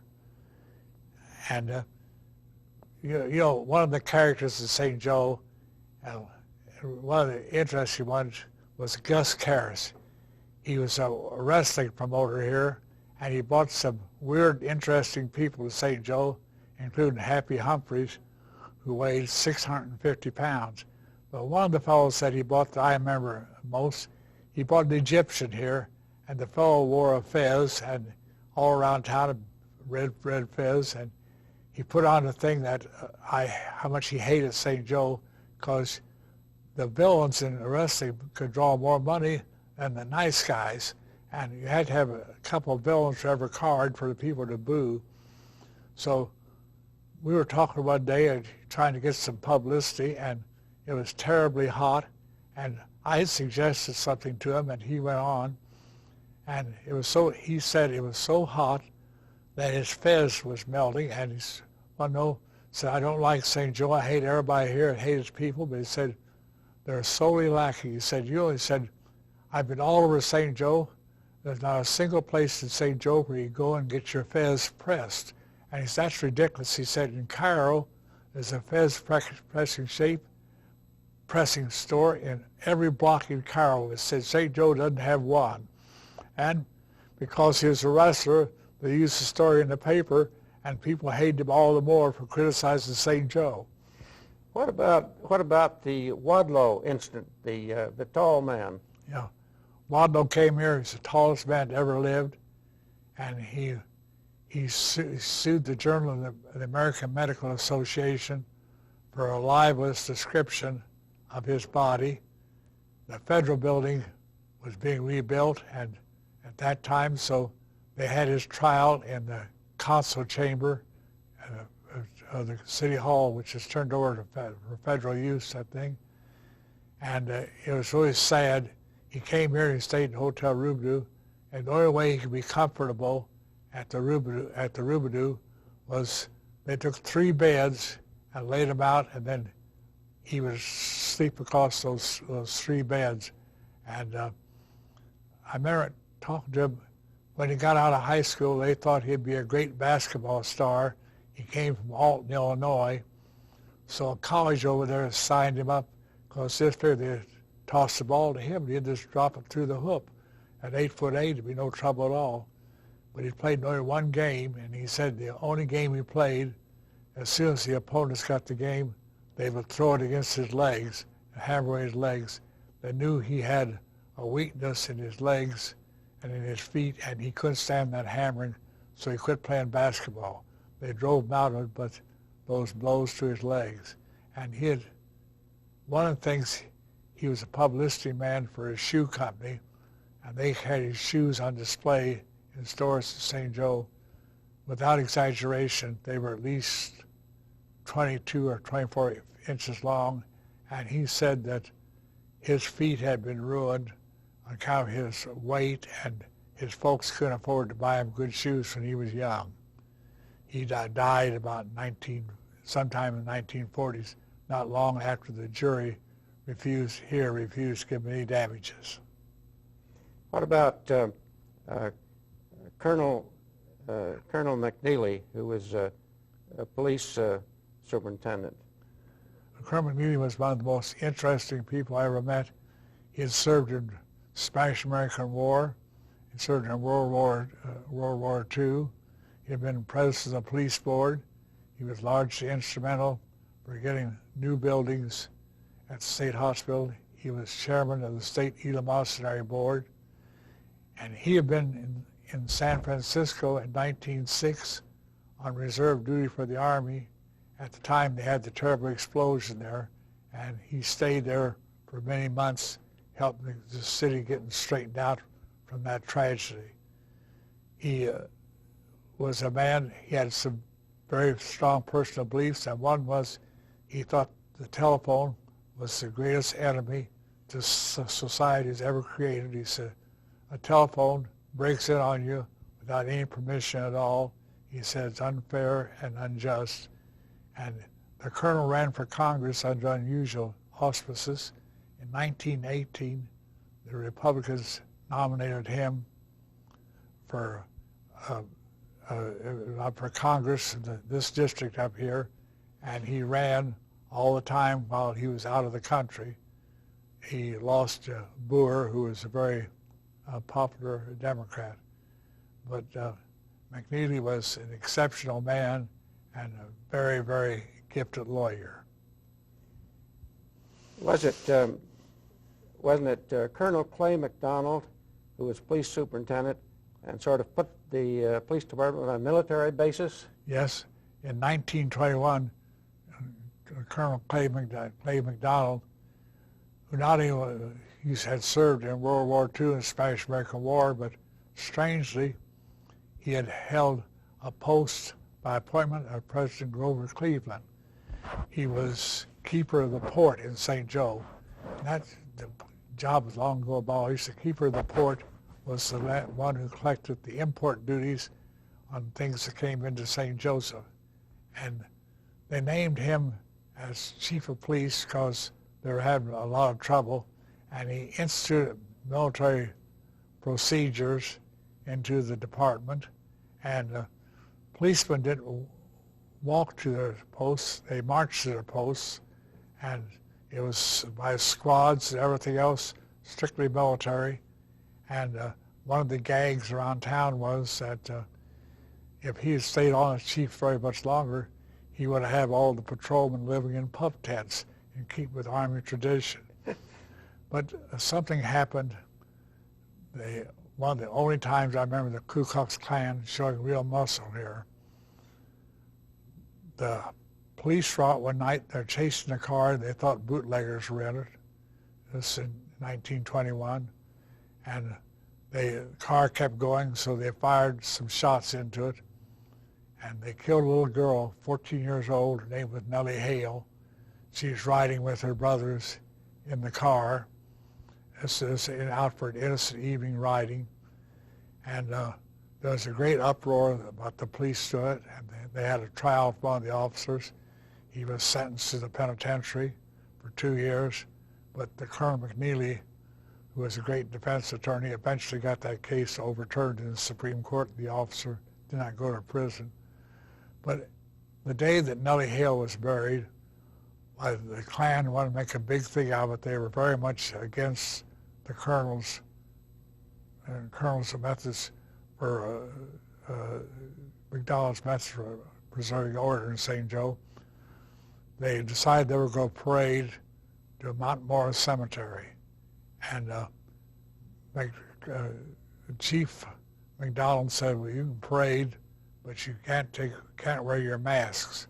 And so the Klan men, some on horses, others on foot, they marched this 3 or 4 blocks long. It was a long parade, and they marched up Mount Morris Road to the cemetery in the procession for the funeral of Nellie Hale. And some of those fellows, it worked out wrong because their identity was bared, and the fact that they were members of the Klan ruined their business because the Klan did not have any backing in St. Joe of any great, had no real pressure. Was it under Colonel Clay McDonald that the shootout on South 6th Street took place? Yes, and he was down there. Three people were killed down there. The fellow they killed was Carlos Haynes. He was a Negro ex-convict, and it was at 7th and Scott Street, and he had got into a house down there, a 1.5-story house, and the police went out to serve a warrant on him, and he refused to accept service and refused to come out to be arrested. So they surrounded the house, and he began shooting at him. And it happened in the afternoon of 1921, and everybody, often there's just hundreds and hundreds of people. I was in high school a mile and a half away, and the word got there that there was this shooting down there, and naturally all those youngsters went down to see what was going on. I had to walk a mile and a half, and the chief detective, Tom Johnson, was killed by Haynes' firing. A police clerk who had gone there just not on duty to see what's happening, he was killed. Colonel McDonald was shot in the arm, but he was tough. He went to the American Legion meeting the same night he was shot. And then Haynes would come out, and so the nearby Grand Island Railroad yard, and they got some railroad waste, and they dipped it in oil and used sticks and threw it on the top of this house where he had taken refuge, and they set it on fire, and he came out of the 2nd floor, 1.5-story house. He came out, and the police just riddled him with bullets and killed him. That made 3 deaths and 1 wounded, and it was caused a lot of consternation in St. Joe, and that the killing of anybody, and the police were criticized for the way they handled the situation. Incidentally, about 6 months ago, the police here had a similar confrontation, but under Chief Arthur Kelly, they handled it in a way there was nobody injured, nobody hurt. The man finally came out, went to the state hospital for medical examinations. Chief Kelly used approved police methods and handled it in a very remarkably efficient manner. That's great. Incidentally, we only have, in the last 67 years, we've had 14 chiefs of police in St. Joe, and the only one of those chiefs who was not a professional law enforcement man outside of McDonald was Charlie Enos, who was named chief in 1933, and he did a lot of things to the department. He watched out for the welfare area officer, and he was the one that installed the first radio department for the St. Joseph Police Department. Chief Enos was a very good chief and held on 4 years, but we changed governors. In those days, when you change governors, why, you change chiefs of police. You're talking about churches. What do you know about Twin Spires, since that's a museum?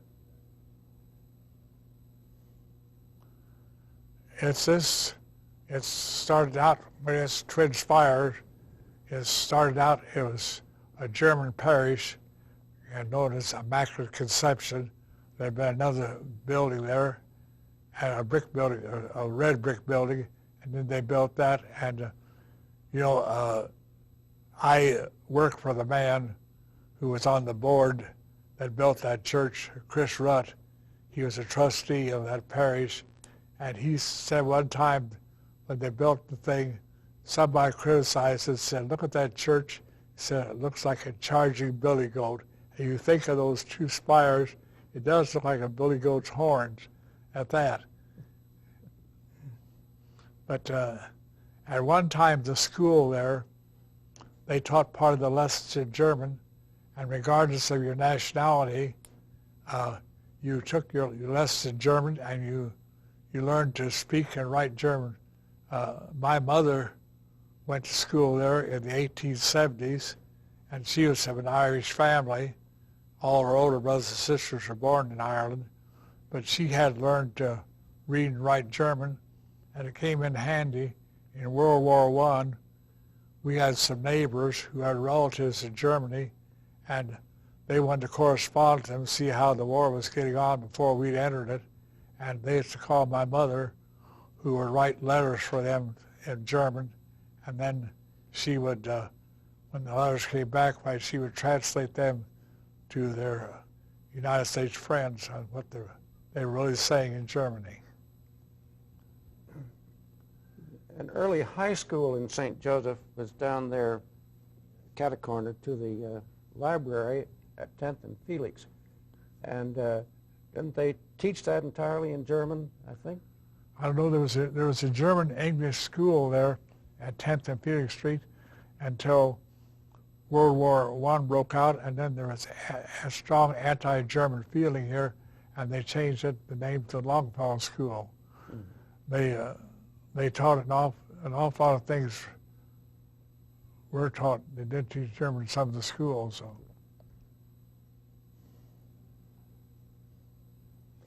You didn't? Did you ever have anything to do with Mr. Webb, who became Secretary of the Navy and is still living? He became quite famous for his participation in the Vietnam War. I believe he grew up in St. Joseph, didn't he, Webb? Or you didn't know him? I didn't know him. No. Then, of course, another well-known figure that grew up, that was born in St. Joseph, is the fellow, the dentist. What's the name? Cronkite. Cronkite. Walter Cronkite. Walter Cronkite Sr.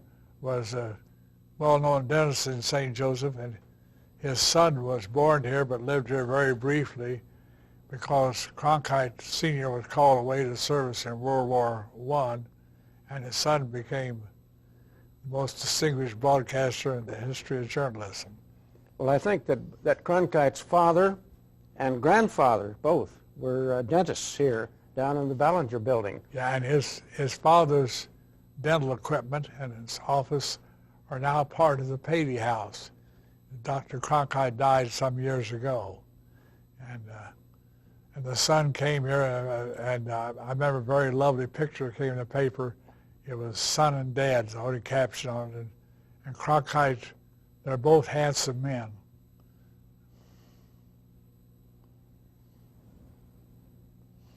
One of the memories I have, I was down to watch an execution down at the Missouri State Penitentiary in Jefferson City, and a fellow technically came within 11 minutes of dying in the gas chamber.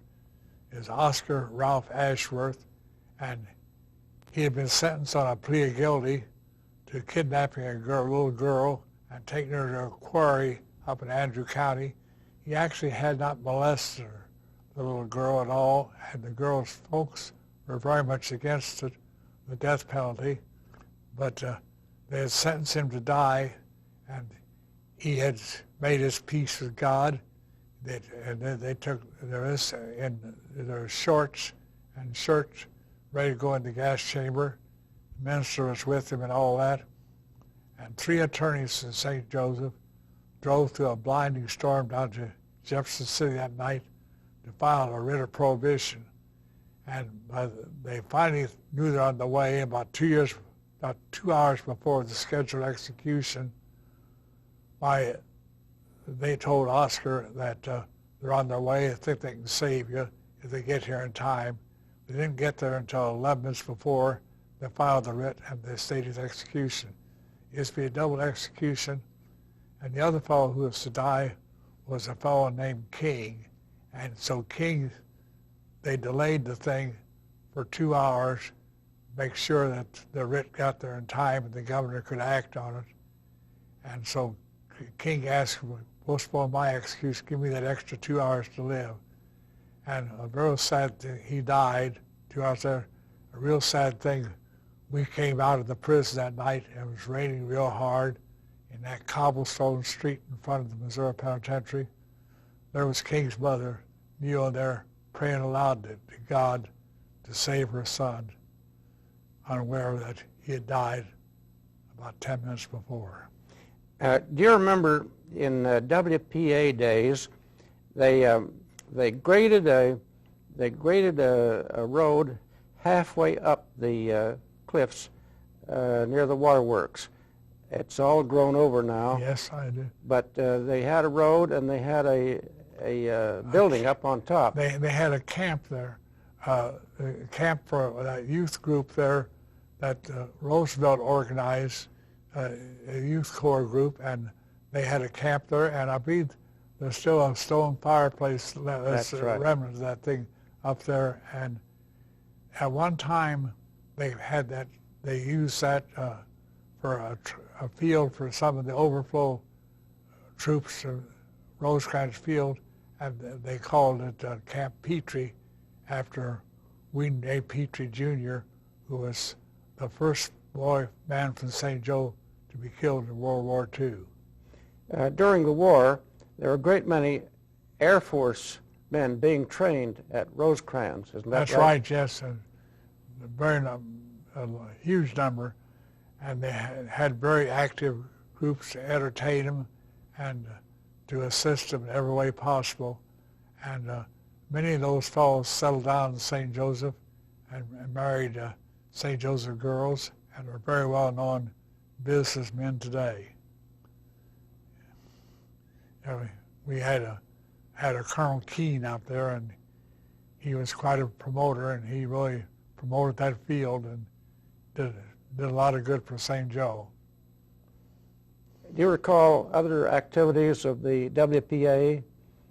Yes. One thing they did, they took up the streetcar tracks. In those days, they had streetcar tracks all over town, and they were bad on snowy and icy days. Cars would slip around on them. They took them out. They also built that stone retaining wall on King Hill Avenue that right south of the viaduct that goes clear down to Division Street. They built that. They cut MacArthur Road through there and graded MacArthur Road. They did an awful lot of other work. And then in connection with that, the PWA, WPA, we had the PWA, the Public Works thing, and the Public Works thing gave us some new buildings, the police station on South 9th Street, and the most useful building of all, Welch Stadium out in South Park, which was named after the former mayor and congressman of St. Joseph, Bill J. Welch.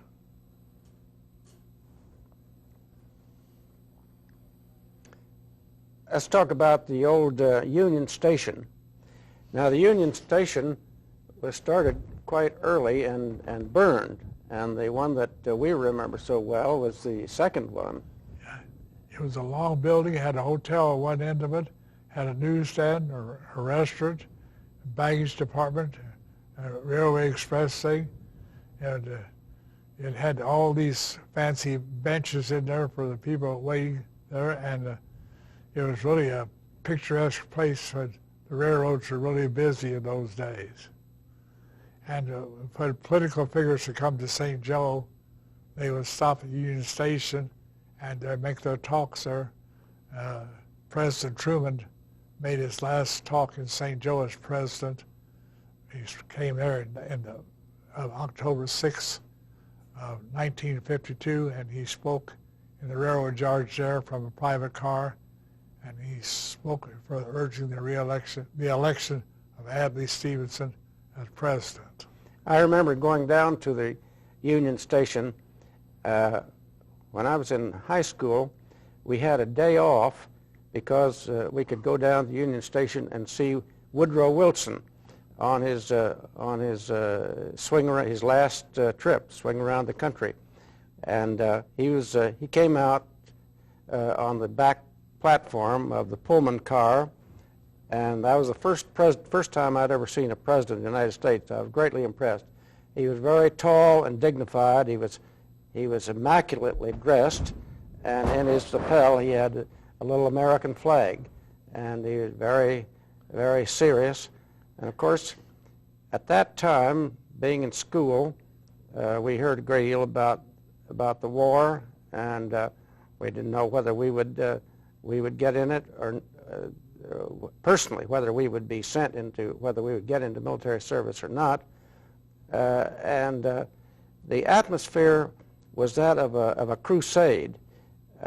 I used to think, what were all these foolish people doing, going off on a crusade to the Holy Land? I thought it was utterly foolish. But when I saw how sentiment was roused up at the time of World War I, a holy crusade to save the world for democracy, I could understand how those medieval crusades took effect. And it's so interesting to see that after participation in one crusade, that was pretty much enough for the American people. They've gone to war since, but they don't go as a crusader anymore. They know it's a pretty bad business.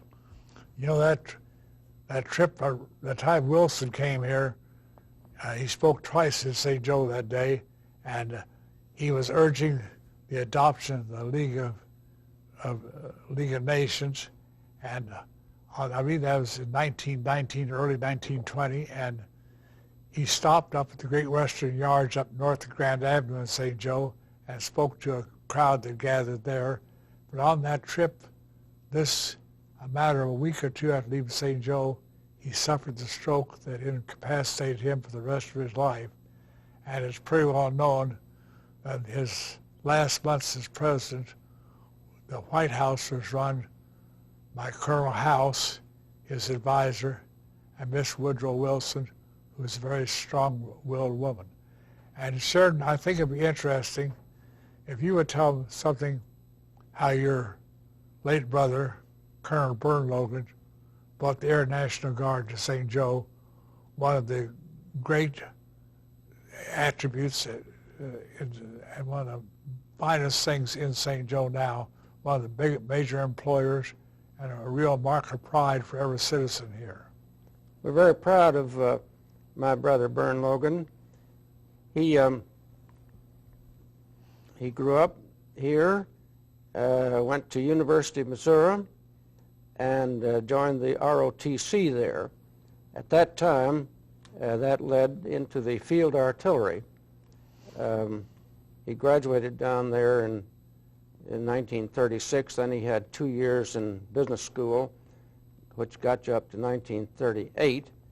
And so the National Guard, the ROTC was brought into service pretty much right away. He was sent down to Fort Sill, Oklahoma, for the field artillery. What did he say? 4 minutes. Field artillery. He had done a little flying here, and he decided that he would switch over to that. He did that, and became a pilot for bombing planes. I asked him about one time why he wasn't in fighters. He said, I'm too old, and I'm much too big to be a fighter. They like little fellas. But came 1943, and I learned he was going to go over to England. My heart sank because I thought he'd never come back. We had farewell. He went to England, and he was assigned to a field at Rattlesden in Suffolk. They told him when he arrived that, just to orient him, that he would go on 20 missions, and the rate of attrition was about 5%, so he could look forward to that. He actually went on 35 bombing missions as a bomb group commander, and he was never wounded. His plane was hit 15 times, but didn't come down. He came back and didn't know what he was going to do, had no special direction. So he heard that they were considering starting an Air National Guard in Missouri. He joined up with the head of the paper, Mr. Bradley, and they were able to get the National Guard to St. Joseph and built it up, became one of the largest employers in the city, and we're very, very proud of him. Yeah, he spent millions of dollars every year for the city in payroll and other business. It's really been a great asset to the city. They suffered tremendously heavy damage in the flood this year, but by the grace of God, the government is spending millions and millions of dollars restoring the field just the way it used to be, and probably even better. We owe Vern Logan and Henry Bradley and Bill Barrow, who worked with that thing, we owe them a magnificent debt of thanks.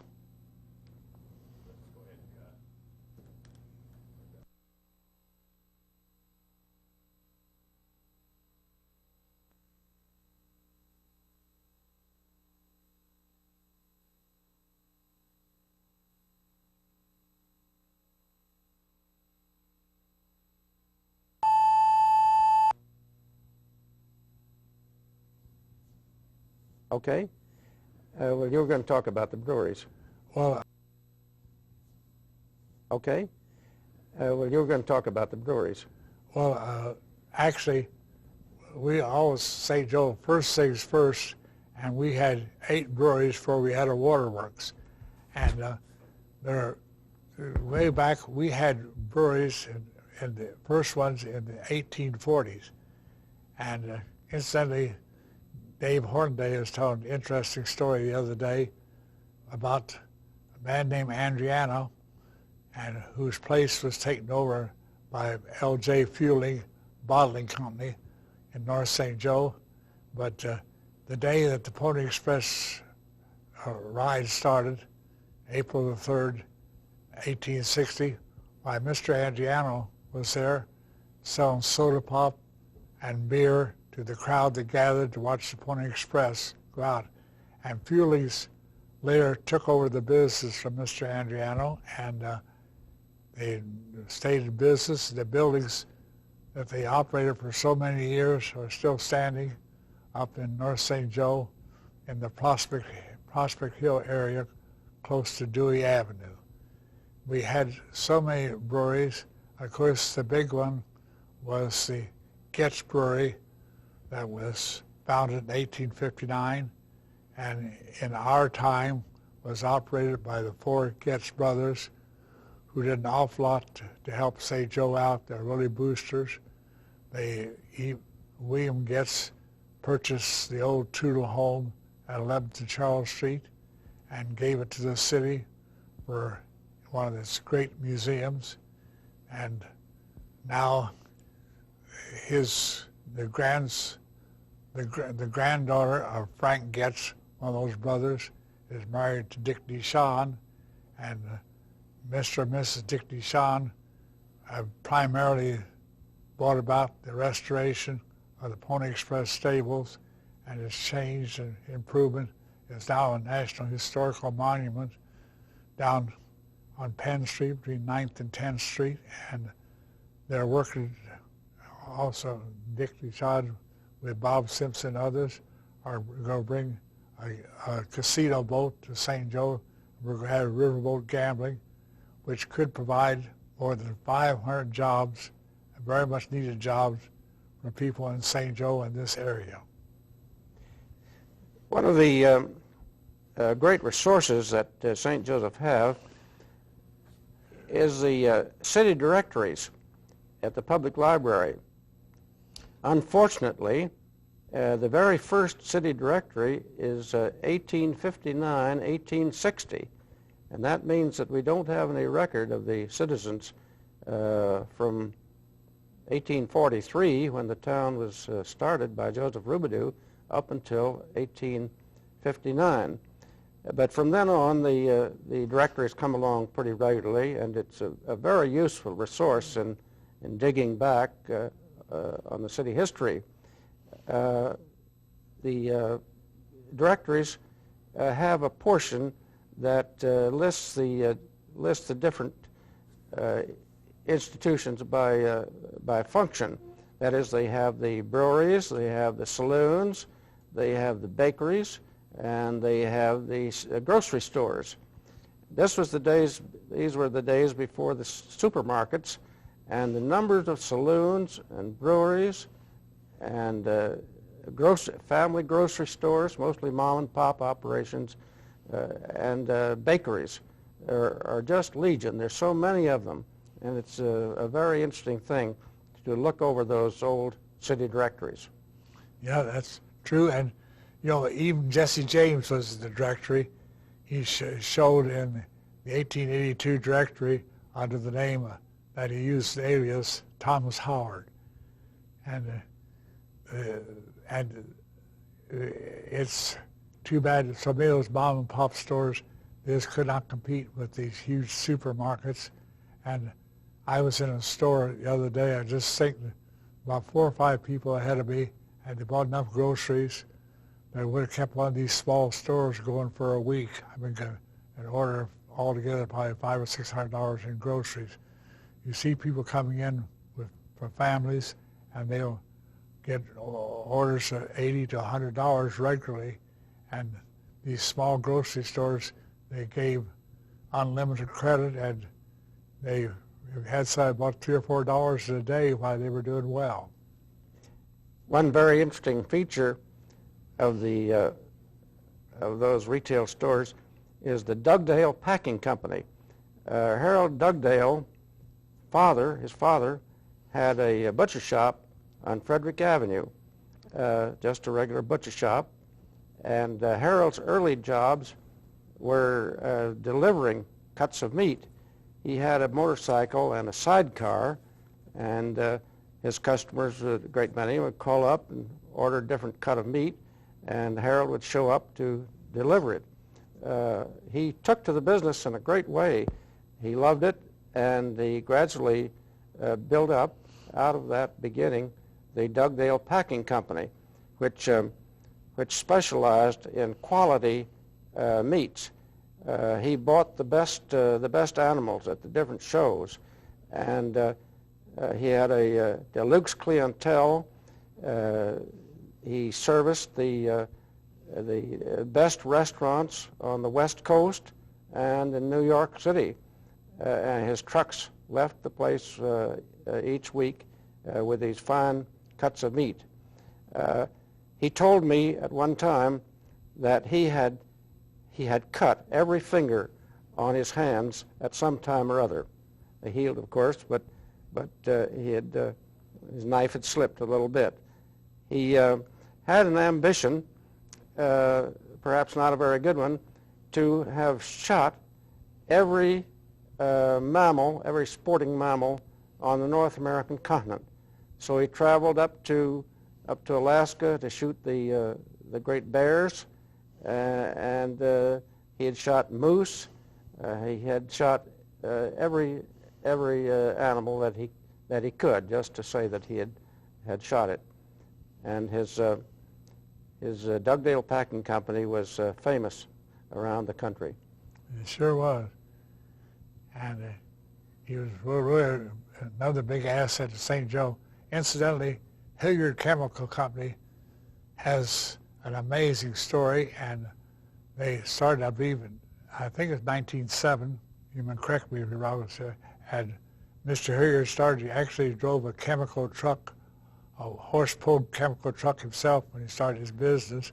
It came up and nationally known, and they had one of the great publicity men ever had in St. Joe, and his name was Elliot Spratt, and he was he married one of the Hilliard girls, and I think of two things he got to get him national publicity. He arranged for Ringley and Barnum Bailey Circus to use Hilliard products to clean their elephants. Got some publicity. Then he got some publicity another time when he took Madison Square Garden, where they had all the big fights, the major basketball games, and they used Hilliard products for their floors. And it was really good advertising not only for the firm, but for St. Joe, that we were turning out things in that big a demand. He was known all over the country as Jack Spratt, and he cultivated that. When he was in high school, he was a classmate of one or more of the Hilliard sons, and they loved basketball and were very good at it. They developed this. They developed a Hilliard basketball team that became quite good, and it was used as an advertisement for their floor coverings, floor treatments, because the treatment they would give a floor was very good for basketball, and that became one of their great publicity features. They won, in 1926, they won the National AAU Championship. And every year, they made St. Joe basketball conscious. They must not charge very much because they'd fill the auditorium and they would play their games there. And schedules were different in those days. The Hilliards would play at the University of Missouri, the University of Kansas, their teams. They'd play the Haskell Indians and things like that, and they'd play some almost like professional teams. They'd play and beat, and Spratt, by the way, was one of their basketball players, and they had one of the great all-time basketball players to organize the team that won the championship, and his name was Forrest DiBernardi. He was just an unbelievable basketball player. Pardon me. Are you through with that? No. Yeah. Did you ever have anything to do with the people that invented SDP, wasn't it? SDP? No, I knew who they were, Uh-huh. but I had nothing to do with that. But that was invented here in St. Joseph, wasn't it? St. Joe made a lot of money before they sold out on the thing. Before it got big. I'll tell you a person I met that I thoroughly enjoyed is Sally Rand, and the great fan dancer. And first time I met her, I was covering the Missouri legislature in 1941, and she was a Missouri girl. She came from Hickory County, and she captured the big Chicago Exposition World's Fair of 1932 with her fan dancer, and she was unbelievable. She kept going, and the last time I saw her, and she's still working as a fan dancer, she was in burlesque in Atlantic City in 1964 while the Democratic National Convention was nominating Lyndon Johnson, and to a couple of St. Joe friends, I wanted the burlesque to see her and sent a note backstage and said, Missouri friends would like to talk to you. So she said, come back at the intermission. We did, and here she was fan dancing then. She was a grandmother, and she was into her 70s, and she said the only difference between now and my early days, I use more blue light. It doesn't show the wrinkles, and so I still go full speed. And she had a knack in publicity. When she would play in a town, why she would ask a restaurant to put Sally Rand items on its menu, and one of them that she used to have Sally Rand salad, and Sally Rand salad was naturally a salad without dressing. And she got good publicity and things like that. I interviewed her one time, and all she had to protect her was a towel not much bigger than a handkerchief. But there was no morality involved because I was 700 miles away. I was writing a magazine article about her at the time, and I called her. She was in Royal Oaks, right outside of Detroit, Michigan, and I had to get some facts from her, a magazine article, and so she said, I'm freezing. She said, this guy in the shower. She said, I got a dinky little towel, and I'm standing here. So I said, well, Miss Rand, I'll call you back later. Don't inconvenience. No, I don't want to waste the phone call. She said, I can stand here and talk anyway. So I couldn't see a lot of Miss Rand, yet you could see her over the telephone. But she was a wonderful fan dancer, and now there's a drive on. They're trying to get somebody to write a book about her. One of her records was she had to do the biggest attendance they ever had at the Missouri State Fair. And Governor Forrest Smith brought her there, and there were complaints that her act was immoral. So Forrest Smith said, as governor, I'll watch his act. And he said, I'm a man who thumbs his Bible every day. And he said, I'll say if it's immoral, it is, we won't have her. And he listened. I don't know how much Forrest knew about the arts, but he said the act was not immoral. And went on, she set records at the Missouri State Fair.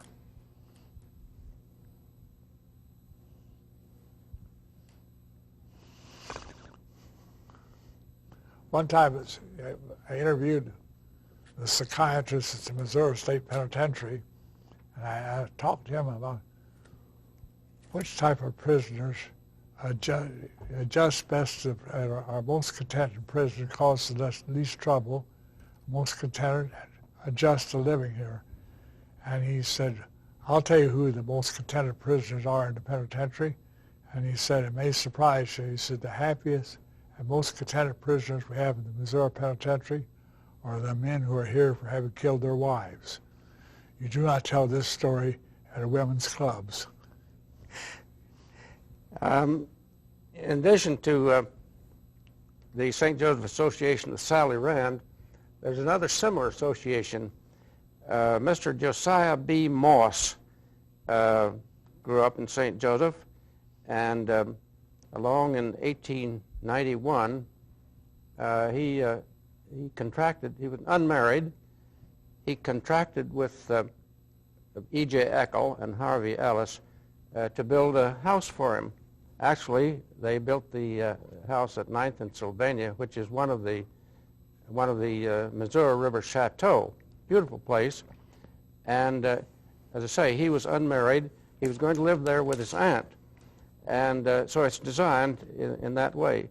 The fact is that later on he did get married and brought up a family of a son and a daughter. The house was not so well adapted for family life.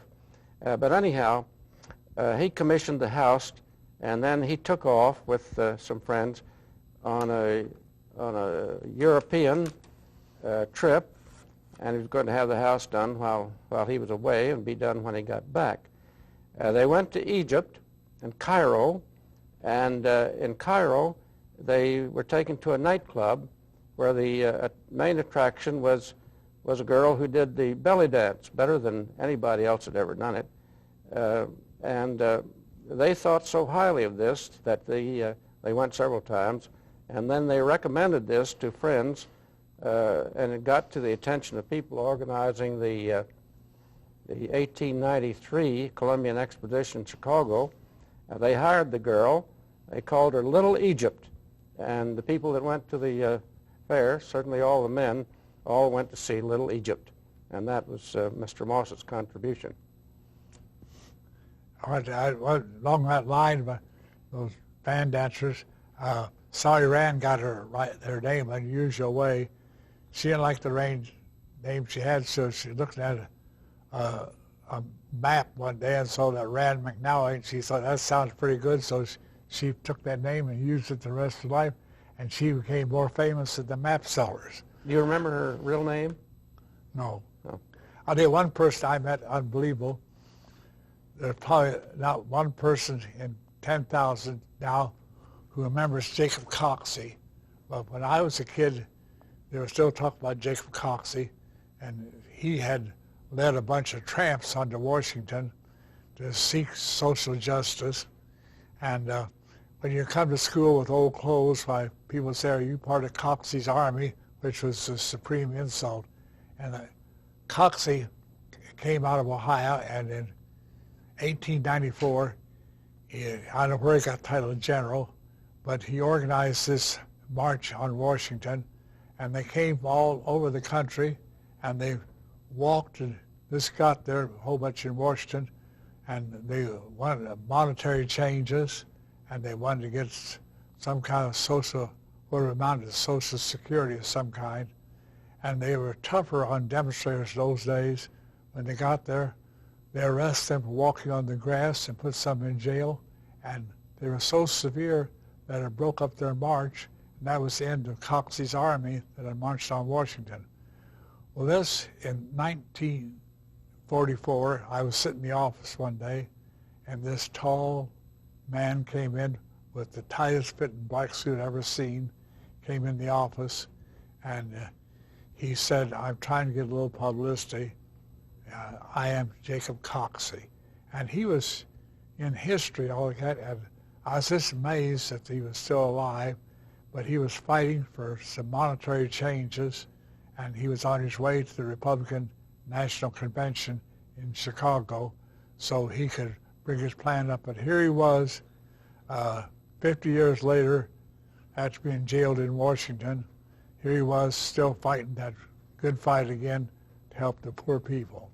Did you ever see Dr. Brinkley, the goat gland doctor? I did not know.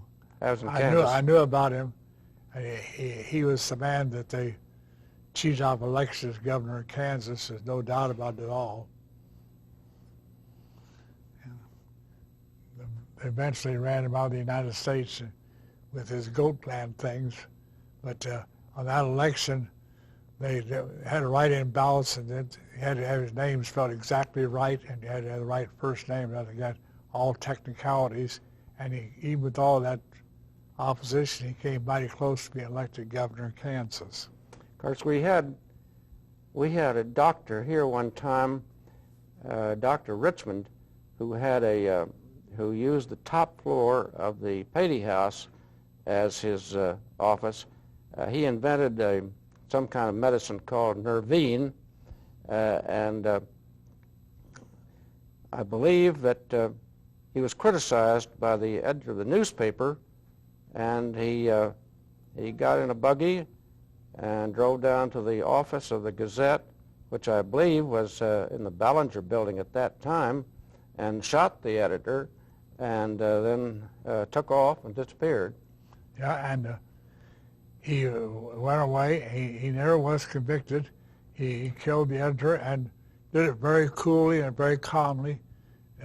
He had the cab driver driving his buggy, had him wait outside while he went inside and killed the editor. And the editor he killed, his name was Strong. And I believe that was the only newspaper man that was ever killed, but there were various confrontations. One tried to beat up another man.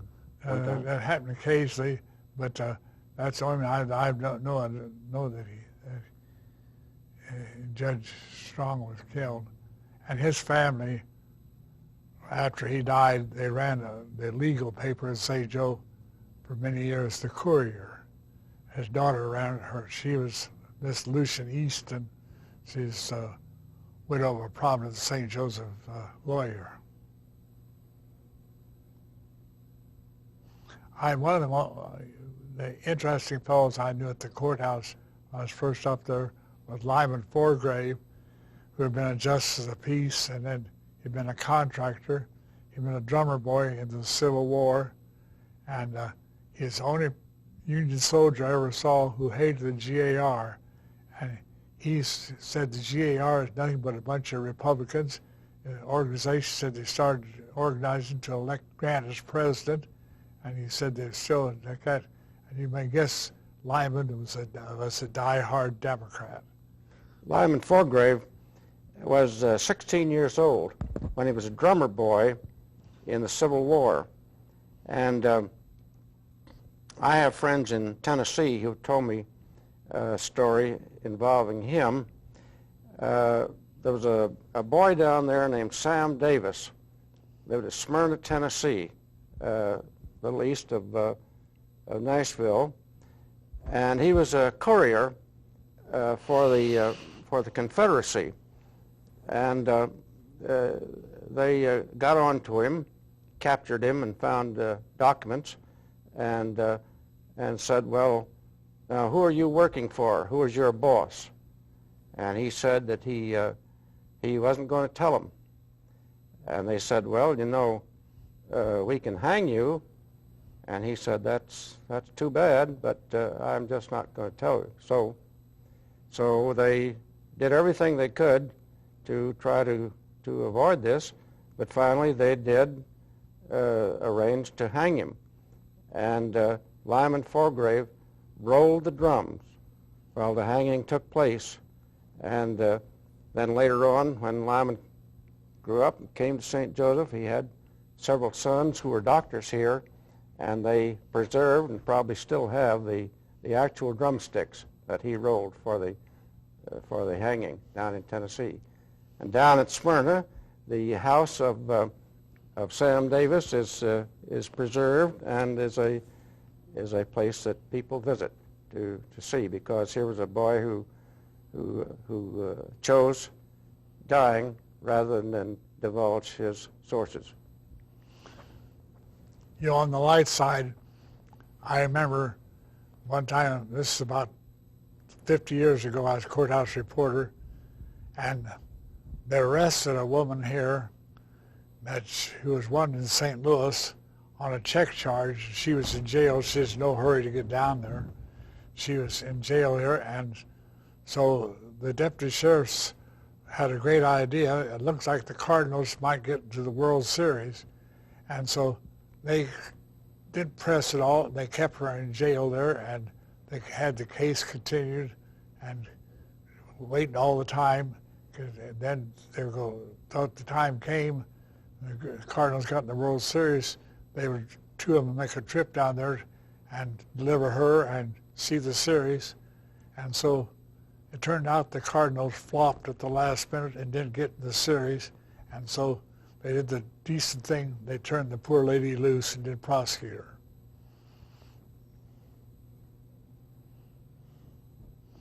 I still like to talk about the second luckiest day of my life. It was the day I met Harry Truman. The luckiest day I ever had was the day I met Marguerite Bennett, who became my wife. But in May of 1934, I was at the courthouse one day, and Charlie Enos, chief of police, came up to me and said, "There's a little fellow run for United States Senator down to St. Francis Hotel, and he said he'd like to get some publicity." He said, "Awful nice little fellow." And he said, "Why don't you drop down?" So I went down, and Harry Truman was sitting in the lobby of the St. Francis Hotel all by himself that day. And so I introduced myself and talked to him. And he had just filed a week or two before for the Democratic nomination for United States Senator. And it was a tough time to file. Everybody knew that Pendergast was behind him. And at the election in April, this is the month before the city election, 4 people had been killed in the Kansas City election. They were pretty rough shot in those days. And asked him if that's going to hurt him. And he said, no. He said, Mr. Pendergast is backing me. He never asked me to do anything illegal or dishonest. He knew I wouldn't. But he said, I'm going to win this election because I'm going to work harder. And he got talking, and one thing was that as a boy, he had an eye defect, and it amounted to a flat eyeball. And remember, he took off his glasses and showed me. And in the middle of each lens, there's a thing like about the size of a half a peanut that I had used to enlarge his sight.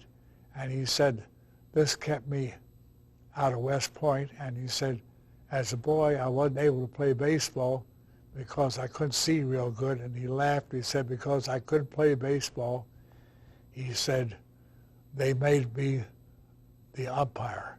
And he laughed by being the umpire because he had poor sight.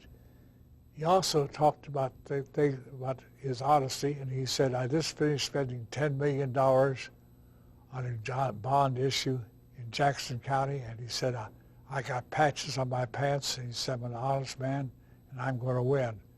And he was very much an underdog. There were two powerful fellows running against him. Milligan came up this part of the country, and they thought he had a real good chance.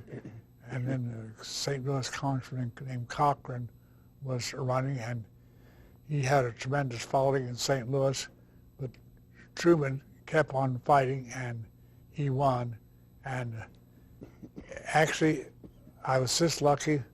I got to talk to him later on in the office of the White House, and as president, he was just the same easygoing, completely honest fellow as he was when he was a county judge in Kansas City looking for election as United States Senator.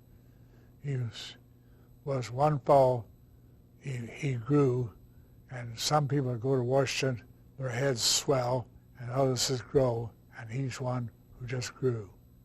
You've probably read the recent biography, haven't you? McCullough's book, yeah, and it's an exceptionally fine book. It took him 10 years to write it. It's a book that'll wear you out because it's so heavy. It's over 1,000 pages, but every bit of it's sure worth reading.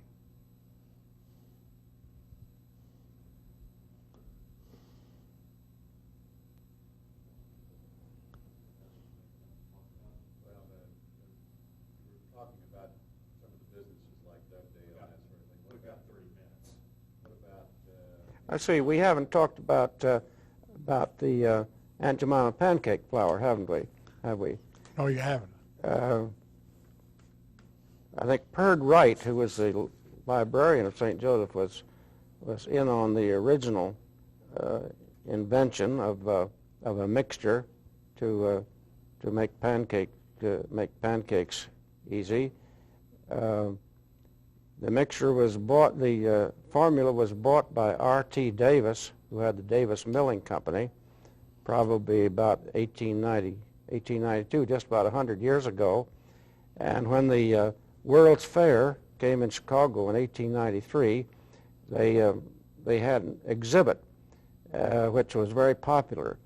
It was a large barrel, it was a huge room in the shape of a barrel, and on its side, and you could walk in there, and there was a colored woman who was Aunt Jemima in the way we know she dressed in the advertisements. I believe she was a St. Joseph woman, and she was making pancakes, and you could go in there and get free pancakes. The trademark became very popular, and it still goes on. I think that there have been numerous subjects of the trademark. It's changed a little bit over the years, but it's still a well-known trademark in retail use. You know, one of the great fire chiefs St. Joe had was late Leo J. Urbanski, and he was unbelievable. And here's a puzzle for you. Leo Urbanski had never been in England. His parents had never been in England. His great-grandparents had never been in England. His great-great-grandparents had never been in England. He was a native of England. It happened this way. His folks coming over from Poland were in a steerage, and he was born on the ship in mid-ocean. And because it was an English ship under international law, that made him a native of England, where he had never been, where none of his folks had ever been. He was an unbelievable fellow, and he worked hard until he got married, and he was chief, and he's on duty 24 hours a day. He slept at the fire station. He had all his meals there. He had a room at his sister's home. He went there occasionally, but all the time he was on duty, and he would go attend national conventions, and he would insist on driving instead of wasting money on train fare or plane fare, and he would stay at fire stations. Even in Convention City, he wouldn't stay at a big hotel. He would stay at a fire station, and he would go to Philadelphia and be gone 2 weeks and come back and turn the bill maybe $78 for all his expenses. And he had one fault. He wanted to put out every fire personally. And he would go, he didn't know the meaning of fear. And if ever was a fellow properly named, it was Leo the Lion Urbanski. And I was at one of the fires, and there was a young Irishman named Delaney, and he had 9 children, and he was running around trying to help put out the fire, and Urbanski said, "Delaney, come here and sit down in my car and don't you budge." He said, "If you get killed," he said, "it'll ruin our pension fund." With 9 kids, that would probably do it. And Leo was a great guy, and he had a son who became the music man on This Is Your Life, and with his connections, they put on that radio show, This Is Your Life, many years ago, and I was amazed the thoroughness they went about. I kept in contact with one of the producers, getting some of the facts needed for the show about his career, and they even tried to find if there were any of the old horses alive when they had horse-drawn fire trucks, fire cars in St. Joseph, and they weren't. And that brings another memory. The way those horses were trained in fire stations were unbelievable. They had perfect toilet manners, and I can't tell on television exactly how, but they did not get their stalls dirty, and they were on very strict time schedules. And up on the fire station number 7, 10th and Corby Street, they would have these 2 horses at nighttime and give them exercise. They would trot up and down 10th Street with nobody on them. They would go up to Lincoln Street, 2 blocks north of the station, turn south down to Isidore where the cathedral is, and then come back up that way. And when the alarm rang and sounded the bell, those horses would dash up there and would go into the marketplace on the floor, and the harness would drop on top of them. And the captain in charge up there was Joe Trainer, who was perfectly named because he had trained those horses. And those horses were just unbelievable, and they were very colorful. And the one reason they attracted a lot of kids that used the fire station as a place to go to, because firemen were friendly and told them a lot of stories, some of which were true. Did you know Chief Kane? He was well-known. I didn't know him, but I remember him. He rode to fires by a sulky behind a speeding horse, and you'd see that horse go the street, and sulky going full speed there and striking up sparks as he hit the bricks. And there was, and his brother, Michael Kane, later became chief after Pat Kane died. He was one of our most famous chiefs. I didn't know him, I knew of him, knew what he was.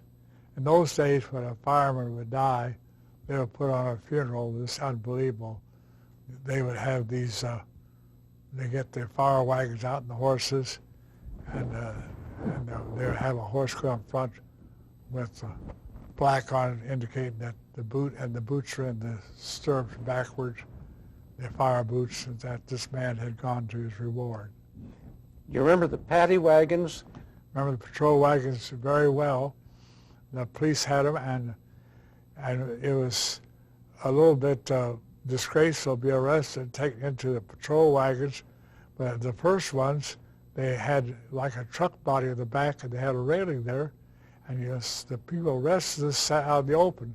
Later on, they did enclose them and put them in there, but they made a lot of arrests. And at that time, the police not only ran the patrol wagons, which they called the Black Marias, but they also ran the ambulance service. And one of the things, there are a lot of private ambulances, and when a call would come into the police station, there are 4 or 5 officers who, before they would go out with the police ambulance, would get on the telephone and call a private ambulance operator, get them the break ahead of the police department. They got a little money for rendering that service for the private ambulance companies. I believe of course, automobiles came in about, I don't know when the first automobile was, but it was early in the 1900s. They formed an automobile club, and they elected a prominent banker, Mr. Henry Krug, as treasurer. But he didn't have an automobile. But then he decided that since he'd been elected an officer of the automobile club, he better get one. So he bought an automobile then. And I remember the first automobile I saw was in San Francisco about the spring of 1905. It looked like a buggy, but you took a crank out from under the seat and put it in the side under the seat, so you could stand on the sidewalk and you'd crank it up from the sidewalk from the side. They looked like buggies in those days. I remember the first car. Thing I remember mostly, you didn't have automatic starters. You had to crank them, and then at nighttime, they had lights. There weren't electrical lights. Some kind of lights had like lamps, and you had to light them yourself, just like you light a lamp in your home before you had electricity. 7 ladies in St. Joseph owned electrics, and those electrics were just like a jewelry store surrounded by plate glass, and they had a tiller. They went rather slowly. You'd recharge them at night, and a friend of mine was walking up Frederick Avenue one time. The electric was running along. This lady was very conservative. She went at a very slow rate, and as he was walking, he got there. He gained on her as she was going up. They were battery operated. I remember the lady I remember who had one was Miss Walker. She had an outstanding confectionery in St. Joe. If you amounted to anything, you took your girlfriend to Walker's and had a sundae or a soda, and they sold unbelievable candy. And they were one of the best known businesses in St. Joe, and Miss Walker had her own electric car. You know, one of the amazing things to me as I've gotten older is that I realized that when I was a young kid that I really knew people who were of a generation prior to that who overlapped with other generations. And you can really, through that process, go back a long way in time. You must have some memories as children of people that go back into the 1800s easily, right?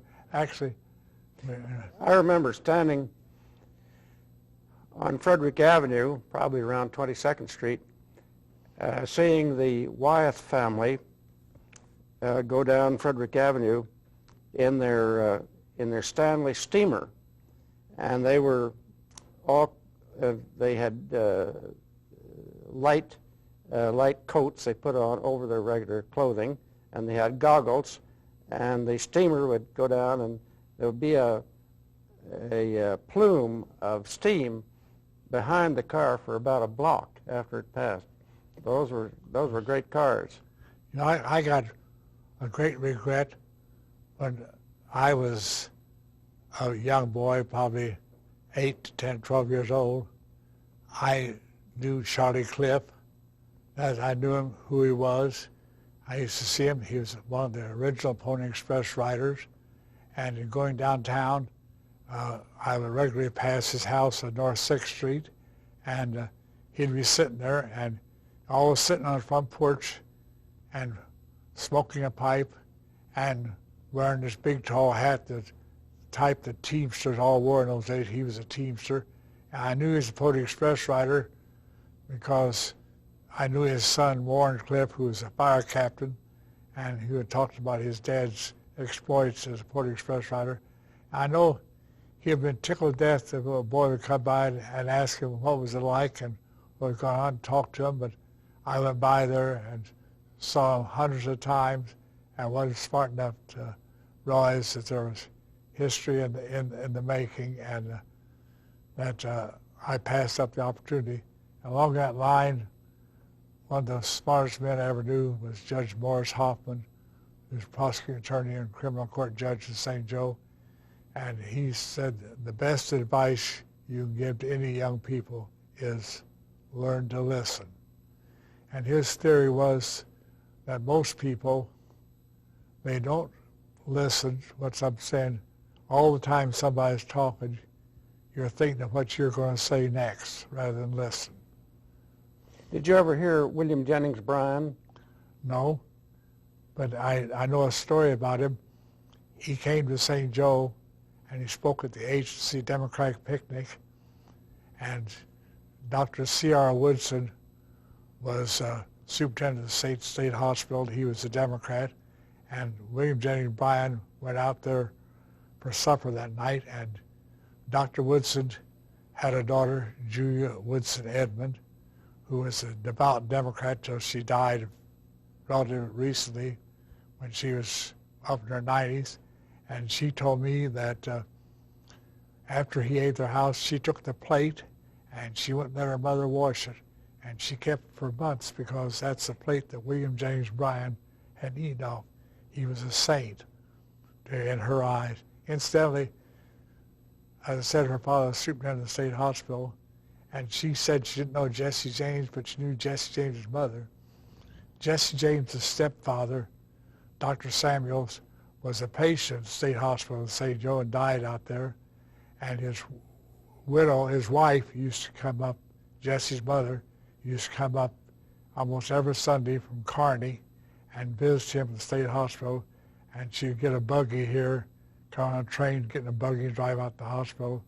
And Julia says, a little girl, and I was scared of her and said, I thought she was somebody who could do you a lot of harm if she wanted to. She said, I never talked to her, but she said, I saw her often. You probably knew Julia Woodson. Yes, yes, indeed. Mm-hmm. When I first came to St. Joe in 1948, our first place we lived was an apartment that was owned by Leonard Guitar at 9th and Ruben, no longer there. But he told me that that home had been built by a Civil War general. Do you know any of that story? Yes, yes, that was Odon Guitar, O-D-O-N. He was a federal general in charge of this district. He had a brother who was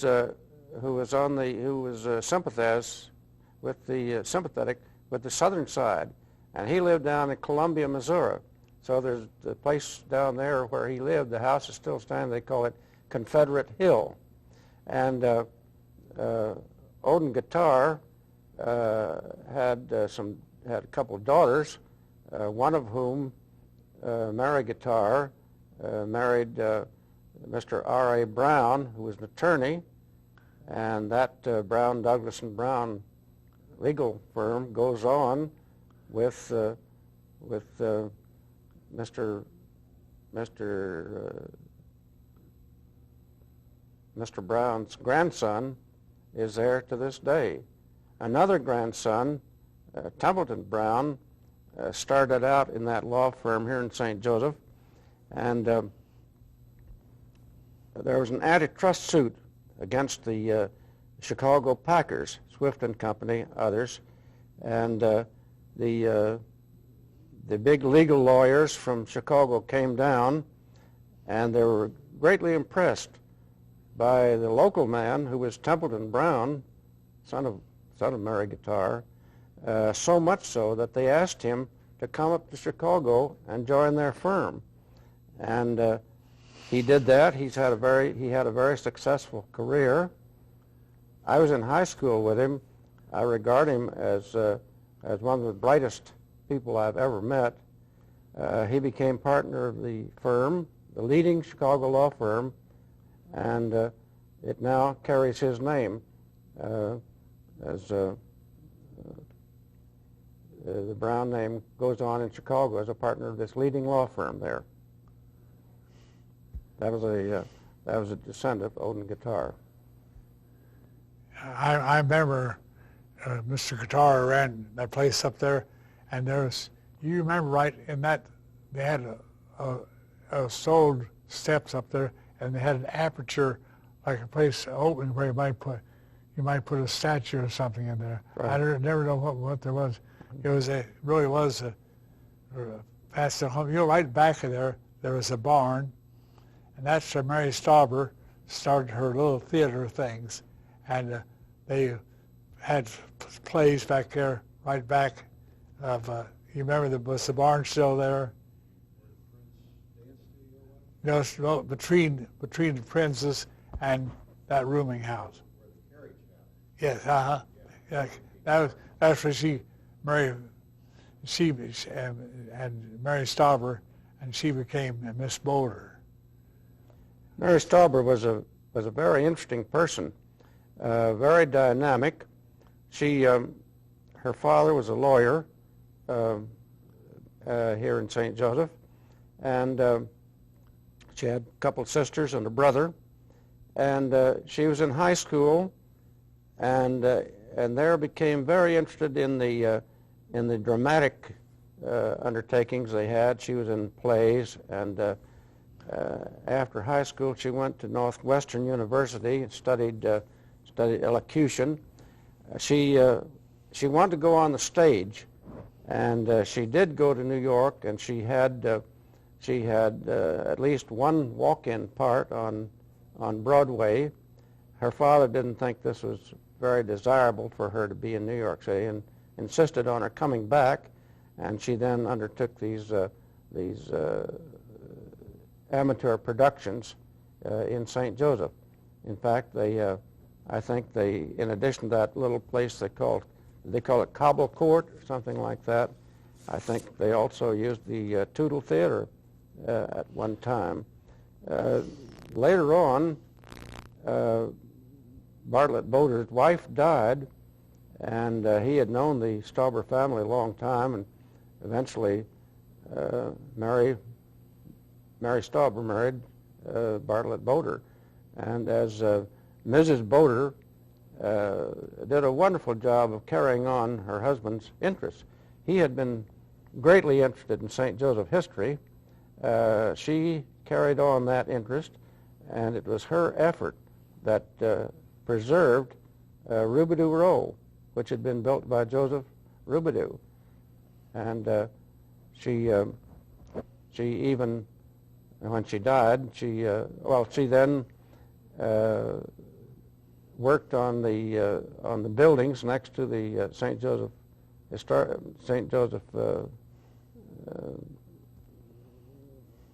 the Missouri Valley Trust Company. She worked on that, kept it intact, and restored the buildings next door to it, the Boder building. And when she died, she left charitable trusts to carry on support of a number of these interests that Bartlett Boder had. She had a very distinguished career. She was a great leader, and left a great hole in the community when she departed. You know, the funny thing, I was close on hand when her father died. Her father, Ralph Stauber, he's a big Republican leader, and I was at a lawyer's office they now call it the First Federal Building at 7th and Felix Street. I was there, and they came in and said, "Mr. Stauber, this collapsed in the elevator and died." I was working in the paper at the time, and I checked out there, and the doctors with him said he's dead, and I called the office and told him that that Mr. Stauber had died. Incidentally, one of the stories that I encountered was very unusual, so unusual that the paper wouldn't use it. I was a courthouse reporter, and we had a deputy county treasurer up there. For many years he had held positions of trust in the city and county government, and his name was Alpha Wigglesworth Toole. He is terribly proud of that name. He went back into history, and he went in genealogy, and he had to sign his name scores of times every day, hundreds of times, and almost always, instead of this A.W. Toole, he'd write Alpha Wigglesworth Toole. One day in 1932, I was at the courthouse, and Al called me into the office, in the back of the vault there, and he said, "I'm going to tell the grand jury that I stole $3,200. And he said, I stole the money to help a friend. And so he said, I'll give you the exact figure, and I'm going to write and tell the grand jury. So I called the officer's story, and right away they said, how well you know him? I said, real well. I said, I've talked to him 5 or 6 times a week for 3 or 4 years. And I said, completely reliable. And they were afraid of us because he was going to lose his job in a week or so on change of administrations. There might be a trick, so they wouldn't use it. He went for the grand jury. He told them how much he stole. Later on, they had an audit, and the audit is exactly the same amount that he had stolen.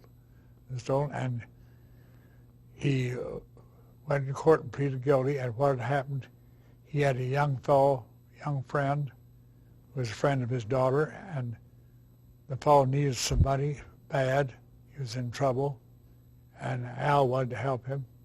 And he had come down at the courthouse one night and had taken this money out of the treasury, kept a complete record of the thing. This fellow never paid him back, and he got a 3-year sentence to penitentiary. In those days, they had a rule in court here that anybody who stole public monies could not get probation or parole. Now they always wind up with it. So he went to the penitentiary, and he had never been further away from St. Joe than Kansas City. He never had a drink in his life. He never smoked in his life. He got to the penitentiary. We went there. He was 73 years old, and because he was a bookkeeper, they had a pants factory outside the prison walls, and they made him a bookkeeper there. And to get inside the prison, he was a prisoner. He had to get a pass to go inside the prison. And the only time he went to the prison was to catch his tip. And in prison language, a tip is the pay you get for work of the state. I think he got something like 14 cents a day. And he did not smoke, and so his tip was used for candy money. And he served his 3 years in the penitentiary and came back to St. Joe and died a lonely old man. And you realize one fellow who made a great sacrifice for a friend, and I know it was wrong, but you had to admire him. That was a wonderful story. I think that story you told of Ott Tyson, who couldn't bear to put his men into penitentiary, is a wonderful one. It can take a minute. Ott Tyson was sort of an unusual guy. Every day he bought a can of cigars. They were in a square can to be about 4 inches and about 8 or 9 inches deep, and he put it in his coat pocket, and that's his cigar supply for the day. He didn't put it in his pocket, he kept it in that can. And he spent his days down at a beer place on Edmund Street, M.P. and Watkins beer place, 517 Edmund Street, and all his friends would come in and visit him, and he'd buy him a drink, and then at nighttime he would catch a ride up the hill. He lived at the jail up there, and Al Empey's and Les Watkins' place is kind of interesting. It was next door to St. Joe's celebrated bathhouse, which was in the basement under the Burston Dearden restaurant. And the bathhouse is known not for the baths it gave, but the fact that it sold straight alcohol for 25 cents a shot, and you could get alcohol there all the time. And the fellow that ran it was named Riley White, and he was the most picturesque speaker I ever heard. He knew and used more swear words than anybody else I'd ever encountered, and as this came natural for him, he wasn't trying to impress you, he just talked that way. And he had a sister I knew, her name was Minnie Himmelberg. I knew I used to see her in court. Minnie Himmelberg ran 3 brothels on South 5th Street. Do you know any society people? What about the change of ownership at the news press? What was the control when you first went there, and then how did it change to the Bradleys? Well, when I first went there, the Palmer family were the majority stockholders, and Mr. Palmer was a real old man who had been an advisor and a colleague of William Randolph Hearst. He had advised Hearst on purchases.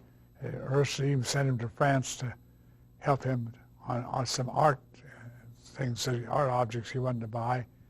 And then in 1939, Mr. Sprague, Hugh Sprague, the publisher, died, and the Palmers decided to bring Henry D. Bradley back here from Connecticut as publisher, and Henry Bradley became publisher. They changed it around and made the thing employee-owned.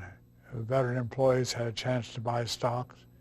Henry Bradley was succeeded as publisher by his son David Bradley, David R. Bradley, and now his grandson is the president and the publisher. One's the president, one's the publisher of News Press, Henry and David Bradley. David Bradley told me a very interesting story about the transition. Evidently, when Mr. Palmer had decided that Mr. Henry Bradley would take over, David Bradley was sent to see Mr. Palmer. They met in Brookline, Massachusetts, and talked it all over what the details of the ownership would be, and they agreed orally. And then Mr. Palmer said, "Well, I think we really ought to have some sort of a written record about this." And they looked all around the house, and the only paper they found was a paper sack, craft paper.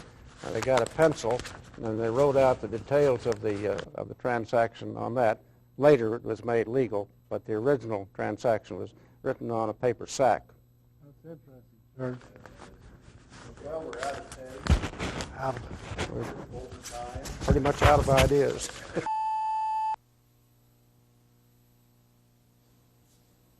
Okay. Well, you were going to talk about the breweries.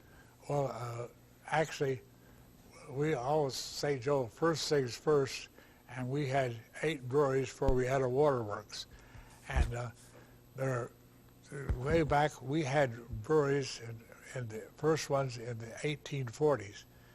And incidentally, Dave Hornaday was telling an interesting story the other day about a man named Andriano, and whose place was taken over by L.J. Fueling Bottling Company in North St. Joe.